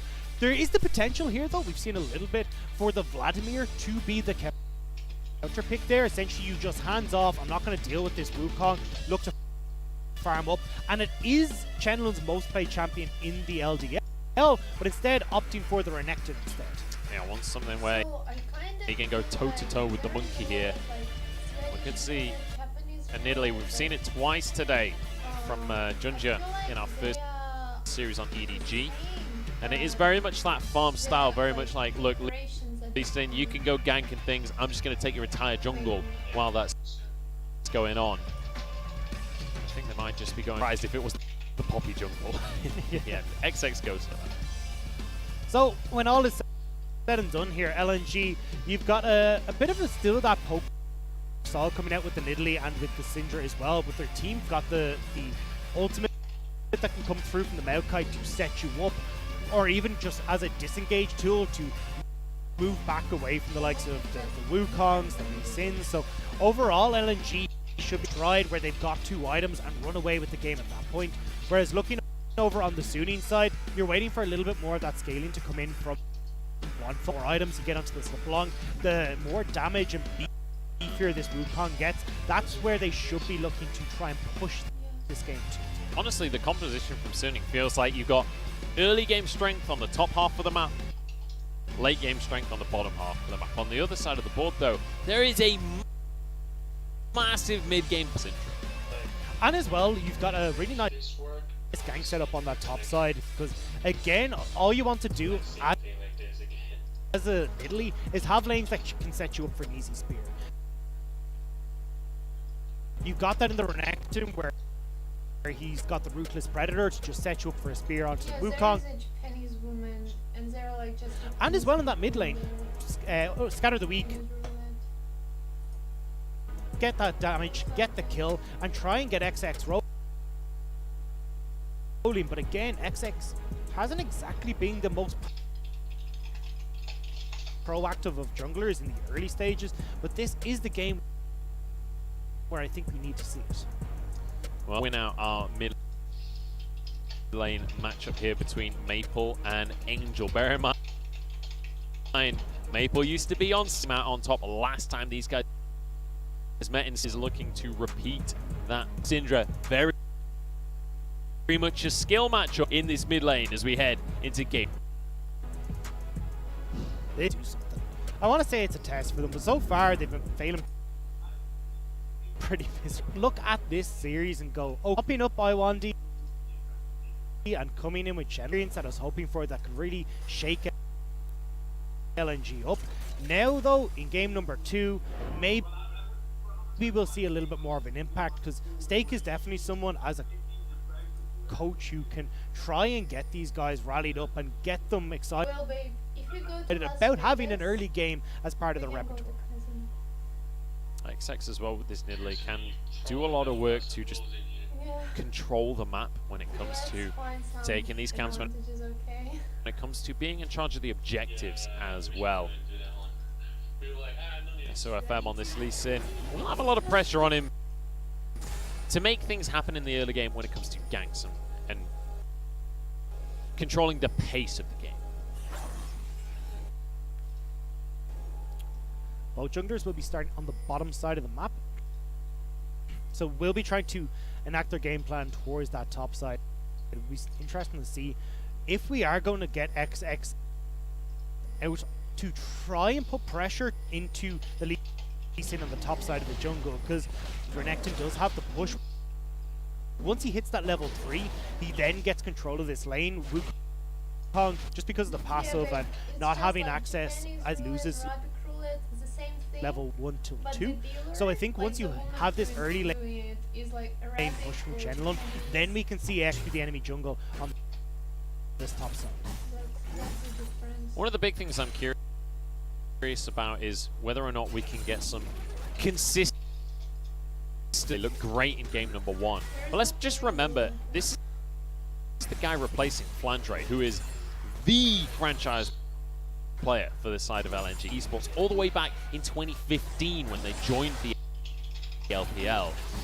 Him not being the deal for the side of LNG, shift in identity for the squad as well. Also, don't forget, was the last remaining we started with. Yeah. So if having him gone is gonna obviously be pretty upsetting. SOFM was actually one of those members as well that was on that roster not too long ago, but Flandre unfortunately just wasn't having the performances that we really expected from him. And I mean, SOFM, he was on that roster back in 2017 when LNG looked its best. Importantly as well, Light was on that roster in 2017 as a sub, and he didn't see much play. He was behind Crystal on that roster, but ultimately he did see a little bit of play back then, and still on this roster, still staying loyal to the organization. It feels like a lot of players being relatively loyal. Obviously SOFM more recently leaving LNG and joining soon. This is the interesting part of this jungle pathing to just at that's level 3 to see how SOFM try and contest for the Scuttlin River with Chenlong pushing in on top side. But it does give the opportunity now for XX to path down towards that bottom side, pick up another Scuttle for themselves, and as he said, really get rolling in these early stages. I'd really love to see XX starting to step up a little bit as well for himself, as he actually looks to make moves. Spear onto Angel. And W will be unavailable for Angel, but he's going to be fine. Ooh, nice little second follow-up spear there. Good bit of damage there. Swan Fong does get a root. Iwandi going in. Sword Art's in trouble. Will be rooted on up. But there's a nice little death sentence. In comes the Ignite as well. It's like different. Swan Fong barely getting away with his life. And with XX just over the wall, he could look for a cheeky spear, but I don't think he's hunting for that. He just wants the scuttle grab. I'm surprised to see Suning try and all XX exit towards that bottom side. If he just pathed straight towards the bottom lane instead of stopping for Scuttle, it could have been a spear over the wall that finished off Huanfeng, as he said. So, Suning playing a little bit over aggressive.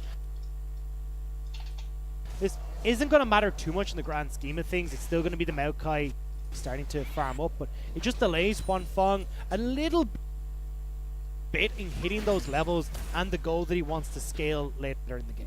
Well, you're absolutely right. Wander back on into the lane. Check it again. Looking towards the top side, though, obviously we did see the Wukong coming on through. It's something that was banned an absolute ton in MSC. We also saw a decent amount of presence on, and it feels like, even though it's not been changed in the patches, it feels like it's got stronger since the initial changes. That's the funny thing, is that it has had the rework, and it just took a while for teams to try and figure out how to play with it and how to make the most. The biggest thing here, though, is this is a matchup where the Wukong does struggle quite a bit. The damage that can come out so quickly with the stun is the opportunities the Wukong to get multiple stacks of your passive. The way you stack that passive is through basic attacks and abilities. So stun, the Renekton main, it's super difficult for you to actually enact enough of that armor stacking and the regen that comes from the stone skin.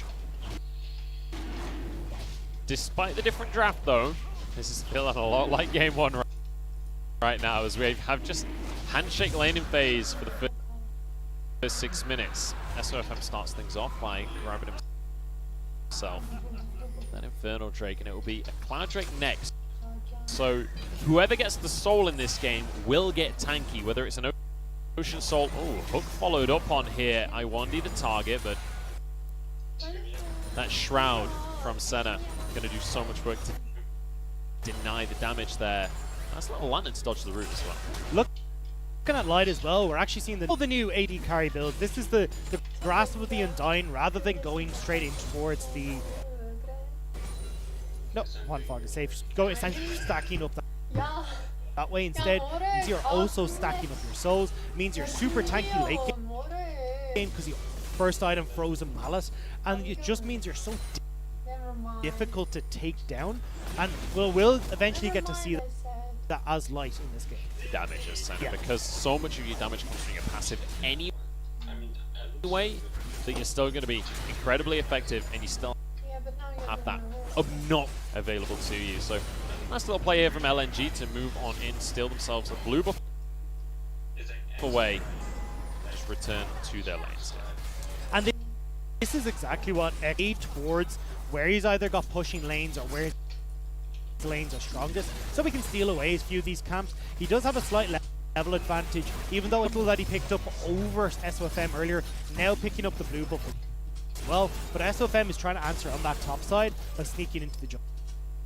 I've just noticed as well, you can obviously proc the grasp with your Q as well. The piercing dart goes all the way through the minions in one-hit effect, so it's actually really, really easy, especially with a blue buff, for Light to stack that grasp real quick. SOFM now making his presence known on the top side, which is going to put some manners in Chenlun really quickly as he decides to back away. And this is pretty nice, has been, because one of the big issues with Wukong is you don't really have wave clear underneath. Just sitting on top of it, he can just constantly proc his Q, deal your damage while you're trying to clear out these minions, but not going to have that opportunity now as SOFM pushing him back. If you want to make a name for you, just ult the wave under tower. True. I don't know if it's a good play, but it's a play that is available. It's in the book, you know, so I'm just saying. In the crossed out. Look, hey, he's listened to you though, and he's bought himself a Tiamat. So there you go, there's your wave cleared, actor. Job's a good one. Definitely needed to try and push out these waves, and again, look across the board. Yes, Sunin are kind of taking this nice to the lane matchups. So Renekton's got one for himself in the top lane. Maple as well, picking up the CS advantage. And it's meaning that LNG are able to put some pressure down and get this Rift out. They want to grab the Herald in the end. And he's still got, 5 minutes to place that in a lane and decide who's going to give that gold to. Looks like it might be straight up towards this top lane. And you know what? Getting that gold on... Those are the opportunity here when these minions are cleared out to go and look for the kill, but Awandi. Hook in the bottom lane. Awandi jumped done by him to survive the engage from Sword Art and from Quanfong. That's just going to be Sword Art's ult used. It's going to be both ults used, in fact, just to force him out of lane. LNG will be able to walk away. They're still able to heal up though. This is the beauty of this lane. Piercing Dark from Senna as well just means that you're nigh on impossible to push out a lane. On top side though, XX wasn't able to find the play that he was actually possibly able to get a turret play for himself just off of the recall here from Chenlo. And the really frustrating thing for the side of Hotfuck as well, in top lane, Bin's going aggressive. Does pop the second proc of his ultimate there. As I didn't quite see the first half of that fight, but either way, Bins, I thought it was only going to be a single one that he got, but that's a bunch of extra gold popped into the monkey. XX is here. They're happy to go for this fight. One Fong gets a route onto I1D. Nothing comes of it. I know, They keep I know. pretending they're going to fight and then they don't fight. Look, they're just trying to bait you in. This is now officially the DLC. This is all that happens.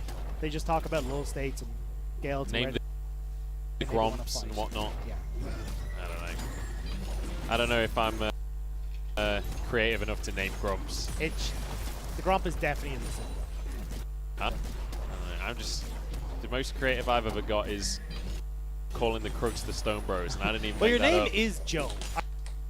I mean, to be the most creative person on the planet, it's literally average Joe. I didn't realize that your name defined your entire identity. Yeah, according to the internet it does. I've seen several pages that define what Joe and Let's Rob get mean. back to the game though, because that's the second dragon. Sooning, none of them take dragons. Because apparently Joe's can't do anything Dagda. Exactly the meat. But look, that's soul point. So they're going to be 2 dragons away from the soul now at this stage. 400 gold behind. So I guess 400 is the amount that we're going to vary by in this game for the next 40 minutes or so. But again, fair play to SOFM. He's been doing a really good job of picking up these dragons in, well, unfavorable match. United, but he flashes on forward. He wants the... What? Angel, you want to trade it, but Maple flatter. And Maple just, it's got to feel good for him, especially at play towards the mid lane. Angel still there, not able to dodge that final Q from the Syndra, means that he gives over that. A couple of plates in the meantime, though, go the way of Light and I1D. That means that at least they're getting a little bit more gold going their way. You can see on the way already towards that frozen mallet, the Jorum's Fist in the inventory for Light. And Honfong, he's got some pretty good items for taking tower plates himself. Look at all of those shurikens. Goodbye health bar. That is going to be a very dead tower if he was able to just free fire there. Now, bit of a fight underway as Light moves on forward, trying to get on to Honfong. Root isn't quite going to land. But honestly, they're lucky that that didn't hit, because XX was just around the corner. I mean, the angle from I1D on that ultimate, I thought he would have sent it further up the lane, so then you at least cut them off and set up for XX to either get into lane or I1D hasn't been having the greatest of games so far. And he's hooked again. It's going to force the flash out from this Maokai. Quite happy with that one. Now SOFM and Angel moving in as well. LeBlanc here.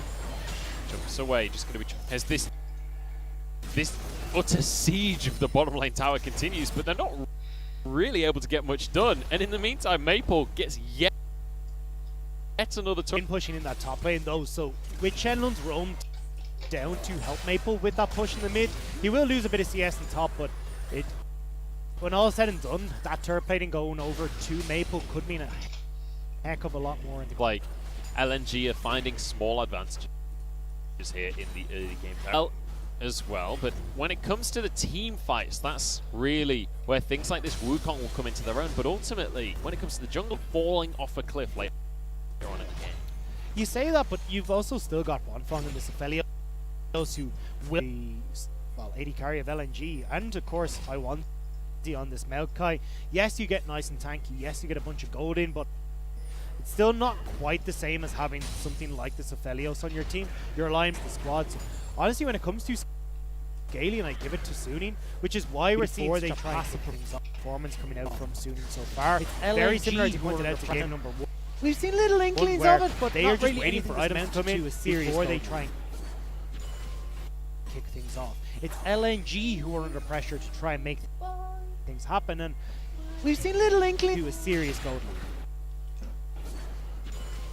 Just yet, at least. Well, Dragon will be spawning in a minute and 20, so maybe that'll be Fancy feet. That was a little bit close for Angel, but he gets away with it, so very nicely done with the distortion at this point in the game. But look at the difference in gold between our mid lane is here. Because Maple is feeling really strong. About 4 of those turret plates, so that's pretty much, yeah, you got the kill as well, which is helping, but Maple has been silently but surely getting enough gold in the mid lane. Now you've got this Rift Herald coming as well, and with how low the mid lane turret is, I think it'll be, unless they're trying to bait out Suning to protect this mid lane turret while they turn over towards the dragon in 30 seconds.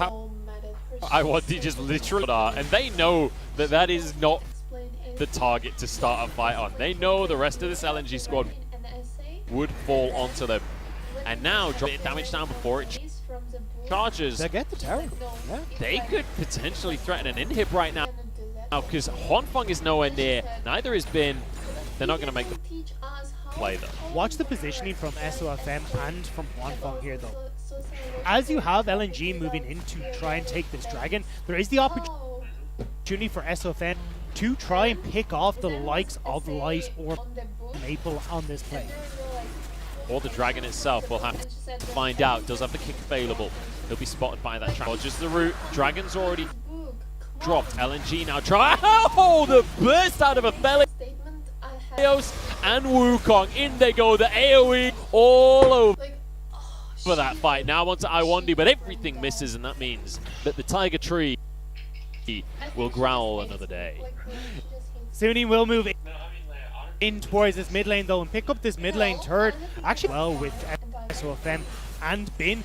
The engage there was beautiful though from Suning. Again, the second they figure out how they want to approach these fights, when they've got some of these items completed like Bong, they're happy to take these fights, and coordination on point there.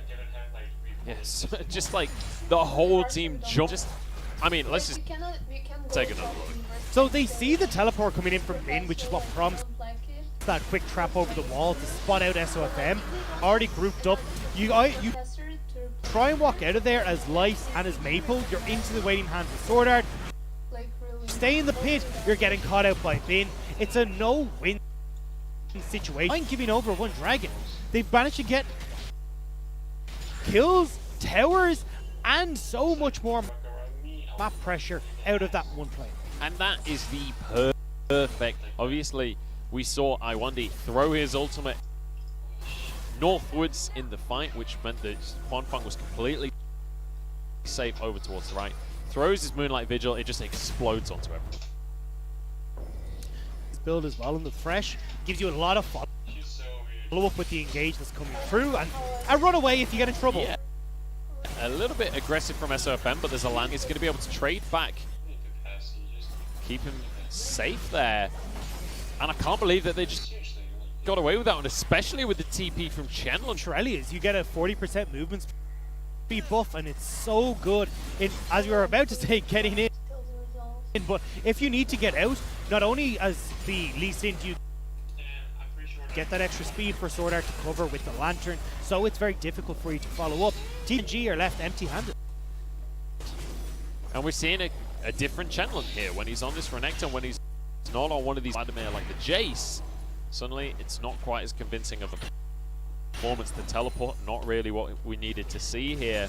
He's falling back. Trinity Force for a bin here as well. Like, this is pretty much him saying, hey look, I am there being a massive backline threat in these team fights, but also gives them the option to split push against this Renekton, which I really like, because Bin has been pretty good at joining with the Titubs, but just forcing Chenlong to fight against them when the Renekton's a level down. He's also now starting to fall off in this matchup means that Suning now have further options. See, the thing I'm most excited for Suning here is just this team is clearly on the same page, which is something that when we look at the middle of the table, the biggest issues is they've got some good players, but they're just not really on the same page. It's not singing from the same hymn sheet. If there's anything to take away from this series so far from Suning, it's that they are completely on the same page. And that's looking fantastic when you consider they finished spring 7-9. They were so close to that 8-8 mark that they needed to try and make playoffs. Realistically, with how much Suning grew over the course of the spring split, that if we see this growth continue in summer, they should be able to push towards those upper echelons, try and force themselves in towards playoffs contention. Suning for Worlds 2020 confirmed. Here we go, big fight on our hands. Dawning Shadow, but there is what Swordart got the kill. Must on here. Support for carry though. This goes the way of LNG. Maybe not Suning for Worlds after all. I mean, look, either years has not made it to playoffs in spring and has made it to playoffs in summer. So they are going to be looking to try and keep that streak going. One death onto Huanfeng, but with the Dragon up in 30 seconds, that's going to give complete control of the area over to LNG. I wonder, I mean, he's on Maokai.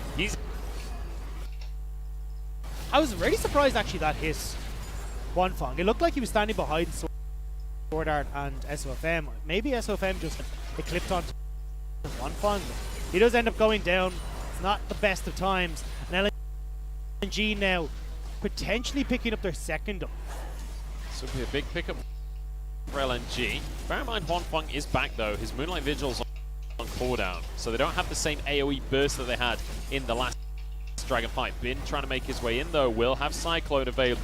So the Smite fight is on. Both junglers the same level here. Sonic Wave in, and it does go the way of LNG. Cyclone onto multiple drop. It's a 1-for-1 trade so far as Angel's stunned up and taken on down, and LNG looking good in this fight. Light has the slows. Swordart can't get away from this one, and another kill for XX. Two big while Huanfeng is separated from the team. Swordart doesn't use the lantern to actually reposition Huanfeng where he's protected by the squad, and as well it's been flashing over to try and finish the pit to support what was there from Suning. And now LNG get the dragon, they get some kills for themselves. We'll have to see if they can turn it into a little bit more gold with some of these towers on the bottom side. And that's two dragons in a row now that LNG have got from themselves. The first one, they got the dragon but lost the... Look at where Huanfeng is right now. He is completely zoned out of this fight. Swordart is able to move a little bit over towards it, but by the time that everyone's dead, there's not enough damage or follow-up then from the rest of Suning. And it's kind of what we talked was when Suning need a front line to set up for Angel, it hasn't worked out. XX is in a whole heap of trouble right here. He's going to get chained up. And he even went for the flash, but the chain still lands. Bin the one to grab the kill credit. I wonder now that after the shot, going to get the root onto everyone. Cyclone gets the knockups. These minion waves going to be pesky for them, but end. It's going to be SOFM pushed away. Chenlong trying to get on into the fight here. This Huanfeng does have a whole bunch of damage. This time his ult's available, so LNG have to be called. Could be on the cards here. XX is dead. Looks like they are going to actually turn towards this. I thought it was, yeah, just clear out the vision more so. Is off on the left-hand side here. Pick off the likes of Maple or Light as they try to move into this position. That crucial ward right there. Spotting everything out from LNG, so they knew that they didn't need to fake of the Baron being taken. So now we reset once again. It's just going to be a bit of a pick. Look at the top line though. Look at the difference right now. CS lead in favor of Bin, but importantly 2-0-3 as well. He's finished his death stance. This monkey is becoming a real... Aphelios is about to become an issue for them as well. Huanfeng has finished his Runin's Hurricane, now to work up towards that last zeal item. I think it might even be a QSS that's coming next. So we'll be delaying that. Chung is now getting into position where you need to be careful of. Chenlon has gone way too far out. The rest of the squad as well. Kicked back and finished off. Bin gets the kill. That's a pretty big pickup. There's nothing on this side of the map for them to grab off the back of it, though. It will mean that they can push in very far on this bottom side, create that pressure when they want to go towards Split push support. Let's go, the split Iwandi. push Maokai. Devastating that tree can be when it faces up against the turret. Dude, he does upwards of 40 damage per auto attack onto those turrets.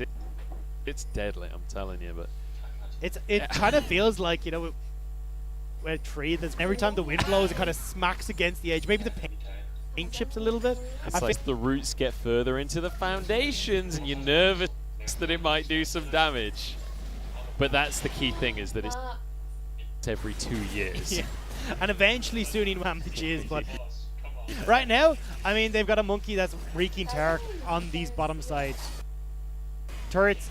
And now this Wukong has exposed that bottom lane inhibitor turret. And as we said, this Triforce build through those structures. Yeah, I mean, realistically, in the 1v1, Chenlong cannot match up to Bin at this stage of the game. And Bin, he was the guy that we roster, especially when we were getting towards the end of spring. He looks like a different top laner, especially on this Wukong. Getting advantages for himself, being able to get some of these solo kills. It's been, that's see now how he's able to try and finish this game out. If he can play as effectively around just a split push into team fights. With this Dragon about to spot a beeline towards this river to try and get themselves in a position to fight against LNG. So if I'm moving towards the bottom side of the map here, Drake spawning just 50, and you can tell Suning they really want this one. They can't afford to let a third ocean go. The Cyclone's in, as is the Moonlight Vigil. Dawning Shadow across everyone. There's ultimates galore, but not much happens. There's a nice kick onto it. 1v1 in the fight. Iwandi, twisted advance to get on out of there. And now onto the Dragon for Suning. And this will put them onto Soul Point. Finally been able to pick up one of these Ocean Dragons in one of these, but eventually it will go the way of Suning. And now again, you've gotten, okay, controlling this bottom side. XX is down for 20 seconds. They can look to put pressure on towards this Baron. Come on. Just clearing away the mid-wave and moving over towards that Baron pit. Clear out the vision. Make sure that they're in complete control. It is LNG though in these fights who ends up getting caught out at the start of that, which caused a lot of these issues, especially when they saw SOFM in their own jungle. Play it safe. Look for the poke from XX. He used slice and dice. That means he's in trouble. Cyclone's just come back on up as well. There's nowhere to run for Bin. Suning just need to go straight towards Baron. You now put pressure where, okay, either Light, as it looks like, is going to put pressure on this bottom side, or going to do anything with that kill. Everyone's backing. Well, they can. There's 30 seconds on Chenlong, so they can recall, have Wukong there as well, and still force the play. Baron down right now, but actually, I don't think they're just not interested. Not about the Baron, Dagda. Not about the Baron. To be fair, it would still be a bit of a coin flip to try and force the play here. Significant smite advantage. Well, I don't think he even try and go for the Baron. It's just about putting pressure there. It means, again, you're in this 3, well, maybe, what, 2 then? 3 then over at the Baron, and 4 there for Suning, so they can just turn and make the play. Now they're going for the Baron. This is not the way this is supposed to go. Well, they do have been pressuring in this mid lane, just trying to clear the waves away. I think they were waiting for us because Bin is here now with his ultimate available. Should this fight kick off, you want Bin to be there wreaking havoc. He's got a Spirit Visage as well. He is one tanky monkey in another massive Cyclone, Moonlight Vigil as well. Everyone's gone golden on LNG, but while you're golden, you're doing no damage. SOFM as he gets the 1v1 on Light, and it's an easy fight for in through this mid lane. I'm actually surprised that they haven't turned back towards Baron to give him a little boost, and with I think 30 they wanna end the seconds game. left, I think I am. he might just be able to end the game. They can just tank the towers I am. themselves, just protect this mid lane. 20 seconds on the death timers still, and I think they're going to have the damage to do it. Bear in mind, there's an Aphelios right there, and he's got himself some height. A 30-minute win for game number 2 here, and win out their first series of the LPL 2-0 over LNG. Suning managed to pick up their victory to start off the LPL on their best foot, and Oaking strong for these guys. SOFM having solid performances on the Jar, and Bin really stepping up on the Wukong as the two players that we called out Can I just like for being the front line and the engage tools for Suning. That like a lot of fans of Suning. Ultimately, Suning looking memory place in my phone. fantastic, and Bin especially. When we look towards the end of I have to believe you. spring, he really didn't look very good. And Here I still today, remember he has I owe you one dance. stepped up. The Wukong especially, I think maybe a ban that you have to go for when playing against Suning in the future. I agree. I think Bin Long as well is a very strong champion. So I think as the split progresses, we'll Ask me another one. stick out in general. But definitely, I think this has been a really Yeah, no. an uplifting. Looking at Wanfeng, looking great on a lot of the Ezreal. I'm a waiter. I'm not Latino. Those Felios up in a lot of those scenarios as well. So, overall, Suning really looking good in this game, and a lot of patience that we saw from them. Not overextending, not falling prey, looking for, and it means that at the end of the day, when they eventually come online with those 2 items, or even actually with the one, we can make this play a dragon. We've got the great engage, and just go. Ages that Suning were making, especially early on, it was just, look, we're level 6. We've got a Wukong, we've got an Aphelios. Let's But that was the big thing for me. The difference for this squad was if that was the Suning of Spring Split, there would have been a lot of don't, and about that time you've already decisive from Suning, and this was a team fighting style from Suning as well. Oftentimes we saw their team fights divulge into just these skirmishes. Here we've got another fight going on over here. Wanfeng's doing his best to run away from everyone over. No real cohesiveness there. This time around though, Suning played that very well. They were all in on the Fem went. It looks really, really strong. Now, the one thing I do want to say as a bit of a caveat to all of this is Suning look fantastic, but it's like if you're practicing boxing against your teddy bear, right? You're going to feel like you're really good at boxing at the end of that session. You can punch him all the way across the room, but it was a teddy bear, so it didn't really fight back that much. Kind of just watched themselves lose in both of these games. They didn't really answer in any way, and yes, Suning looked clean, but how clean will they look if there's a team that is going to put pressure on them throughout these series? That's when the real test for Suning will come on through. And looking at LNG, there's still a lot of the same issues that we saw in spring. I mean, not really having any sort of impact from XX. Yeah, Chenlun, I have to say, actually, it does look like he's doing pretty good. I think he just needs a little bit of help. Still, Maple wandering where he shouldn't be, getting caught out. And these are the 2 main culprits for me, and especially Iwandi as well. I was not impressed with his performances today. So I think we're looking at the 3 overall. I need to see step-up performances from them across the summer split if they ever hope to make it out of that 16-17. And Chandler Yeah, looked okay, yeah. which is kind of hilarious as 2 of the newer players coming on in. I was hoping that XX and Maple would step up, reclaim some of their former glory, especially Maple. You know, this guy that has been in international tournaments, that's won the LMS countless times, not looking like the same guy.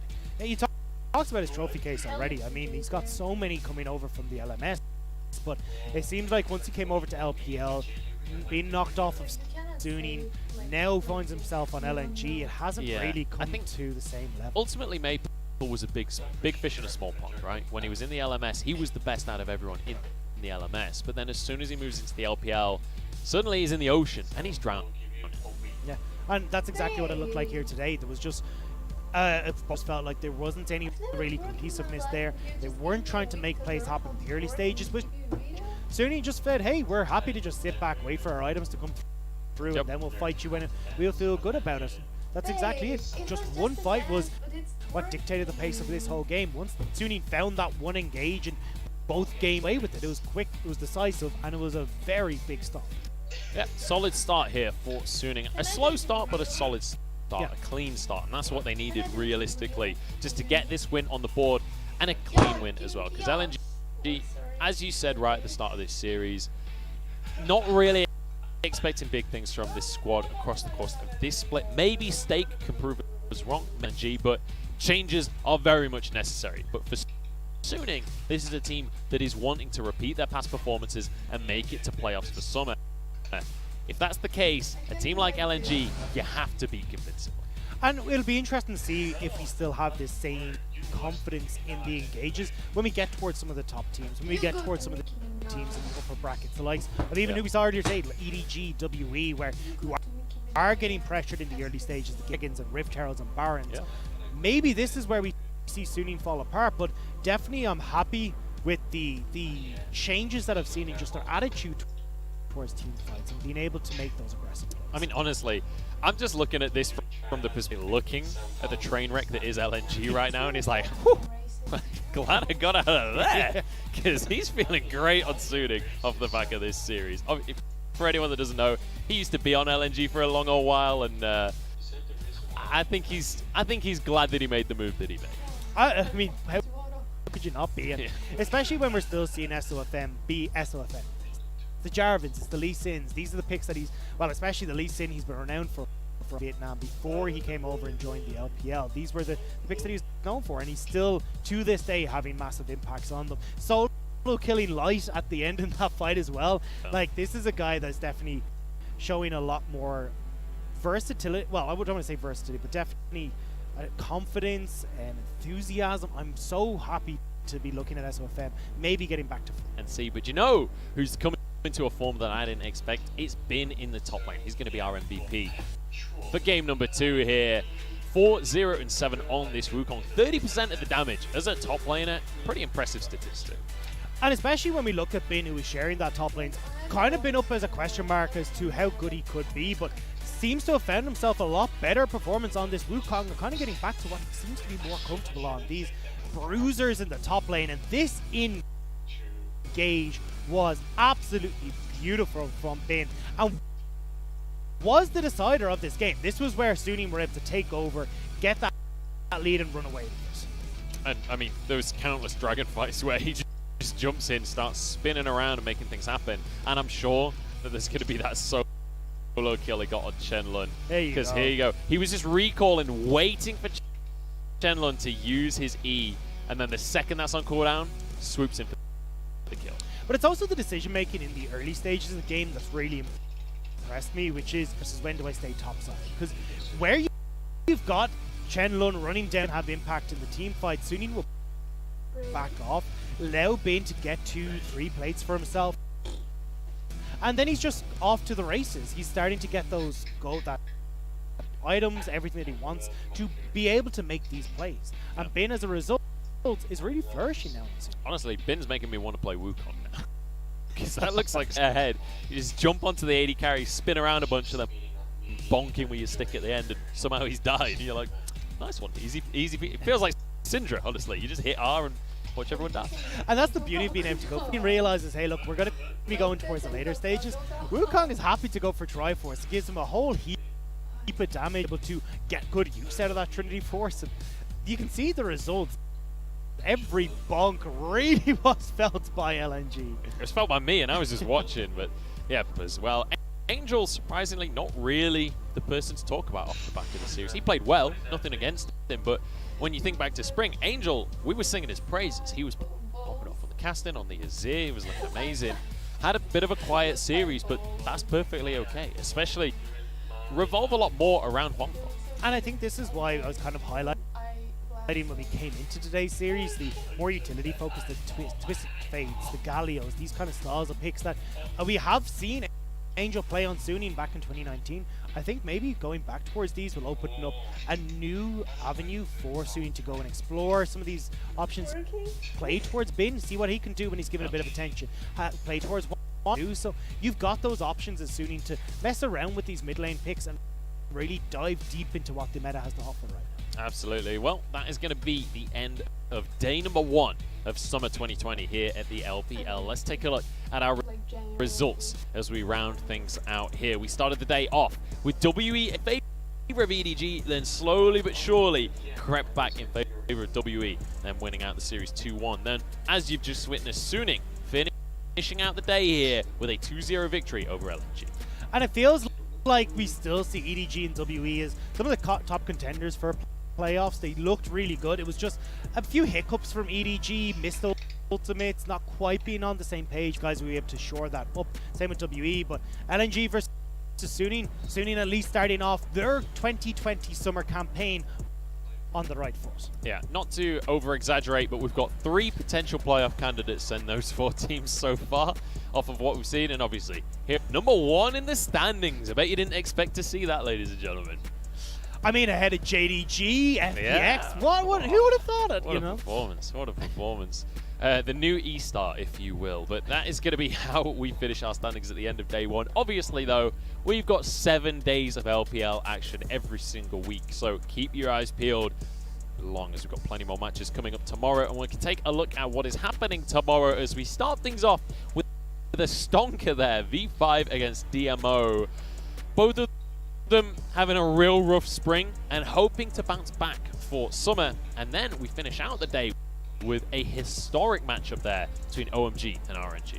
Historic, definitely, and also one that I'm going to be keeping my eyes on for the future. What is RNG like now that you've got rid of Longshin, where you got some of like the likes of Cryin still playing behind Xiaohu in that mid lane? A lot of questions around that organization. And OMG, someone who did make it towards playoffs. I want to see what these guys can do again. Yeah, OMG desperately trying to battle out. They were in that final skirmish for the playoff spots, and I'm hoping that they can continue to improve and make things happen there. But we'll have to wait and see tomorrow through those games. But I've been Munchables, this has been Dagda, and that has been the end of day number 1 here for the LPL Summer Split. Make sure you're tuning in tomorrow. Make sure you're tuning in for the rest of the week and the rest of summer. We're going to say goodnight. Thank you very much for watching. We'll see you tomorrow.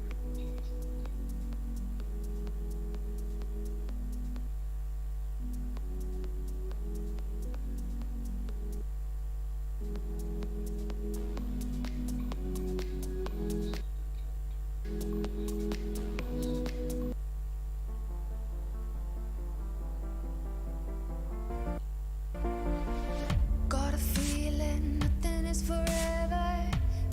Keep your voice low.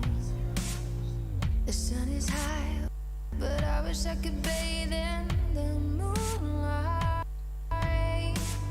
Ooh, this is it now. Come out of the shadow. Make the memory is headed for disaster. Heart is beating slow. I hear the words, I see the ghost of laughter in the afterglow. Ooh, this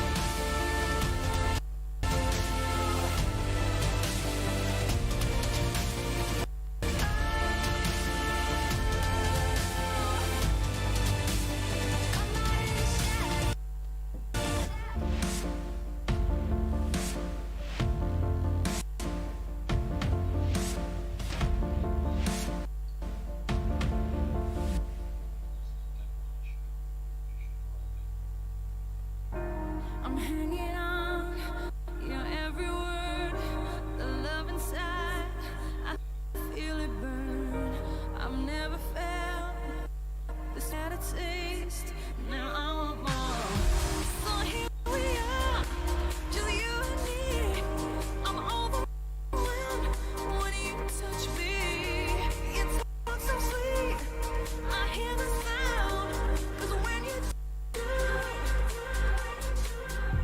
my feet won't touch the ground.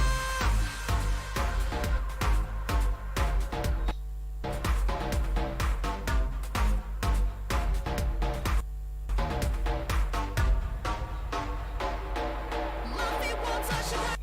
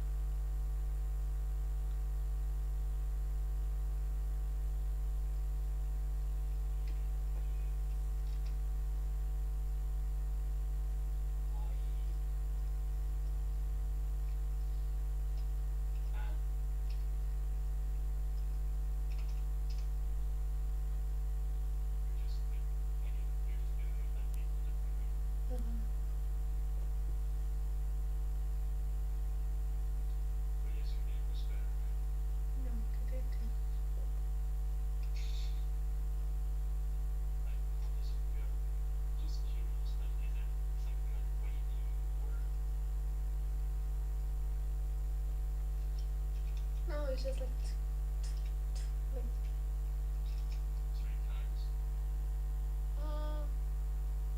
normally two.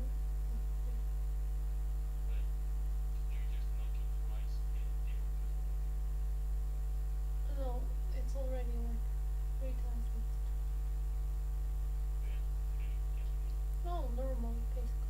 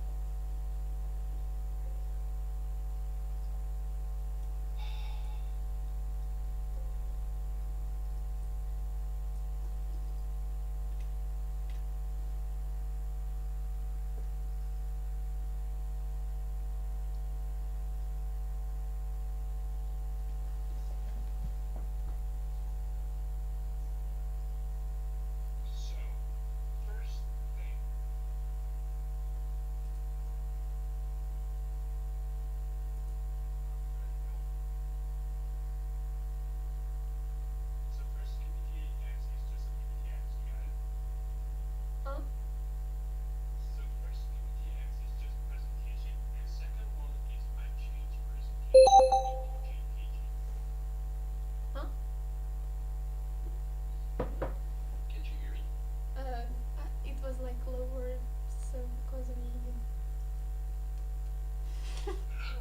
What is that? Well, you enjoyed that. Yeah, that's because I love you. So first thing is presentation itself, Mm-hmm. and the second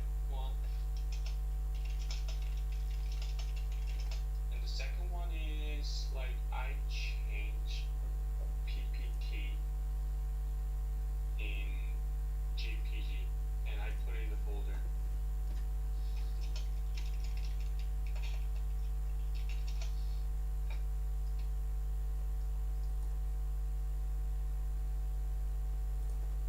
First is PPT, right?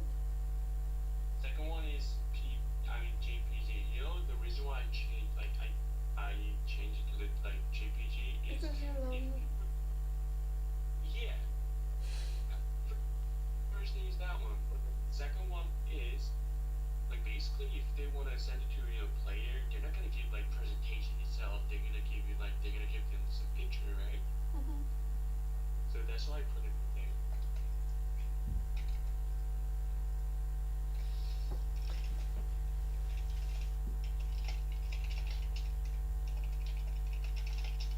And I put it in the folder so that you can check it easily. I'm so Jack, you are such a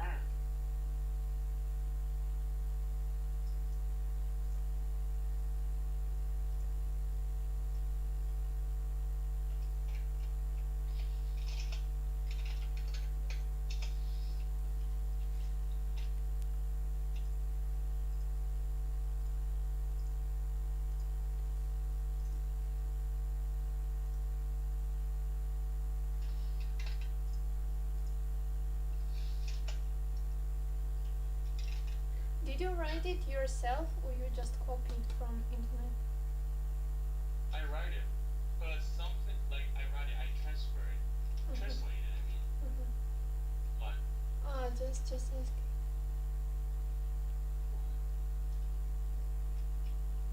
you tell me why. So, babe, the thing I wanna do is like evolution gaming.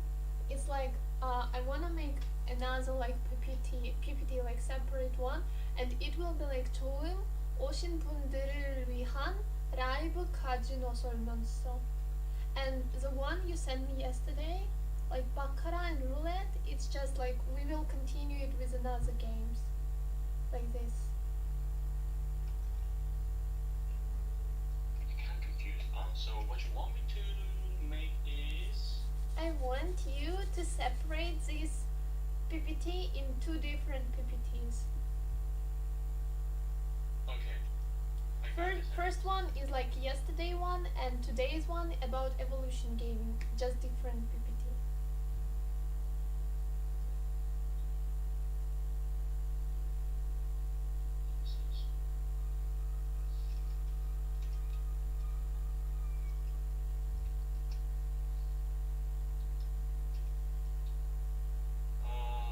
So you want me to separate yesterday one and today's one? Okay. And today's one, write like 처음 오신 분들을 위한 라이브 카지노 설명서. So that's for today's one. Yeah, because it's live 카지노.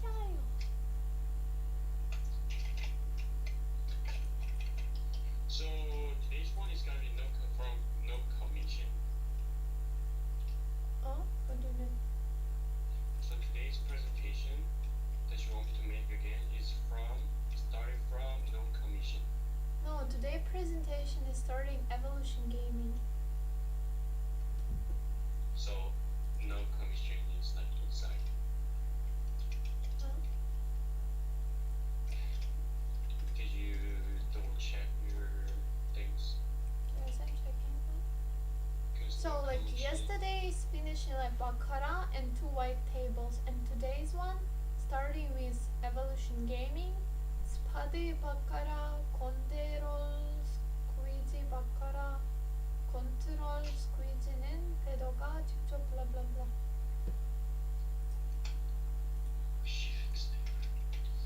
Did you get it? Yeah, you missed one, right? Lightning occur, no. You missed one slide. Today's one is gonna start with lightning occur and lightning roll. Yeah, No. it is. You said me the first one is lightning. No, look. I mean, look, the presentation you sent me. No, Look at I'm dividing right now, so don't focus on that one. look at the screen. Like yesterday, it's just yesterday one is this, right? Roulette, baccarat. The last slide of yesterday one, right? And today's one starting in here, right? No, no. See, you're confused because you didn't read it. I read it. Speed occur is not the one, it's the yesterday one. But why is here So, Evolution until Gaming? now- I mean, shit, it's Why is here Evolution Gaming?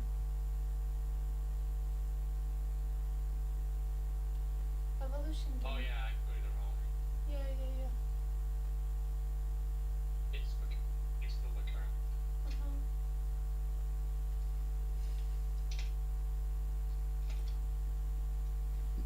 Just still do really well in, Now you say it's fine. in these games. I think he's like an incredible offlaner, and I think sometimes you just see Zai feed. Yeah. Yeah, Yeah, sometimes but- you just see Zai feed. But what It's about his Tidehunter? Zai's or Mind controls. about it? What about his Bristleback? This was pretty good. What about his everything? The guy's a beast. Alright. Fair So enough. the Who would you rather be first one, isolated in a room with? Zai or Mind Control for Like- a full day? Uh-huh. And you can't go anywhere. No, we You're will- just we will isolated with and continue forced to have this one. We conversation. will continue Zai? the first one. Zai? Yeah, I'm friends with him. Okay. right now. Alright. Yeah. I've known the kid for like a really long time. Still Alright. play together. We still talk. Awesome. I think the Yeah. better question is, who would you rather Evolution have on your Gaming Dota team? GPT. I mean, that's the Mm. easy low Only bake about question. Evolution Gaming. Yeah, but it's the only one that's actually relevant. Fair enough, Peter. Alright. We'll Not put to back be- on this one. not to be a Yapsor About like the versus No. I already made GH. my pick.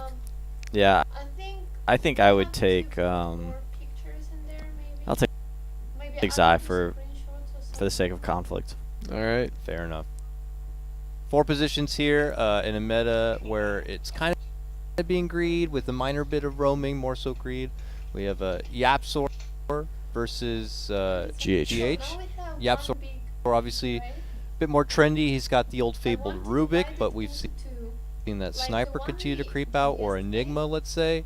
And then GH, we know him for the Coddle, we know him for the Wisp, but his Earth Spirit Yeah. starting to hit the spotlight pretty good. I think I will take Yapsor. Yapsor? I think he's oftentimes more impactful, but then again, Secret is also winning all the time, so it's kind of hard to say. I think GH and Nigma play much better when they're much more like structured. I think some of their best drafts they win in 20 minutes. Whereas Secret, everything's a little bit more loose. They're all a little bit, hey, let's farm, let's chill out. Let's let Yapsor farm 2 or 3 items, and then he'll carry, right? Sure. Abandoned Zai, go farm some stacks in the jungle. It's very much his thing. I feel like they're very different players, and I think if you put Yapsor on Nigma, you wouldn't see very much the same thing, because I think Yapsor works well with Zai because Zai is less greedy, and Yapsor is a much greedier 4 than GH is. and so that naturally works out better. Whereas MC is more farm heavy, so I think like that's just like hard to compare based off of. That's partially why we see the Caudal Oracle supports working. Yeah. For Nigma, and they wouldn't work for Secret, for example. Just delete it and put back Yeah. We have more. Right now we're on what? We haven't done Puppy and Kuro. We haven't done Puppy and Kuro. We haven't done Miracle and Matumba Man. So let's do Miracle and Matumba Man. Save the captains for last. Mhm. I mean, Baby, you look so tired. I'm so I think. Oh man, this is pretty hard. Extra pay to At their best. At their best, peak, I'll take Miracle. I gotta take Miracle too. I mean, that's. Well, what is the inkling behind that kind of a question? Do you feel like these two players have not been at their best at ESL? I think sometimes Miracle can be pretty inconsistent, and I think when Nigma looks bad or is performing poorly in a tournament, I think he looks like he's the problem a lot of the time. Really? I don't know if I agree with that. Okay. Yeah. I mean, I would love to hear some clash on the panels. Yeah, let's have a discussion over this. I feel like if you're not in, I think it's really hard to point one player as the problem if you're not like in team comms or you're not like a part of the team. I just have to look at like how he performs individually, and I feel like even when I see him at his worst, it still looks really amazing. But it's like hard to compare that to Matu because Matu hasn't always been the focus of his teams. Yeah. He is now, and they when they were on the same team, Matu took that sacrificial role, and he was the one, and not getting as much farm. So he hasn't been given as much opportunity to shine. But we have, so I don't want to hold anything against him for that. But with Miracle, he has been given that opportunity, and he at his peak, he was ridiculous, just a ridiculous player. Yeah, when he was at his peak, we're talking about right now. No. We talked about the criteria was at peak. Yeah, but not like at peak. Oh, he was so good 3 years ago. No, I mean, I still think he's amazing right now. Yeah, we're talking about. Oh, he has a really good game today. Yeah, I still feel like that.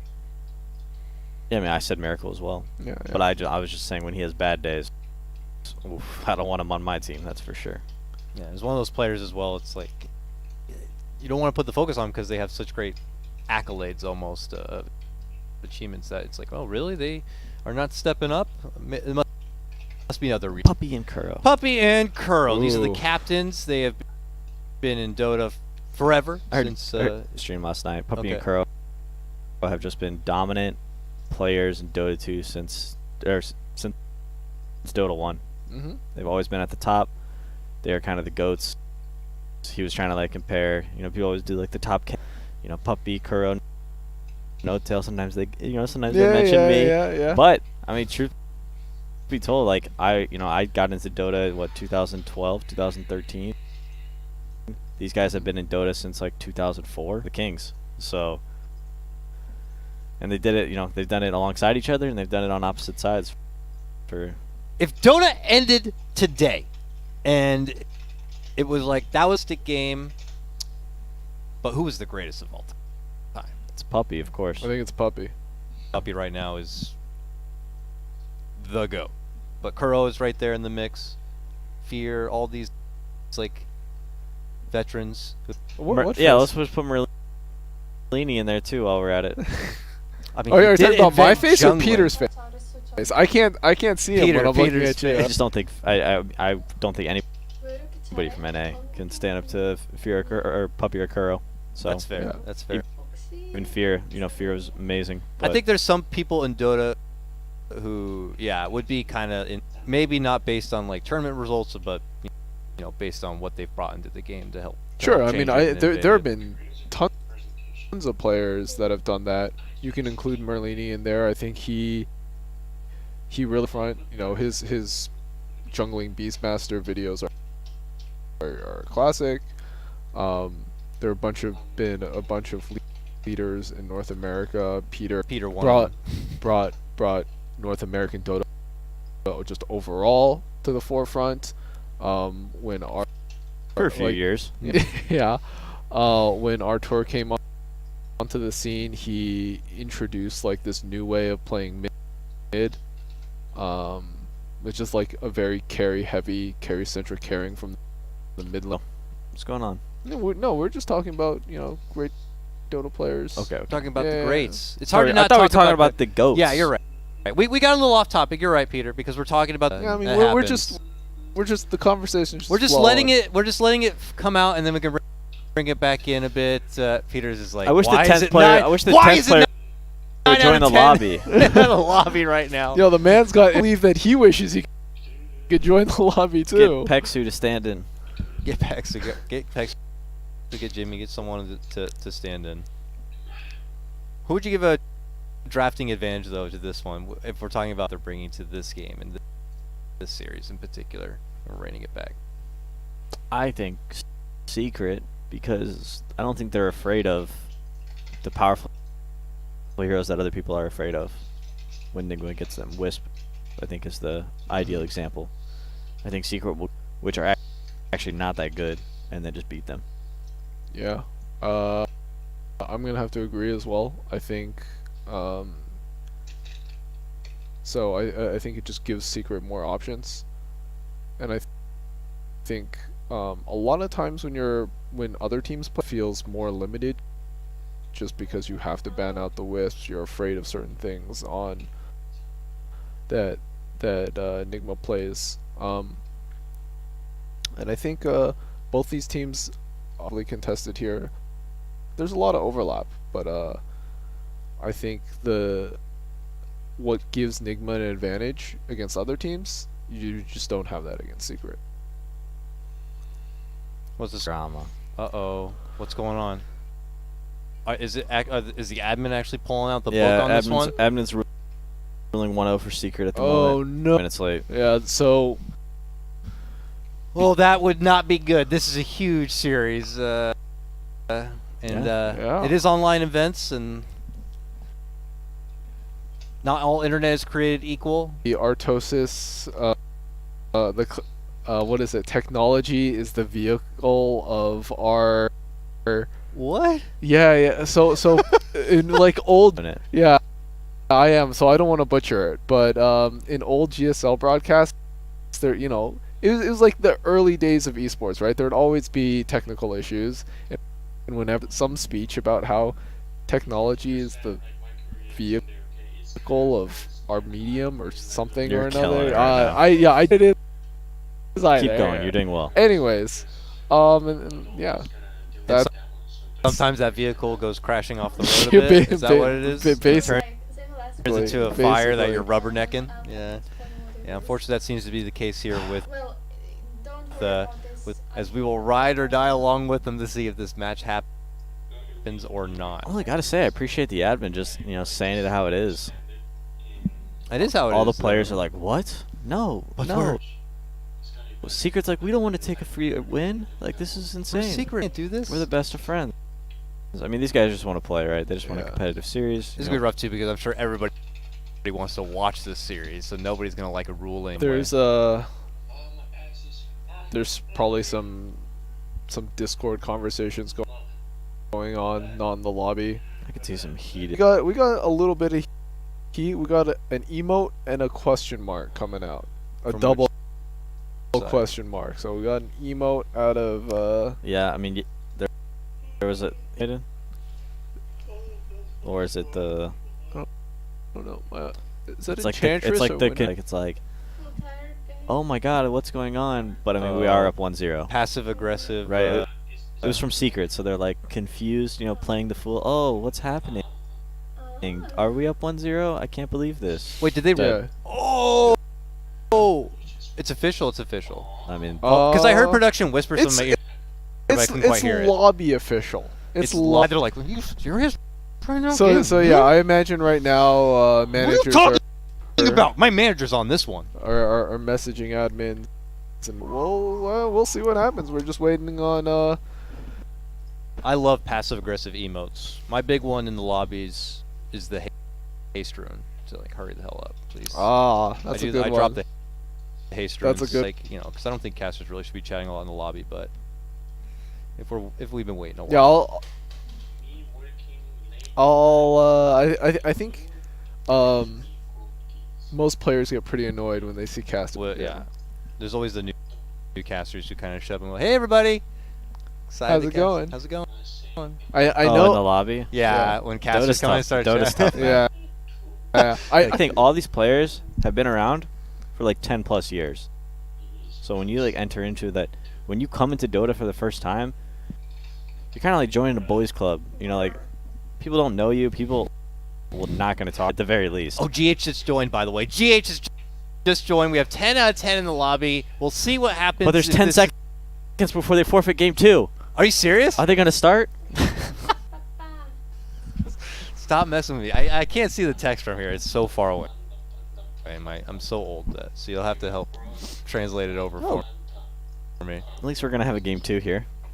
I'm curious. So it's official ruling? I mean, I'm going to wait until the indicator No. It's only lobby official. It's not official.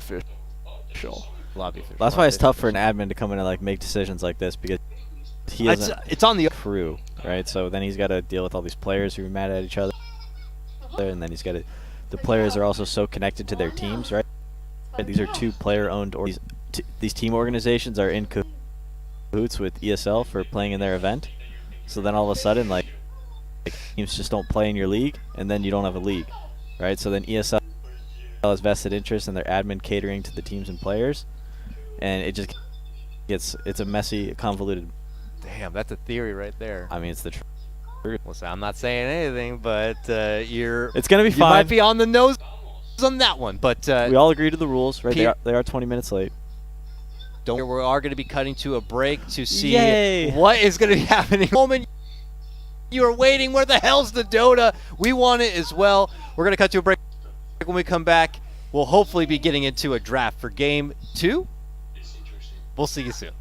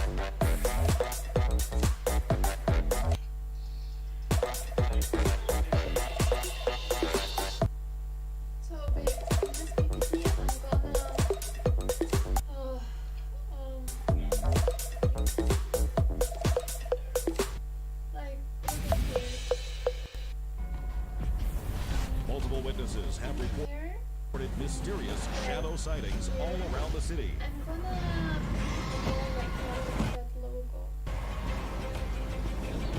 The origin of these shadows is still unclear. I can.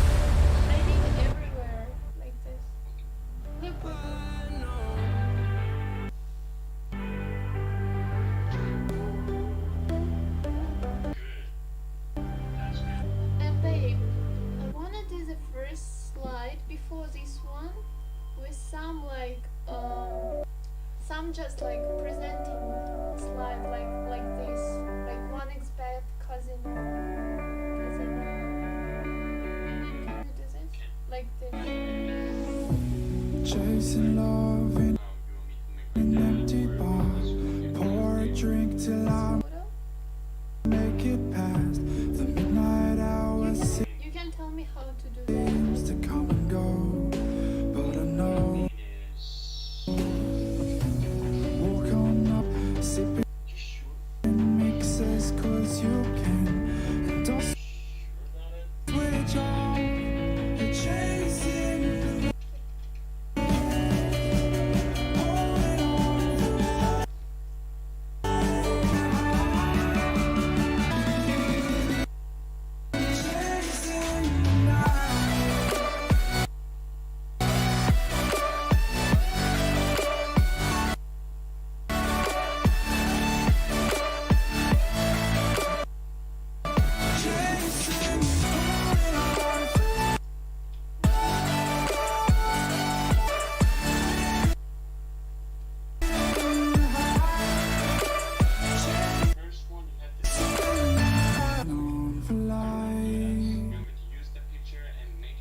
feeding the high, If we can write chasing the night in the night. would be nice. Hotel rooms and city squares, Really? champagne bottles, drum and snare. Then we can just like To fall away when you stay. Locked in love for a night or two, losing sleep just late today. You wanna stay out. Holding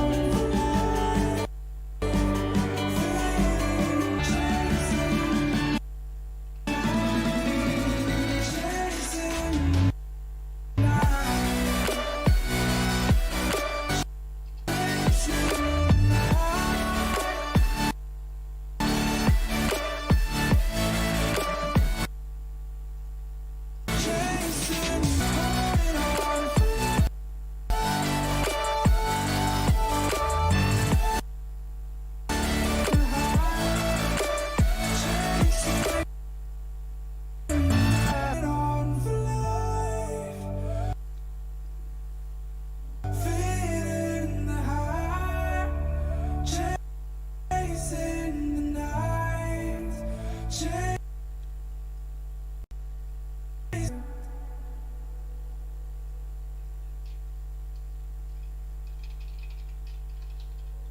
You feel it's hopeless when you think that you lost. Oh, I will take your hand and dust. Oh, here we go, go, go. Let us heal and grow. You won't be afraid to show what we're going for. This is what we know. Still breathing, standing up, everybody's gonna see us that we're holding on. Even if we fall, we will rise, but we believe it, know it is. All you need to know is that we're holding on. We rise and clean my throat.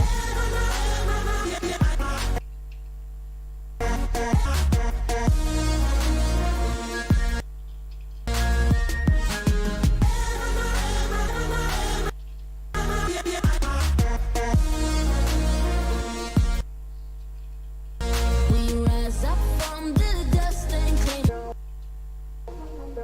we are why we are on this track. Oh, we all have our burdens, yeah, but we just keep on fighting and we never go, go, go. Let us heal and grow. You won't be alone, we're unstoppable. Don't be afraid, for this is what we know. Here we come. Can you send me like Everybody's gonna see it. Oh, all you need already adjusted the to presentation? know is that we're holding on. Even if we fall, we will rise up. We believe it. No, we're not gonna stop until we reach it. Oh, all you need to know is that we're holding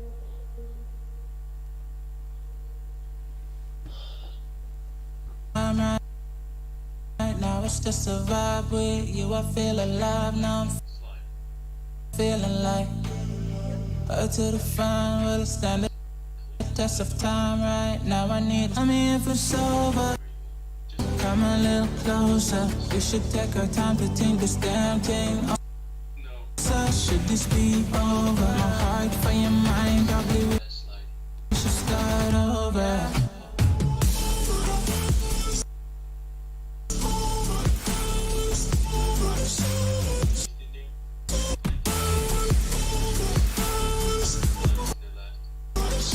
Tell me if it's over. Am I your lover? Are we going solo? Hurry down, go. I'm acting like I don't know. Whisper my name, say what you want. Show me your thoughts, I do the same. Feelings and great. It's still the same. Tell me if it's so sad. We should take our time to think this damn thing over. Should we grow closer? Should in your mind, probably we should start over.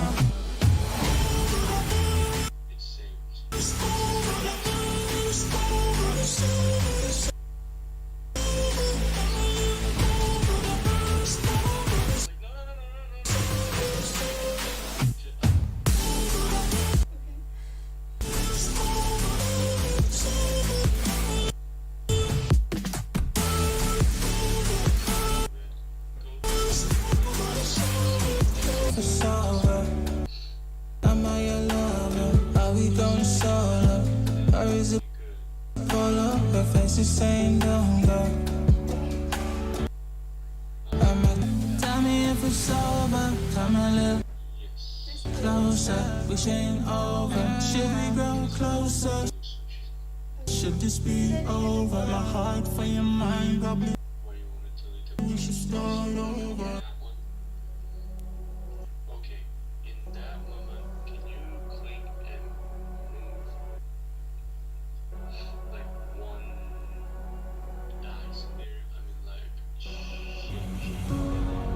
just click and drag it. You're gonna find out what I'm talking about. See? Just move it on the left and click.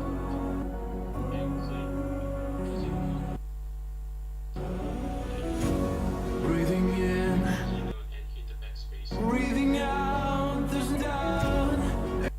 No, hit the Empty mind, steady hands, just stay close, stick to the plan. I hear them coming, galaxy. and I hear them coming. I hear them coming down.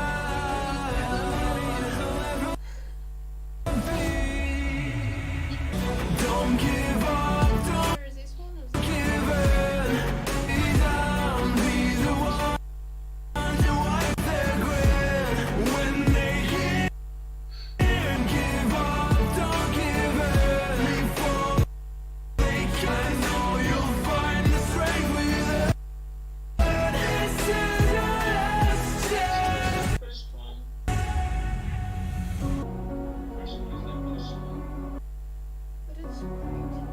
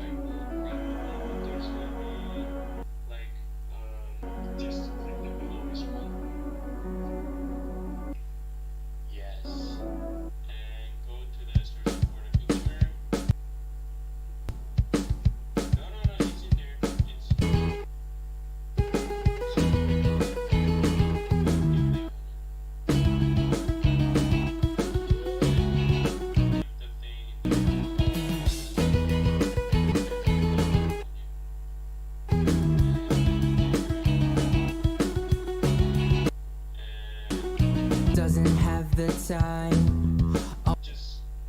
Always talks about all the other guys.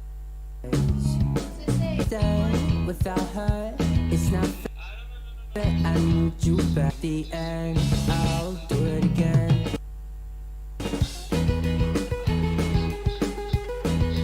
Apply to everything. This is everything.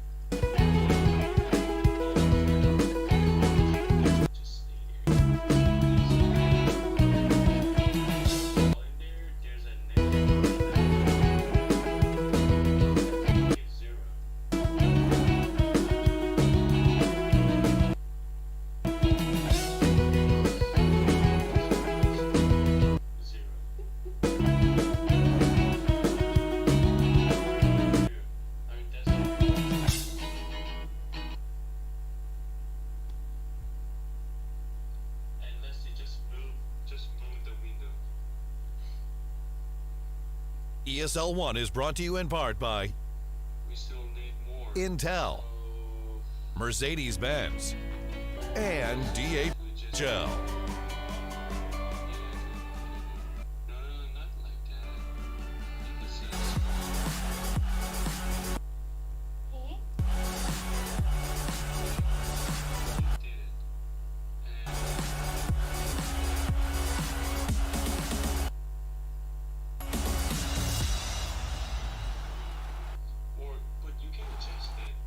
What's up, everybody? Welcome back. It is finally time to get in some on Happy Friday. Secret versus Nigma. Gentlemen, we're going to be hopping into game number 2. This is a ruling that Nigma lose game 1. You know how Nigma, they always quoted saying, you know, upper bracket is for bitches? Yes. Apparently so is game. Yeah. Unfortunately, GH did have some it was not able to be at attendance in the lobby for up to 20 minutes plus. Teams are allowed allocated 15 minutes. We got some extra spice. One loss, so they may have gotten the extra 5 minutes. Still not there. Admin pulled out the book, pulled out his cojones, and said, "We're going on to game." Here we are, game number 2. Secret with the 1-game advantage. Obviously, I'm sure most people were hoping to see the full series, but this is the hand we're dealt, gentlemen. I believe Secret would take a forfeit win from Nigma like this. How dare they? They're evil. They were my heroes. Unethical. Unethical. Anyways, we got a draft, boys. We got Nigma looking to pull this one back for a game 2, game 3 win, if possible. Secret, let's see if they can coast their way to the next round. We brought a lot of the comfort picks for these two teams in our Mercedes-Benz pre-show, and we got to see how that's adapted here in the draft. Viper getting a early ban in this one. Yes. What the lone druid? Well, there's still 2 bans left. Everything else has been pretty standard so far, except for that Viper pick. I guess they're just like, you know, we don't. Nisha don't want to deal with that. Yeah, we want a more exploitable mid matchup. That's true. Nisha had a lot of issues against the Limp Viper. Yes. That was rough. And now we'll also see if Secret do want to, like, go ahead, guys. Yeah, definitely. Take the Wisp. We beat it 2 times before. We'll beat it 1 time again if necessary. Curious what they'll first pick for Team Secret. I feel like I've only seen them with it out of the pool. What do you think they'll go for? No Ember Spirit either. Puppies. What has been Puppy's other go-to? I mean, like Bane. Nature's Prophet, Bane. Oh, Furion is in the. Furion, Bane, Witch Doctor. Yeah. You have to. I don't like Witch Doctor as a first pick. I don't like Chen as a first pick. I think Furion is much better, fills a lot of roles. Unless Secret's not one to do DK, right? Earthshaker. Oh, okay. yeah, Earthshaker. Cool. I didn't know if they would do this, but they did. So Bond with a Rubik +1, potentially. Unless they want to go back for the Wisp. We've seen Rubik against Shaker, but I really haven't felt like the Rubik is dominating the matchup. Yeah, I don't think we've seen that many like great fissure steals or anything like that. We've seen some good Rubiks, but I like GH on that Earth Spirit a lot. And the early Witch Doctor, even though they don't quite see what even the offlaner is yet from Secret's side. They want to secure the Witch Doctor here and now, which has been kind of a go-to snap grab. Going to be picked up here. Not as much flexibility on the side of Nigma with Beastmaster as there is on Secret. I haven't seen them pull it out in the mid lane, for example. So this one seems a little more cut and dry to be potentially Mind Control's hero. That's true. I don't think we all play Beastmaster. No, right? And 4 position? Nah, that ain't happening. No. Either. It'd probably be MC playing it. I think they did really well. Wasn't he the one that played? They played Beastmaster and he did really well, and then they picked Lycan for him. And then he tried to do similar things, but it didn't really work out. I definitely remember the Lycan game because they went Beastmaster, right? He did like the neck, he killed a person during the roar. Sure. Yeah. And then the next game they were like, oh, Beastmaster's banned. We'll try it with Lycan. Yeah. And he did the same thing, but he wasn't able to provide like the same amount of kill threat on the map. So they just super strong, but there's the Puppy Chen. Yeah. Tough thing to lane against. Yeah. On Nigma and put the Beastmaster in the safe lane, try and dodge the Chen lane. Let him get some levels. Chen Shakers. Oh, sorry. I was just gonna say you can just move the Chen down after that, can't you? And yeah, Chen can divine favor some hero back if you wanna. No doubt, but as soon as possible as Beastmaster, trying to get like that level 6, level 7, and then just start roaming. Not have to deal with that Chen in lane. You don't think that's too much of a problem for Nigma to kind of position too early, allowing Secret to just kind of now begin the mold phase? Yeah, they're on second pick, so they're gonna get countered anyways. Sometimes people will choose. I usually like on a 2-3 draft where you pick. You pick like a 5, right? The Witch Doctor, and then your next hero is a core. Yeah. Beastmaster is like, almost guaranteed a core.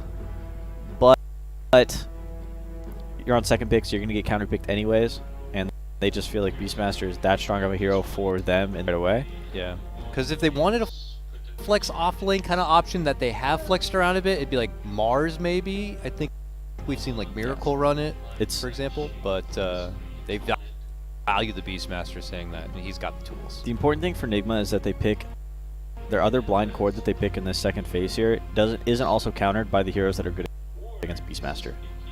So that's like Tidehunter, Kunkka back, these heroes that can put up a wall in front of the Beastmaster push and stop him from being able to, I guess, just push the map, right? Take map control.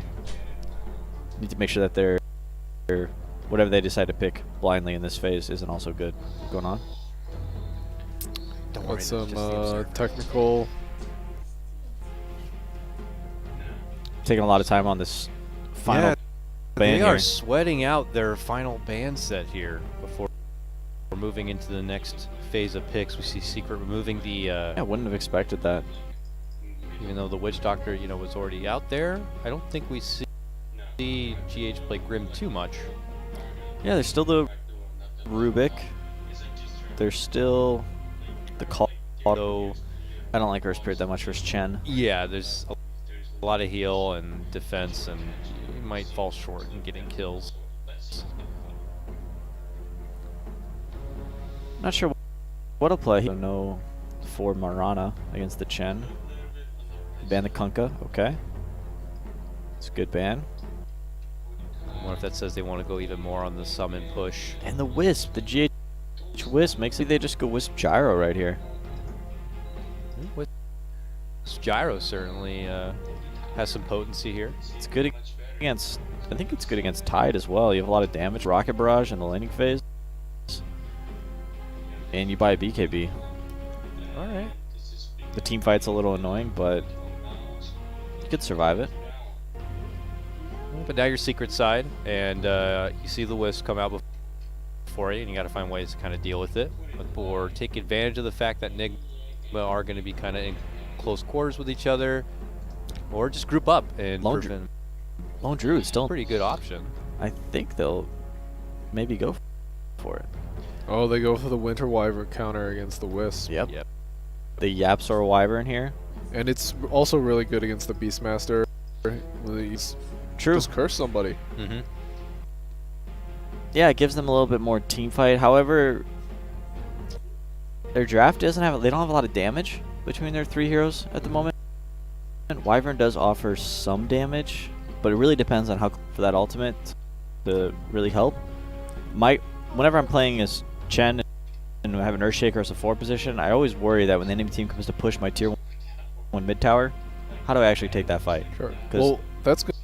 Yeah, don't imagine that's. But he's still not going to have a blink by the time he needs to defend buildings. Like Zai, he might go treads, he might get a bracer or a magic wand, and he might port in. But when he ports in, is he just going to get casked and maledicted, or is he going to get a Beastmaster Boar on top of him? Like, how is he?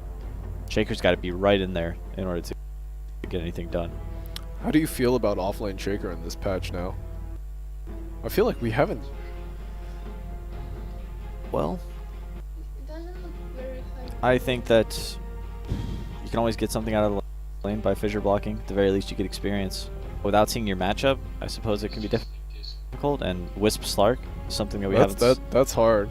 Yeah, it's a tough matchup. We haven't seen it in a while. It used to be straight up just OP. I don't forget how long ago that was. People would just or even just 2-3 Wisp Slark. Yeah, I mean, they have a nice thing going with the Beastmaster for the Roar setup, and then you relocate in with the Slark, and it's really nice too against Wyvern, and always detect when they see him, which means he's about to get jumped. You can even kind of run around the fight and kind of maybe look for the Wyvern in the back. He's got the night vision to find him. Ooh, all right, well that solves a lot of damage issues right there. Yeah, and they have good save for him as well. Even if he runs it, like if he's got his AoE magic damage going, Slark's gonna have to run away. Beastmaster roaring, running in, all of his summons are gonna die, and they have the Wyvern freeze to help Leshrac tank to back him up. And forget about everything else, like their building push as well. It's fantastic. Oh yeah. The only thing they don't have is like scaling physical damage, but is that even a necessity? Lesh offers some physical damage, but I would definitely expect Matoma Man to be playing that physical damage core. Need to not sure what it is though. Someone to potentially be going toe to toe against with the Slark. So you can't get bullied too hard and back by the boars and such. So it leads me to believe some sort of ranged physical core potentially for Matu. Well, he'll have an easier time because Chen could potentially be in that lane against the Beastmaster. Lone Druid still be potentially. I don't know if might be annoying to deal with the. Could get casked. Hit by the cask. Yeah. The coconut. Maybe both. Both are acceptable, I believe. They banned the troll. The other option I think is Gyrocopter or Luna. Maybe could work. Luna might not be the best against Beastmaster. Maybe Gyro, but we haven't really seen a lot of Gyrocopter this tournament. Maybe even pick something melee. I really don't know what their pick is. It's a toughie. There's a Furion still in the pool as well. Yeah, Matsu's definitely played that in a core position. Chen really helps you get away with the harder carry.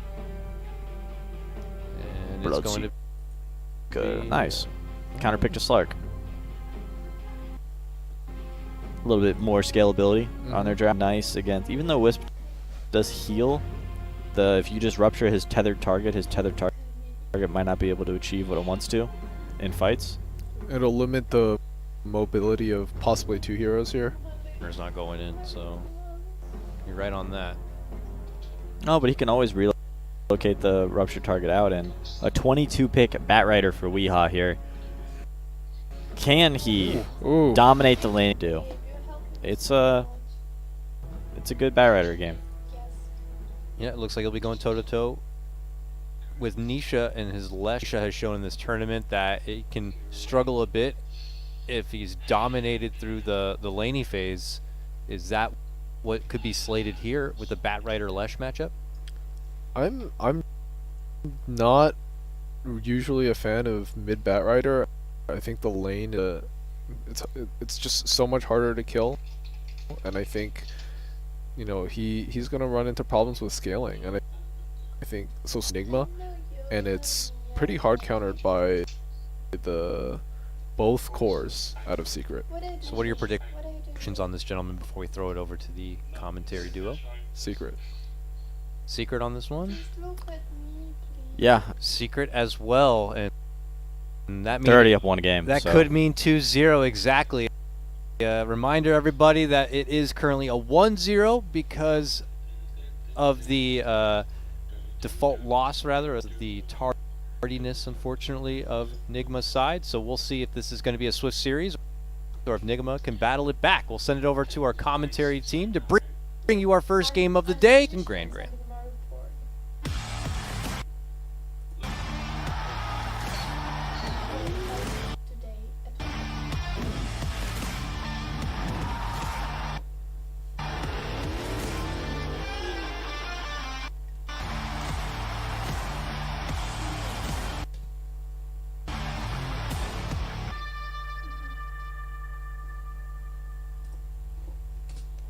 And welcome back, ladies and gentlemen, to game number 2. It is Secret. It is Nigma. And, well, we've got a pretty crazy draft. We did get the IO on Nigma's side. Secret, which we've seen once or twice, but not very often. How are you feeling? Because we see the people at home very heavily in favor of Team Secret. Yeah, and I can't say that's too surprising just because Secret has looked so good lately.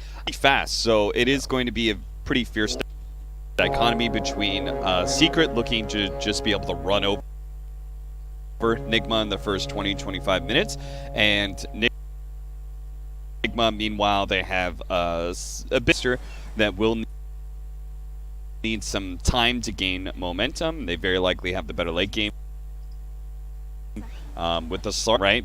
Yeah. Being so heavily countered by a Bloodseeker and a Leshrac means that the Slark's timing, where he can like seriously 2v5 the game. Yeah, it feels like when you're versus Leshrac, you have to get an early BKB. You do think he's going to like 2? I don't know. It'll be interesting to see if like he still goes an S and Y route to stat up, or if he feels like he does have to. And the Earthshaker, right? It's not just that. Yeah, GH actually getting first blooded. He's trying to run away. They've got the heals, and he just ran up and stole the bounty rune in front of 3 of them and then zipped on over to the Slark. And all right, they're still taking this fight. A ton of stolen agility. He's just dead. And Zai, you have to watch out. 24. And now GH just goes to the creep. The stun will double the body block. Zai, you got to watch out. Dude, he is getting... Holy smokes, this was a tri-lane to start it, and guess what? The Dire team, they get the first. So a lot of this game, I feel like, is going to come down to Weehaw's performance. At the Batrider, he was chose Bat versus this Leshrac, so he really needs... Talked about how that's going to be a problem for the Slark, but also he's like the only real fast hero that they have. He's going to get the kill on Weehaw. Weehaw might even survive. I'll be curious. Yeah, he'll pop the... Meanwhile, Zai goes down top just like that. You got kill after kill. Nigma coming in with some vengeance after a very short game 1. Yeah, this Bat Rider is good because it feels weird. Bat Rider's just good for his Lesh because he can't run. I mean, like the Lesh rack. He's just going to be also a pretty strong hero against Bat Rider as well. And then they have Winter Wyvern as a save mechanism for Cold Embrace, but Bat Rider is he's just more time to stack up sticky napalms and put fire on him. It is, and you see these side lanes. GH gets the pull off with the help from Yapzor, so everything coming up Nigma for now, at least. I was wondering how bottom lane was his Bloodseeker. I wasn't too sure. Looks like it's totally fine for the Bloodseeker. Yeah. Mind control a little bit farther down there in CS. Do you think when he gets to level 2 boar, it turns her through? I think they scale kind of equally too, right? Yeah. I think eventually the Beastmaster starts to be level 2 or level 3 boar. Because part of the problem is his boar is going to get stolen a lot. Yeah, it is. So you level it up, he's going to get it. He already takes Roki. Going for the no Maledict build. You agree with that one? Just sustain. Sage's Mask, Clarity, remember, was permanently going off. Yeah. So I tried that out, and yeah, Witch Doctor felt really strong. The one level of Voodoo Restoration with, it's like you can't lose the lane. So it's kind of like you just have like an even better version of a headdress with that? Yeah, basically. He opted for no Sage's Mask, which is fair, I guess, when you're matched up against the Bloodseeker. You probably want the faster regeneration. Chased down by his own boar. God. Don't do it. Own it, mind control. He will get blood righted. Do you get the right clicks? He needs about 3 more. Do we have a fairy fight? 1 more attack. Oh, the courier too? He doesn't save his life. The courier actually gets healed up by the Voodoo Restoration. Yeah, I didn't know that was a thing. Right. But yeah. I don't know how it works. Back to base. Never mind, he has a Chen. And Zai. He goes down top as Miracle once again. He's just stacking up these Essence shifts, and he's back for the Max Dark Pact, but not here. 0-1-2 build on the side. You're really set up to just non-stop right-click people. Weehawk got really haste rune too. Do you? Okay, I was like, do you just run straight at him? He was real low. I was like, need to. You do have the Bloodseeker as well, so we kind of giving this Bloodseeker a lot of free damage bottom, and he is running for him. It's the okay. He was running at the and it was bottled. Wow, that's pretty nice. I've seen some teams do that. So when you get your bottle at 3 or 4 minutes, you have a free refill whenever you need it. When do you think that's? Is it because they saw 3 people start top? Like they know supporting the other side of the map. The cores, I have no idea it's still there. So, all right. And as you talked about, it did look rough from Matu, but you got the Chen on your side. You instantly get ported back. Meanwhile, top lane, though, you're in an even better spot if you're this Slark. He is currently 5 on the Bloodseeker. All these kills. And CS. Yeah, he's going to go the 4-1-2 route that we've seen. Again, the IO with the raid hits with people. You really want that second level of Essence shift, so you can... The important part about it is that those stats are stolen for longer, so it means it just has a larger impact on the lane. The hero, once he gets hit 5 times to come back, obviously you can't really wait that long. Yeah, and Zion Yapzor feels like they're getting bullied. I can't pull, and GH says, no, well, I'm just going to right-click the creeps and keep the lane here.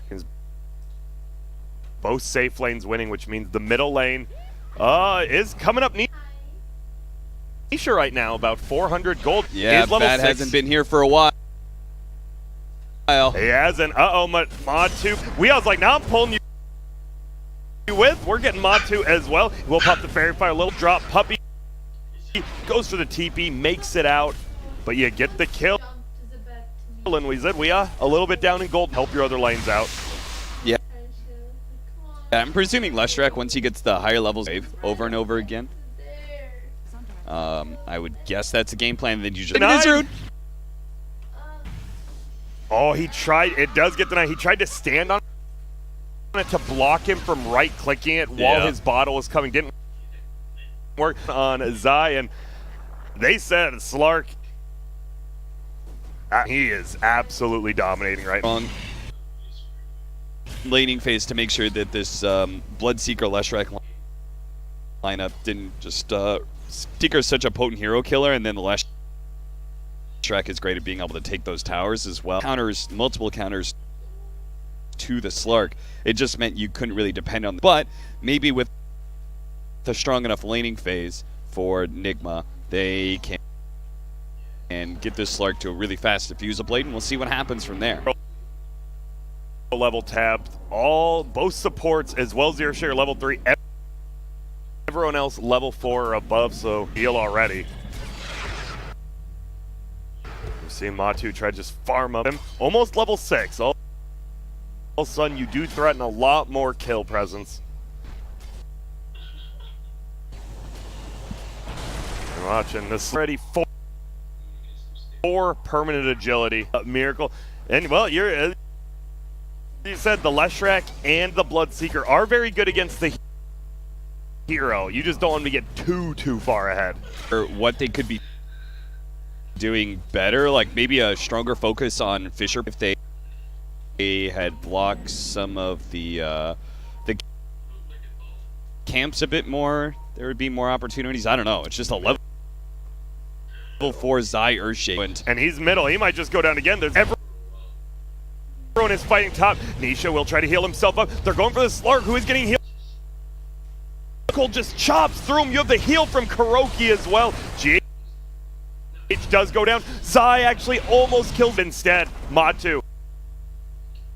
Right click down, a lot of sticky napalm charges, and it's enough. A terrible team fight at this top room for Team Secret. Yeah, they thought, okay, the combination, this is what it is. The AoE damage from the Leshrac, this double healing coming out from both the Io and Kuro's Witch Doctor. Yeah, and you see the items he went, not double Wraith, double Break. Kuroki. Bracer been making a comeback. Uh-oh, we get another pull though. This might be a trade, and this would be a pretty damn down. Weehaw. Level 9 now. Wow. And Miracle, I don't think he's going to stop for one moment. In fact, even he could probably fear 2 tower. Yeah, this is just, they are running at you. You thought the Bloodseeker, that kind of line was going to be running at you. No, it's the Slark in this. That you pointed out is great for that. And he gets, at this point in time, tankiness is additional agility. Just standing underneath the Leshrac or the Rupture and such. So, bottom lane. And the Puppy on a Chen farming bottom as Matu tries to make stuff.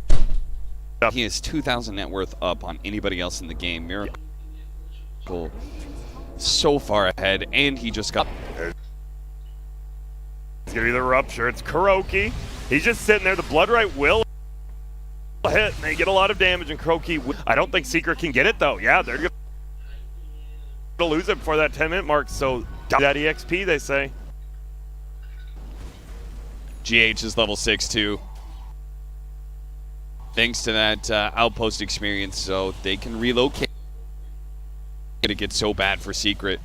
They're going to start just getting corralled in. If they start losing their towers, if they lose their safe lane tower to the Beastmaster, like that's, you're going to go for some sort of Primal Roar, safe lane tower, and then from there you start swooping in, taking more control, tap into the mid tower to try and make another play on that Leshrac.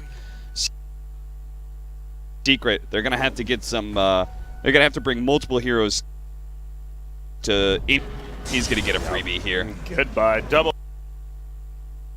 damage Bat Rider, not that he's actually even going to attack him once, doesn't even and gets the kill. They said it, Weehaw has to take over. And 0-3 in 11 minutes now. To travel, and this pick off in the mid, it looks like they want to try and take this mid tower first. With the Beastmaster cutting in. Oh yeah, they're going in from behind. Out the Rupture, but it is on the Witch Doctor. Zai throws out a stun. Is it going to be Now, Weehaw Minecraft's going to be the heal from the level 6 Chen. They just don't have the damage to bring anyone else down. Yeah, we're ready to go back. Get your farm on. Get out of here. Chill. You're already massively up. Yeah, so no. He is going to lose a lot of agility. Zai is here. And Miracle, he leaps ahead. GH says, yo, all right, I'll go with you. Is he going to get this kill? He sure will. He might go for Zai. Now for Miracle. Oh my goodness, Zai. He's going to die as well. This too out of control already. Nisha going on him right now. And during that entire time, Mind Control's like, sweet, free tower, boys. Doesn't even head on over. He gets that. He's like, I'm using my roar to get the... It's so hard to get any of this map back now because you've got the IO relocate plus the quickly. Then you've got the boots to try. You can 5-man smoke up to one side of the map and anticipate that nobody will be there. You'll just get like this one free pick off into show up as 5 almost anywhere in the map. The Bat Rider just TP'd to the Hawk above the tree, so they had no clue he was there. Look at that. Highest kill streak record in 12 minutes for a Slark. Dang. Somebody stop him, Chen. It's not going to be you, Miracle. Another kill. Keep adding them up, Cap. This just feels like all Nigma. I have no stop getting killed. Like they're under their tier 2 tower, and you see yeah, their Leshrac is just not enough. And with the Bat Rider countering him. Yeah, there's going to be a kill. And middle lane as well. Miracle's gone on to Zai. I don't know. Zai doesn't have a game. He's level 6. It is. Either. This is not really... It's still like an early GG. They were getting that dominated. Minutes of Secret's life. Oh my god. What? It's 8 o'clock. That was... I mean, let's a Miracle, man. They said it. It's prime. Miracle might have been the best player of all time, and he looked like 12-0-4, pardon me. Not only that, he was the only... I believe. I might have just made... Absolutely dominant. He had 98. No one else had above 54, so he clearly had more kills. Miracle, I don't even want to say it was the Miracle show, because GH on that IO, he got the first bounty rune. He avoided first blood, not blood himself. I mean, this game was all Nigma. Wow. Anybody who thought, like, oh man, Nigma's going to come into this, they're going to be tilted, it's going to be an easy 2-0 for Secret. God damn. That door pretty quickly, and I can't wait to see Game 3, Grant. Me too. When we come back, the panel is going to break down all 12 minutes of that game, so you better be there.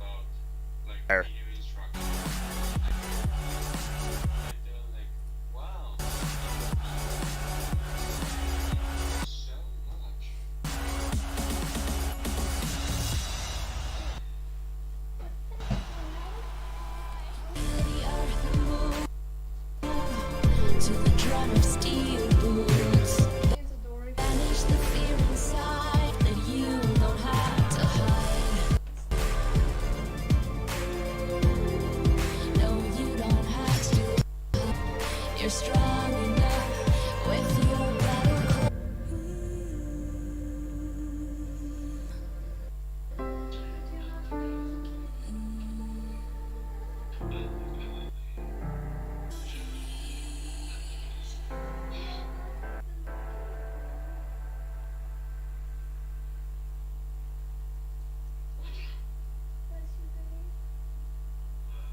I can't pretend to like you.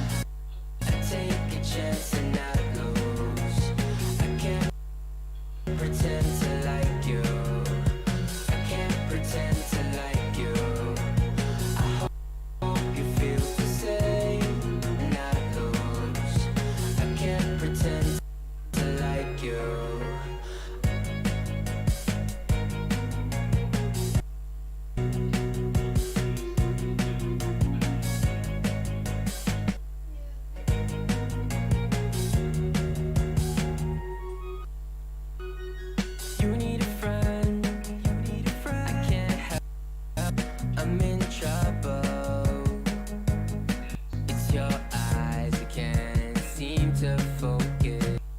It doesn't matter 'cause you live a lie. You want it in the park, but when you call, give you my heart, you rip it out. I can't pretend to like you. Say I take a chance and not lose. I can't pretend to like you. I hope you feel the same. I take a chance and not lose. But I bet you won't wake up at 7 a.m. I think you would.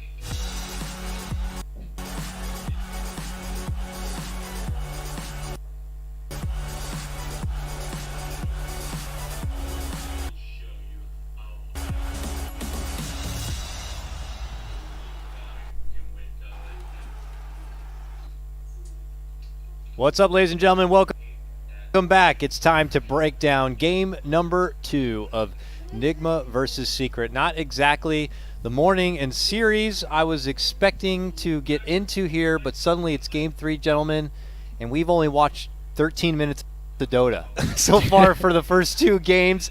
If you were only just tuning in, game number 1 was a loss for full issues on their team, not being able to connect into the lobby and be ready. The loss. So now here we are, 1-1. It's only 13 minutes.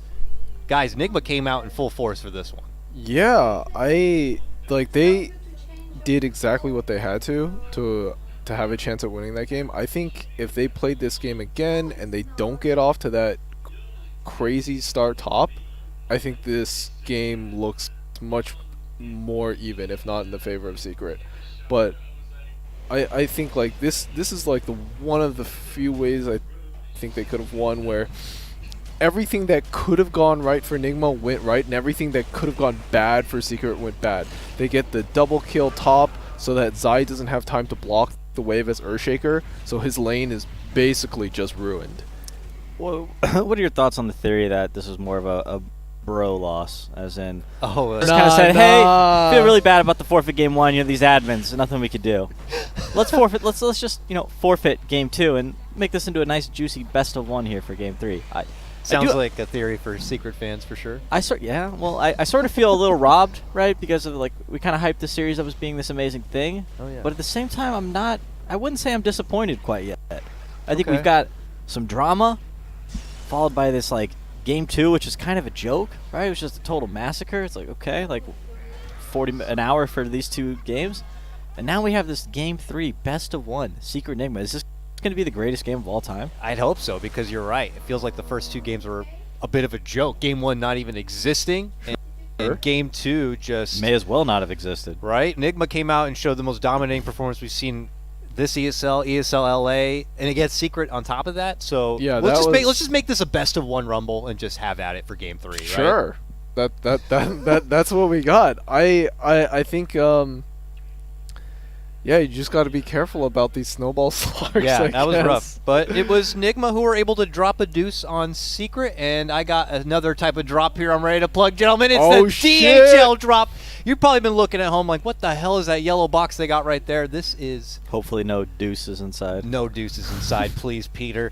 No deuces. So a DHL drop, something special that they're putting out for this ESL is the DHL drop. You have an opportunity to send us your fond memories and experiences from past ESL events, or maybe how you are experiencing this ESL event with your stream set up at home.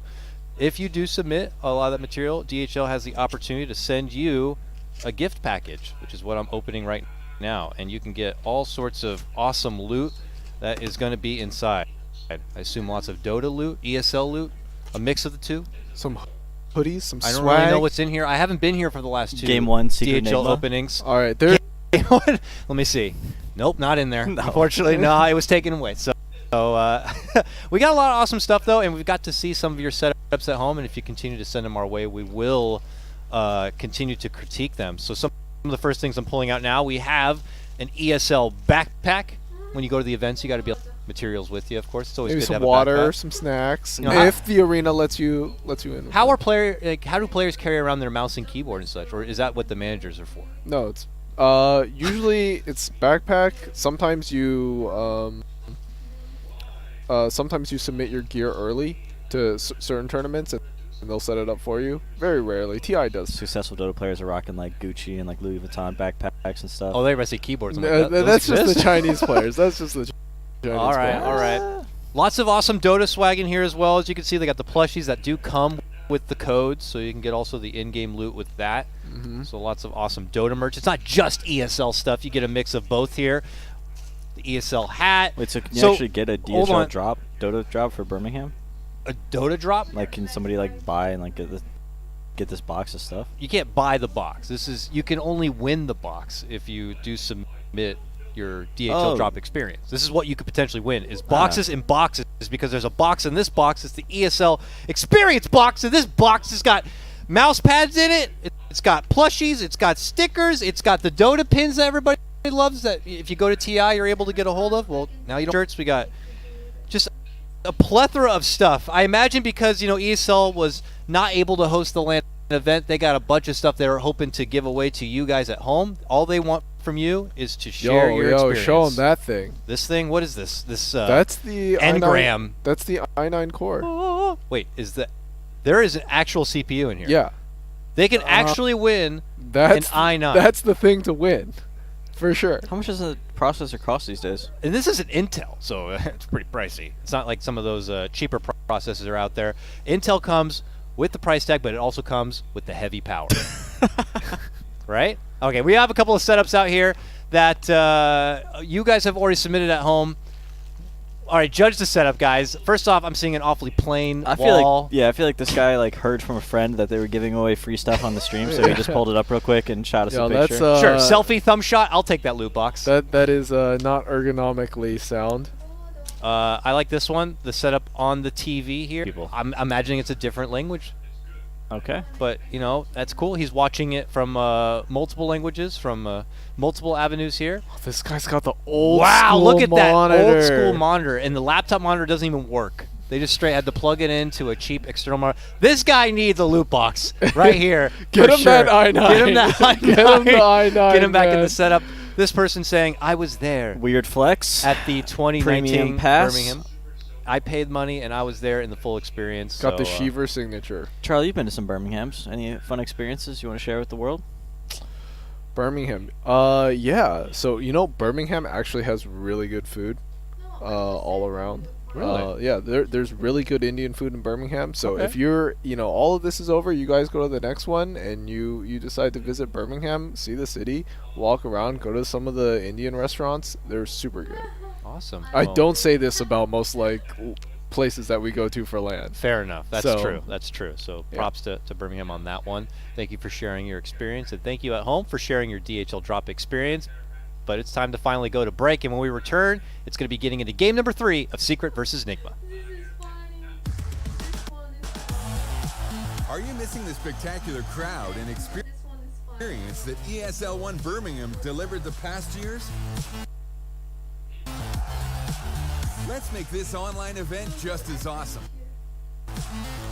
Share your ESL 1 story and send it our way. This can be a memory of a past event or a glimpse into your current home arena. We even provide the DHL drop sign as a digital version. Watch out to find your story featured in the broadcast and win prizes worth up to 1,000 euros. Gamers unite, now more than ever. We rise up from the dust and claim our throne.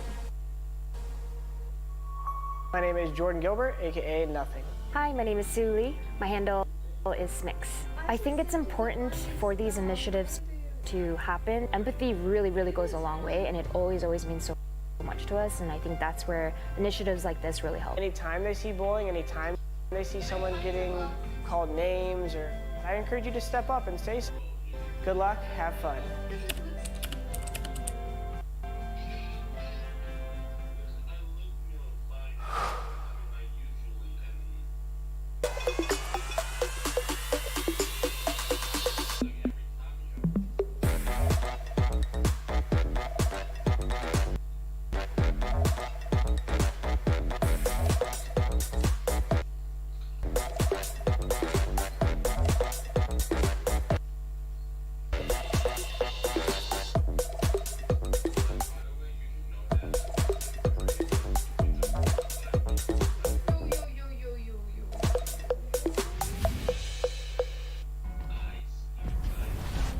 witnesses have reported mysterious shadow sightings all around the city.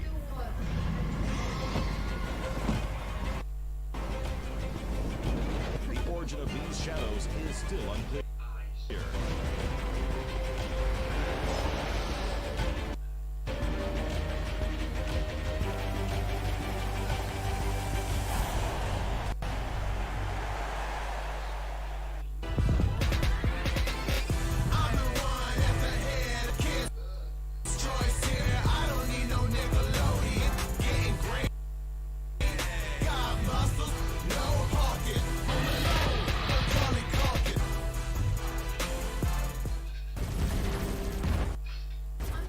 Everybody loves an underdog.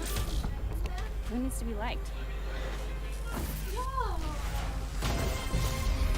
Mountain Dew Amp Game Fuel. Victory in a can.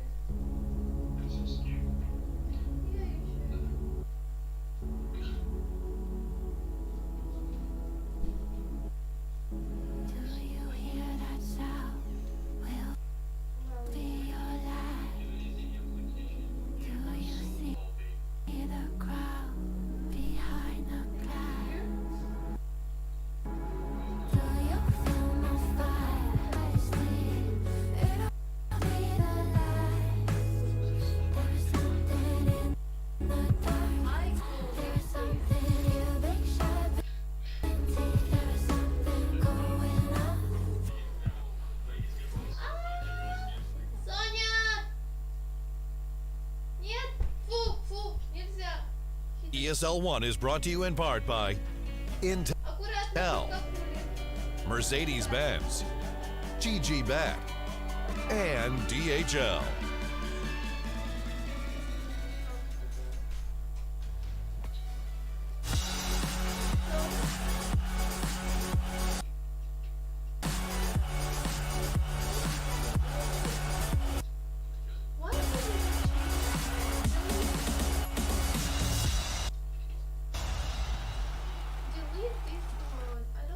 Welcome back, ladies and gentlemen. It's time to get into game number 3 of Secret versus Nigma here, back at the panel with Charlie and PPD. Our game 3 draft has already started. We'll get that right up and underway. And just kind of bring you back as a reminder, it was a def llama due to them not being able to show up at attendance in time in the lobby. Game 2 was a smashing on Secret. Over. Now here we are suddenly, game number 3. But this is the real deal game. One final best of one. One final top 3. Best of one for top 3 to stay alive. And here we go. Earthshaker is the first pick to start out game number 3. It was the first pick in the previous game as well. Secret, however, switching up their bans, going with the ban everything we lost to in the previous game strategy.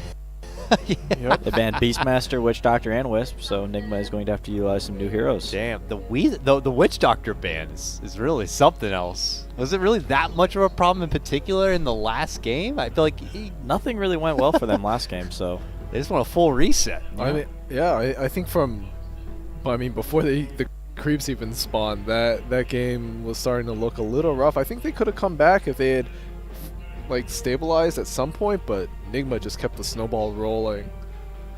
Very surprised to not see Secret go for Lone Druid. Totally ignored it in the last draft. I thought that this hero was something that they're taking it this time. There you go, Peter. I just Quiet. I felt like this hero was so good for them in the group stages and even in the playoffs. I think we've seen them play it. The games that Secret had Lone Druid, it didn't even look like the other team had a chance. They did pick it into the Weaver. Isn't Weaver typically pretty good against the Lone Druid? It's okay. I mean, you can put bugs on the bear and reduce his armor and try and kill it, but you need something as well. Yeah. You need more than just Weaver to take down the LD bear. I think Lone Druid is super strong right now. His hero is like a great laner, offers some way to push towers. It offers disable as well, and it's it's also like the bear is also a front line in some way. All right, well, Nigma move themselves into what looks like a 5 position Shadow Demon. Nigma drafting with a lot of confidence, very, very quickly. It could be anything. We've seen Tusk played as an offlaner, potentially be my controls hero. We have seen GH in the past has played a lot of Tusk. We've also seen Kuroki play Weaver. So who knows? The Shadow Demon could be GHs, the Tusk could be MCs, the Weaver could be Kuros. It's a very open draft, and I think that's a good strategy here on second pick from Team Nigma. Adding some more additional damage for the Lone Druid Bear. Soul Catcher, I believe, works on it. It's quite good. Your 3 picks in, though, is there any potential holes in the draft that Nigma have thrown together for themselves? I'm noticing might be lacking a little bit in like team fight overall. Yeah, they're definitely very single targets. They're lacking AoE. They're lacking a frontliner. They're lacking a decent amount of lockdown. Right, I would say Tusk is kind of a soft lockdown hero. Snowball isn't reliable nor instant. Yeah. And the punch isn't really counted as a disable until he has a blink dagger, and even then, it only lasts for like a second and a half. They have save coming out of their ears, though, for sure. Whoever the potential late game core is, you know, you got Disruption, you got Snowball, you got Weaver's ult with Ags. I would love if Secret doesn't take AA. Okay, they take Puck. Very open pick from Secret. This could be a lot of roles, I think, for Secret. I was thinking if Secret showed their 5 position, it might open up Death Prophet for Nigma. And because Secret had already showed their 5, they wouldn't have to worry about Ancient Apparition, which would be very good against. You know, they have all these saves, right? But I'm not sure it would be enough. Okay, but like you mentioned, the Puck for now, and the flexibility also being shown from Secret's side. But this will be a very revealing pick for Nigma. Puck, very mobile hero, so even if it is played as a support, it might be really effective still. Definitely see Zai playing it this game. Seems potentially likely. I'm not sure if Puppy will play the 5 Puck or 5 Shaker. Not sure that we've seen the Puppy Puck too often. It's the 17 Weeha Viper. Viper suddenly back in play now, fellas. More single target, though, to go along with their already single target heavy kind of lineup, but he is a lane dominator. I think good against Lone the Bear. Druid destroys Viper on mid lane. Yes, I think you can just put the, I think that is what's going to happen. I think Viper gets a little bit better towards later in the game because he can remove the passives from the Bear, so Bear like can't root and stuff. Sure. Right? But it's still a hard matchup. You want to harass down the hero, but this Bear is just hitting you, and your mana pool isn't great. So you don't want to just be orbing this Bear down the entire time. That makes a lot of sense. The Viper gets better. Does the Viper get better though against the Bear later on when you're just like when the Bear is like the main problem and he's there with like Viper Strike to like slow it down? Definitely. Yeah. The landing phase does make sense. That it could be a struggle for the Viper. I think the Nether Toxin also removes the demolish aspect of Lone Druid's Bear, so it just hits. It is a passive. Yeah, it doesn't hit buildings very hard, and that's easy to just like plant on a choke point siege too. For sure. So that's awesome. But it could be rough in the early game, like you mentioned. The response from Secret though is getting a Morphling pickup. Yeah, I like where Secret's headed. Look at these 2 cores that they've picked in the second. Well, potentially a support Puck, but Puck and Morphling. We talked about Nigma really lacking that hard lockdown. It's going to be nearly impossible for them to stay on top of Puck and Morphling in these fights. Is that not on the greedier side to go with Morph and Lone Druid together? Are they going to be able to bring fight to the mid game? I think if their lanes go well, and I think Lone Druid, if it's laned against the Viper, should have a perfectly fine lane. As long as they don't go, like things don't go as badly as they did last time. Like last time, I thought their draft was fine. It's just like every possible thing went wrong for them. With this final pick, Secret, I don't know if they're going to pick a 5. I think Puppy might just play the Puck. He has played it one other time this event, I want to say. Okay, we've seen at least one. That would convince me even more. Yeah, I want to say we've seen a 5-position Puck. Well, he could definitely play the hero, so I wouldn't put it past him to do that. Nigma bans out the Mars. Been a go-to for Secret and Zai to bolster their team fight, especially in this last pick position when they need, just a little bit more. Not sure what other team fight offlaner he could potentially play. They could also just give Zai the Puck and pick Puppy a new 5 position if they felt like there was something that would add. to their team. Puck Morphling, not the strongest safe lane. So maybe get a little bit more lane secure. Yeah, Secret bring more team fight comparatively already between Puck and Earthshaker than anything that Nigma seemed to have. So I don't know if they want to ramp up even more team fight to really kind of crush any 5-on-5 matchups, or if they're happy with that kind of balance and want to go the other direction where they could get, like you mentioned, a 5 position that could save because they don't have too much save right now, or just kind of go more aggressive. I think Nigma definitely needs some hard stun here. Yeah, you're right about that. There is actually no real good lockdown What stun. is the miracle stunner? Is it CK? No, there's no way. It's got to be able to scale at the level of Secret's cores, but also be ready for that lockdown, the silence, the disable. It's coming their way between Puck and Earthshaker, but it is Secret's pick first, and the Nature's Prophet comes out. Still doesn't even quite reveal exactly what they want to do. No, I like it. Furion always just a safe pick when you're not sure what to grab. However, they are lacking a bit of team fight. So if Nigma can pick something that they could potentially 5-man with, might be difficult for Secret to contest them in 5-on-5 engagements. They do have good split push though. Lone Druid, Furion, Puck, even Morphling to some extent, quite good at spreading out on the map. Oh yeah. They definitely can take objectives at the pacing they want. Could be a long game. Maybe they move Weaver to 1? If they feel like they can crush a lane, they could do that. I'm not sure what that pick would be though, because you really need a high impact hero. Like in the previous game they lost pick Batrider because Batrider had 3 lanes that he could dominate. He dominated all of the cores of Team Secret.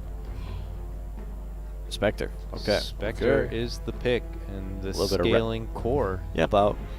Find them, and if Secret takes, Secret chooses the route of ratting up, then Miracle will just continue to farm on Spectre, and eventually we'll just have some late game Spectre with 30k net worth and quite hard to kill. All right, so as the roles kind of divvy out here, we'll have to make some predictions. Puppy is going to be on the 5-position Puck, and on the other side, Mind Control off-lane Weaver.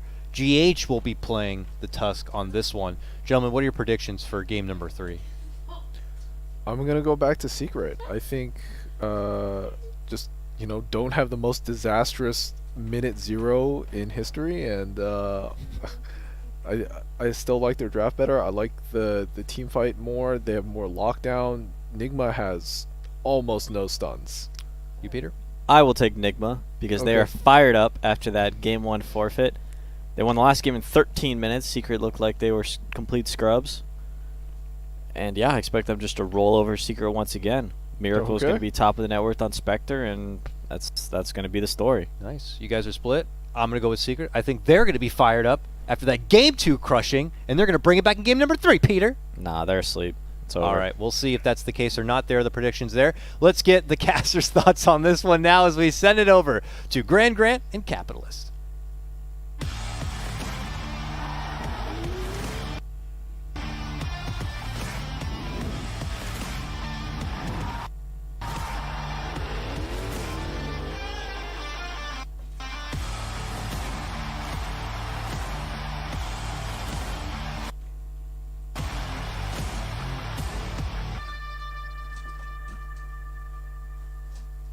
Indeed, one of the quickest games we have seen in a long time. Kept 12 minutes and I believe 37 seconds. It was an absolute beatdown, and now we're into a game 3. Secret wasn't scared to take that Earthshaker first again, even though, got handled. Now it's on Yapsor. But now we've got a Viper Spectre on Nigma's side, so instead of going for this, we're going to steamroll you. Got some late game now. Yeah, we certainly do, and we saw from the odd fight that thwomping that happened in game 2. Which, who are you backing? I'm leaning towards Secret initially just because they have their Lone Druid. They have been on a nice 8-game win streak right now. Pretty much of this patch. Like the last time they picked it before this patch was Vici Gaming in a Dream League. Both casted Secret lost to Vici Gaming by picking a lone druid. But of this patch, when they picked it was the Gamers Without Borders against Na'Vi in the finals, where they easily 3-0'd. Yeah. And then they've just been on tear with this hero ever since. I am surprised that Nigma was willing to give it to them, but obviously if it works out for them better, then there'll be 8 other teams that tried it. Yep, and once again, fight at this top boundary, and this seems to be the place for Nigma and Secret. Kuroki takes them, and they are saying the lone druid bottom. They don't want it up against that Viper, and I kind of, when you feel 20 damage at level 1, you don't do anything, honestly. I think the Viper actually dominates you middle.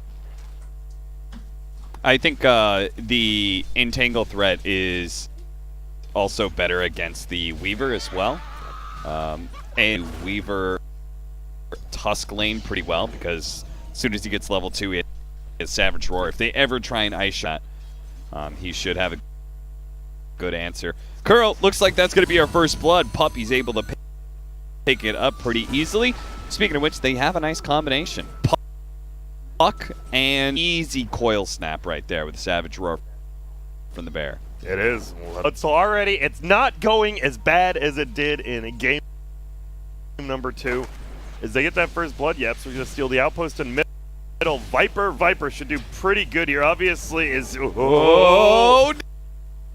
Nisha! The magic it's just too much. He goes down. Puppy, you got to be careful. You are definitely not getting this kill, I don't think. Weehaw tips Nisha, but then the tip on the next side, they are going to get the kill because, well, Yapsor says, hey, I'll turn it around. That's a big commitment early, and Morphly, you just get right-click down the stacking Q. Yeah, chose to take that fight. He could have just waited for his supports to come in. I think he was hoping to bait in the Viper for a little bit more, expecting that his strength morphing would have outdone the damage of that Viper, but you got to respect, as you said, the stacking. Damage and magic resistance. All right. So Puppy is going to rotate down bottom. He gave Matu a lot of time, gets level 3 on his own, and now Puppy says, hey, I'm here, and he's experienced that kill as Weehaw kills. Does it again. Nisha. That's a rough one. And he I just don't know. Yeah, and now Anisha tips him back too, but dude, this mid lane's a disaster. Okay, I see you, Weehaw. You're good. You're good at clicking Q on me and destroying me, and hey, it's working. Yeah, congrats on picking Viper, dog. Puck's a higher level than your Morphling right now. I don't know, but Nisha, he's going to be having flashbacks to that matchup up against Limp. Yeah. He's been struggling in the last couple. I mean, this matchup's very hard, but it's like that's rough. Yeah. I mean, it's very clear he just had the wrong idea of what was going to go down in this lane. Because you could see it was like, oh, the Morphling can be kind of good, right? Because he morphs, all it did, right-clicks the Viper for much more damage than Viper's dealing back to him. But with thanks to the stacking poison attack, it's Nisha who has to back away every single time. Yep. So middle lane, we obviously know where that's again. The side lanes, what are we looking at? Spectre is already technically top of the CS and net worth, but still very even. It's actually the second highest net worth on the Radiant team. I didn't even notice that already. We're definitely a strange game right now, my friends. Yeah. But even if not, a little in favor of this lone druid bottom. Yeah, you would expect this Nature's Prophet lane to kind of be fine. Poison, Kuroki doesn't want to go for the 4th stack here. Nice. The Courier, Yapsor, Enchant Totem into the head. Seriously, 4 positions that can one-shot or very quickly kill Couriers, I think they're so valued. The Weaver, Sniper's okay as well. There's so many heroes that do it very easily, and it's really valued. I mean, it's 200 and it only gets more as it scales. Yeah. 4-minute rune, double damage for the Viper. Almost just one shots the Morphling. Complete domination. As Puppy and GH, they're going to run into each other. Nisha's like, why did I let you guys talk me into playing? Someone had to be awful. It feels a little interesting because it feels like in the last couple of days, Nisha, he didn't even get it. This is hard for me to watch right now. It's certainly on the edge of your seat while watching this one. What? A lot more in the last. Even just this tournament. Yes. It feels like it used to be. Obviously, Zai got sacrificed last game, but it feels like we've seen Nisha just put into really hard matchups as of late, which didn't used to be the case. And there, look, we've got the poison. GH, is he that's a tier 2 tower, my friend. Dude, tier early game. Do not dive those things. Yep. Top lane, they're looking for able to block him, and Zai should get 2 right clicks off here. Oh, it's the wrong one, but still gets the kill. So Zai having a pretty decent time, and Puppy gets the kill on GH. They just run him down, and they'll kill him. Puppy killing streak right now. Yeah, Secret, they saw the tempo that Nigma had. Okay, we are going to make sure that we do something similar. Even though our lineup doesn't look like it's necessarily the supports that are going to rock, but they are doing it together. Him and the Earthshaker are just kind of moving back and forth between mid and top, trying to play fast, trying to force Nigma to make mistakes. Yep, because the top 2 net worth, now you see it. The Morphling, surprisingly, yeah, gets another. Dude, the Morphling is only 200 gold behind the Viper now. These early kills really don't mean a lot, but gold, you really see the impact. Or the lack thereof, I should say. There is a regen rune. Both power runes actually going to the hero you might not expect. It'll be a serious impact if Weehaw can actually hit him with the ult and force Nisha out of lane again. The really unfair thing about Morphling is that sometimes you just morph all the way into agility form when you're low, and you go down to 1 HP, and then you morph back into strength, and it'll actually give you aging for the last 2 or 3 minutes. Yeah, that's what he was trying to abuse on that first blood, too, when you're watching. Not too great. No, it's not. And FaZe Boots, what do you want to see? Is this Jesus. Just... Yeah, absurd. Calm down. He is just dunking them. 2 from the core and 1 from the support. What do you go on mod 2? We always see him get the mask after the FaZe Boots. What do you think he might go for that MKB again? Because we've seen him go MKB twice now as a first item after mask. If MKB is like just a super value item, or what it is that... Oh, the Wrath of Nature, they need vision! It does, okay. And the raindrop. Takes the raindrop charge and kills. That looked like the last possibility. Mind control. Had the sentry down. This is what we're talking about. Oh, but the ulti, the Sad Drawers a little late, and instead he gets Puppy the kill. You're not tanky enough to survive first.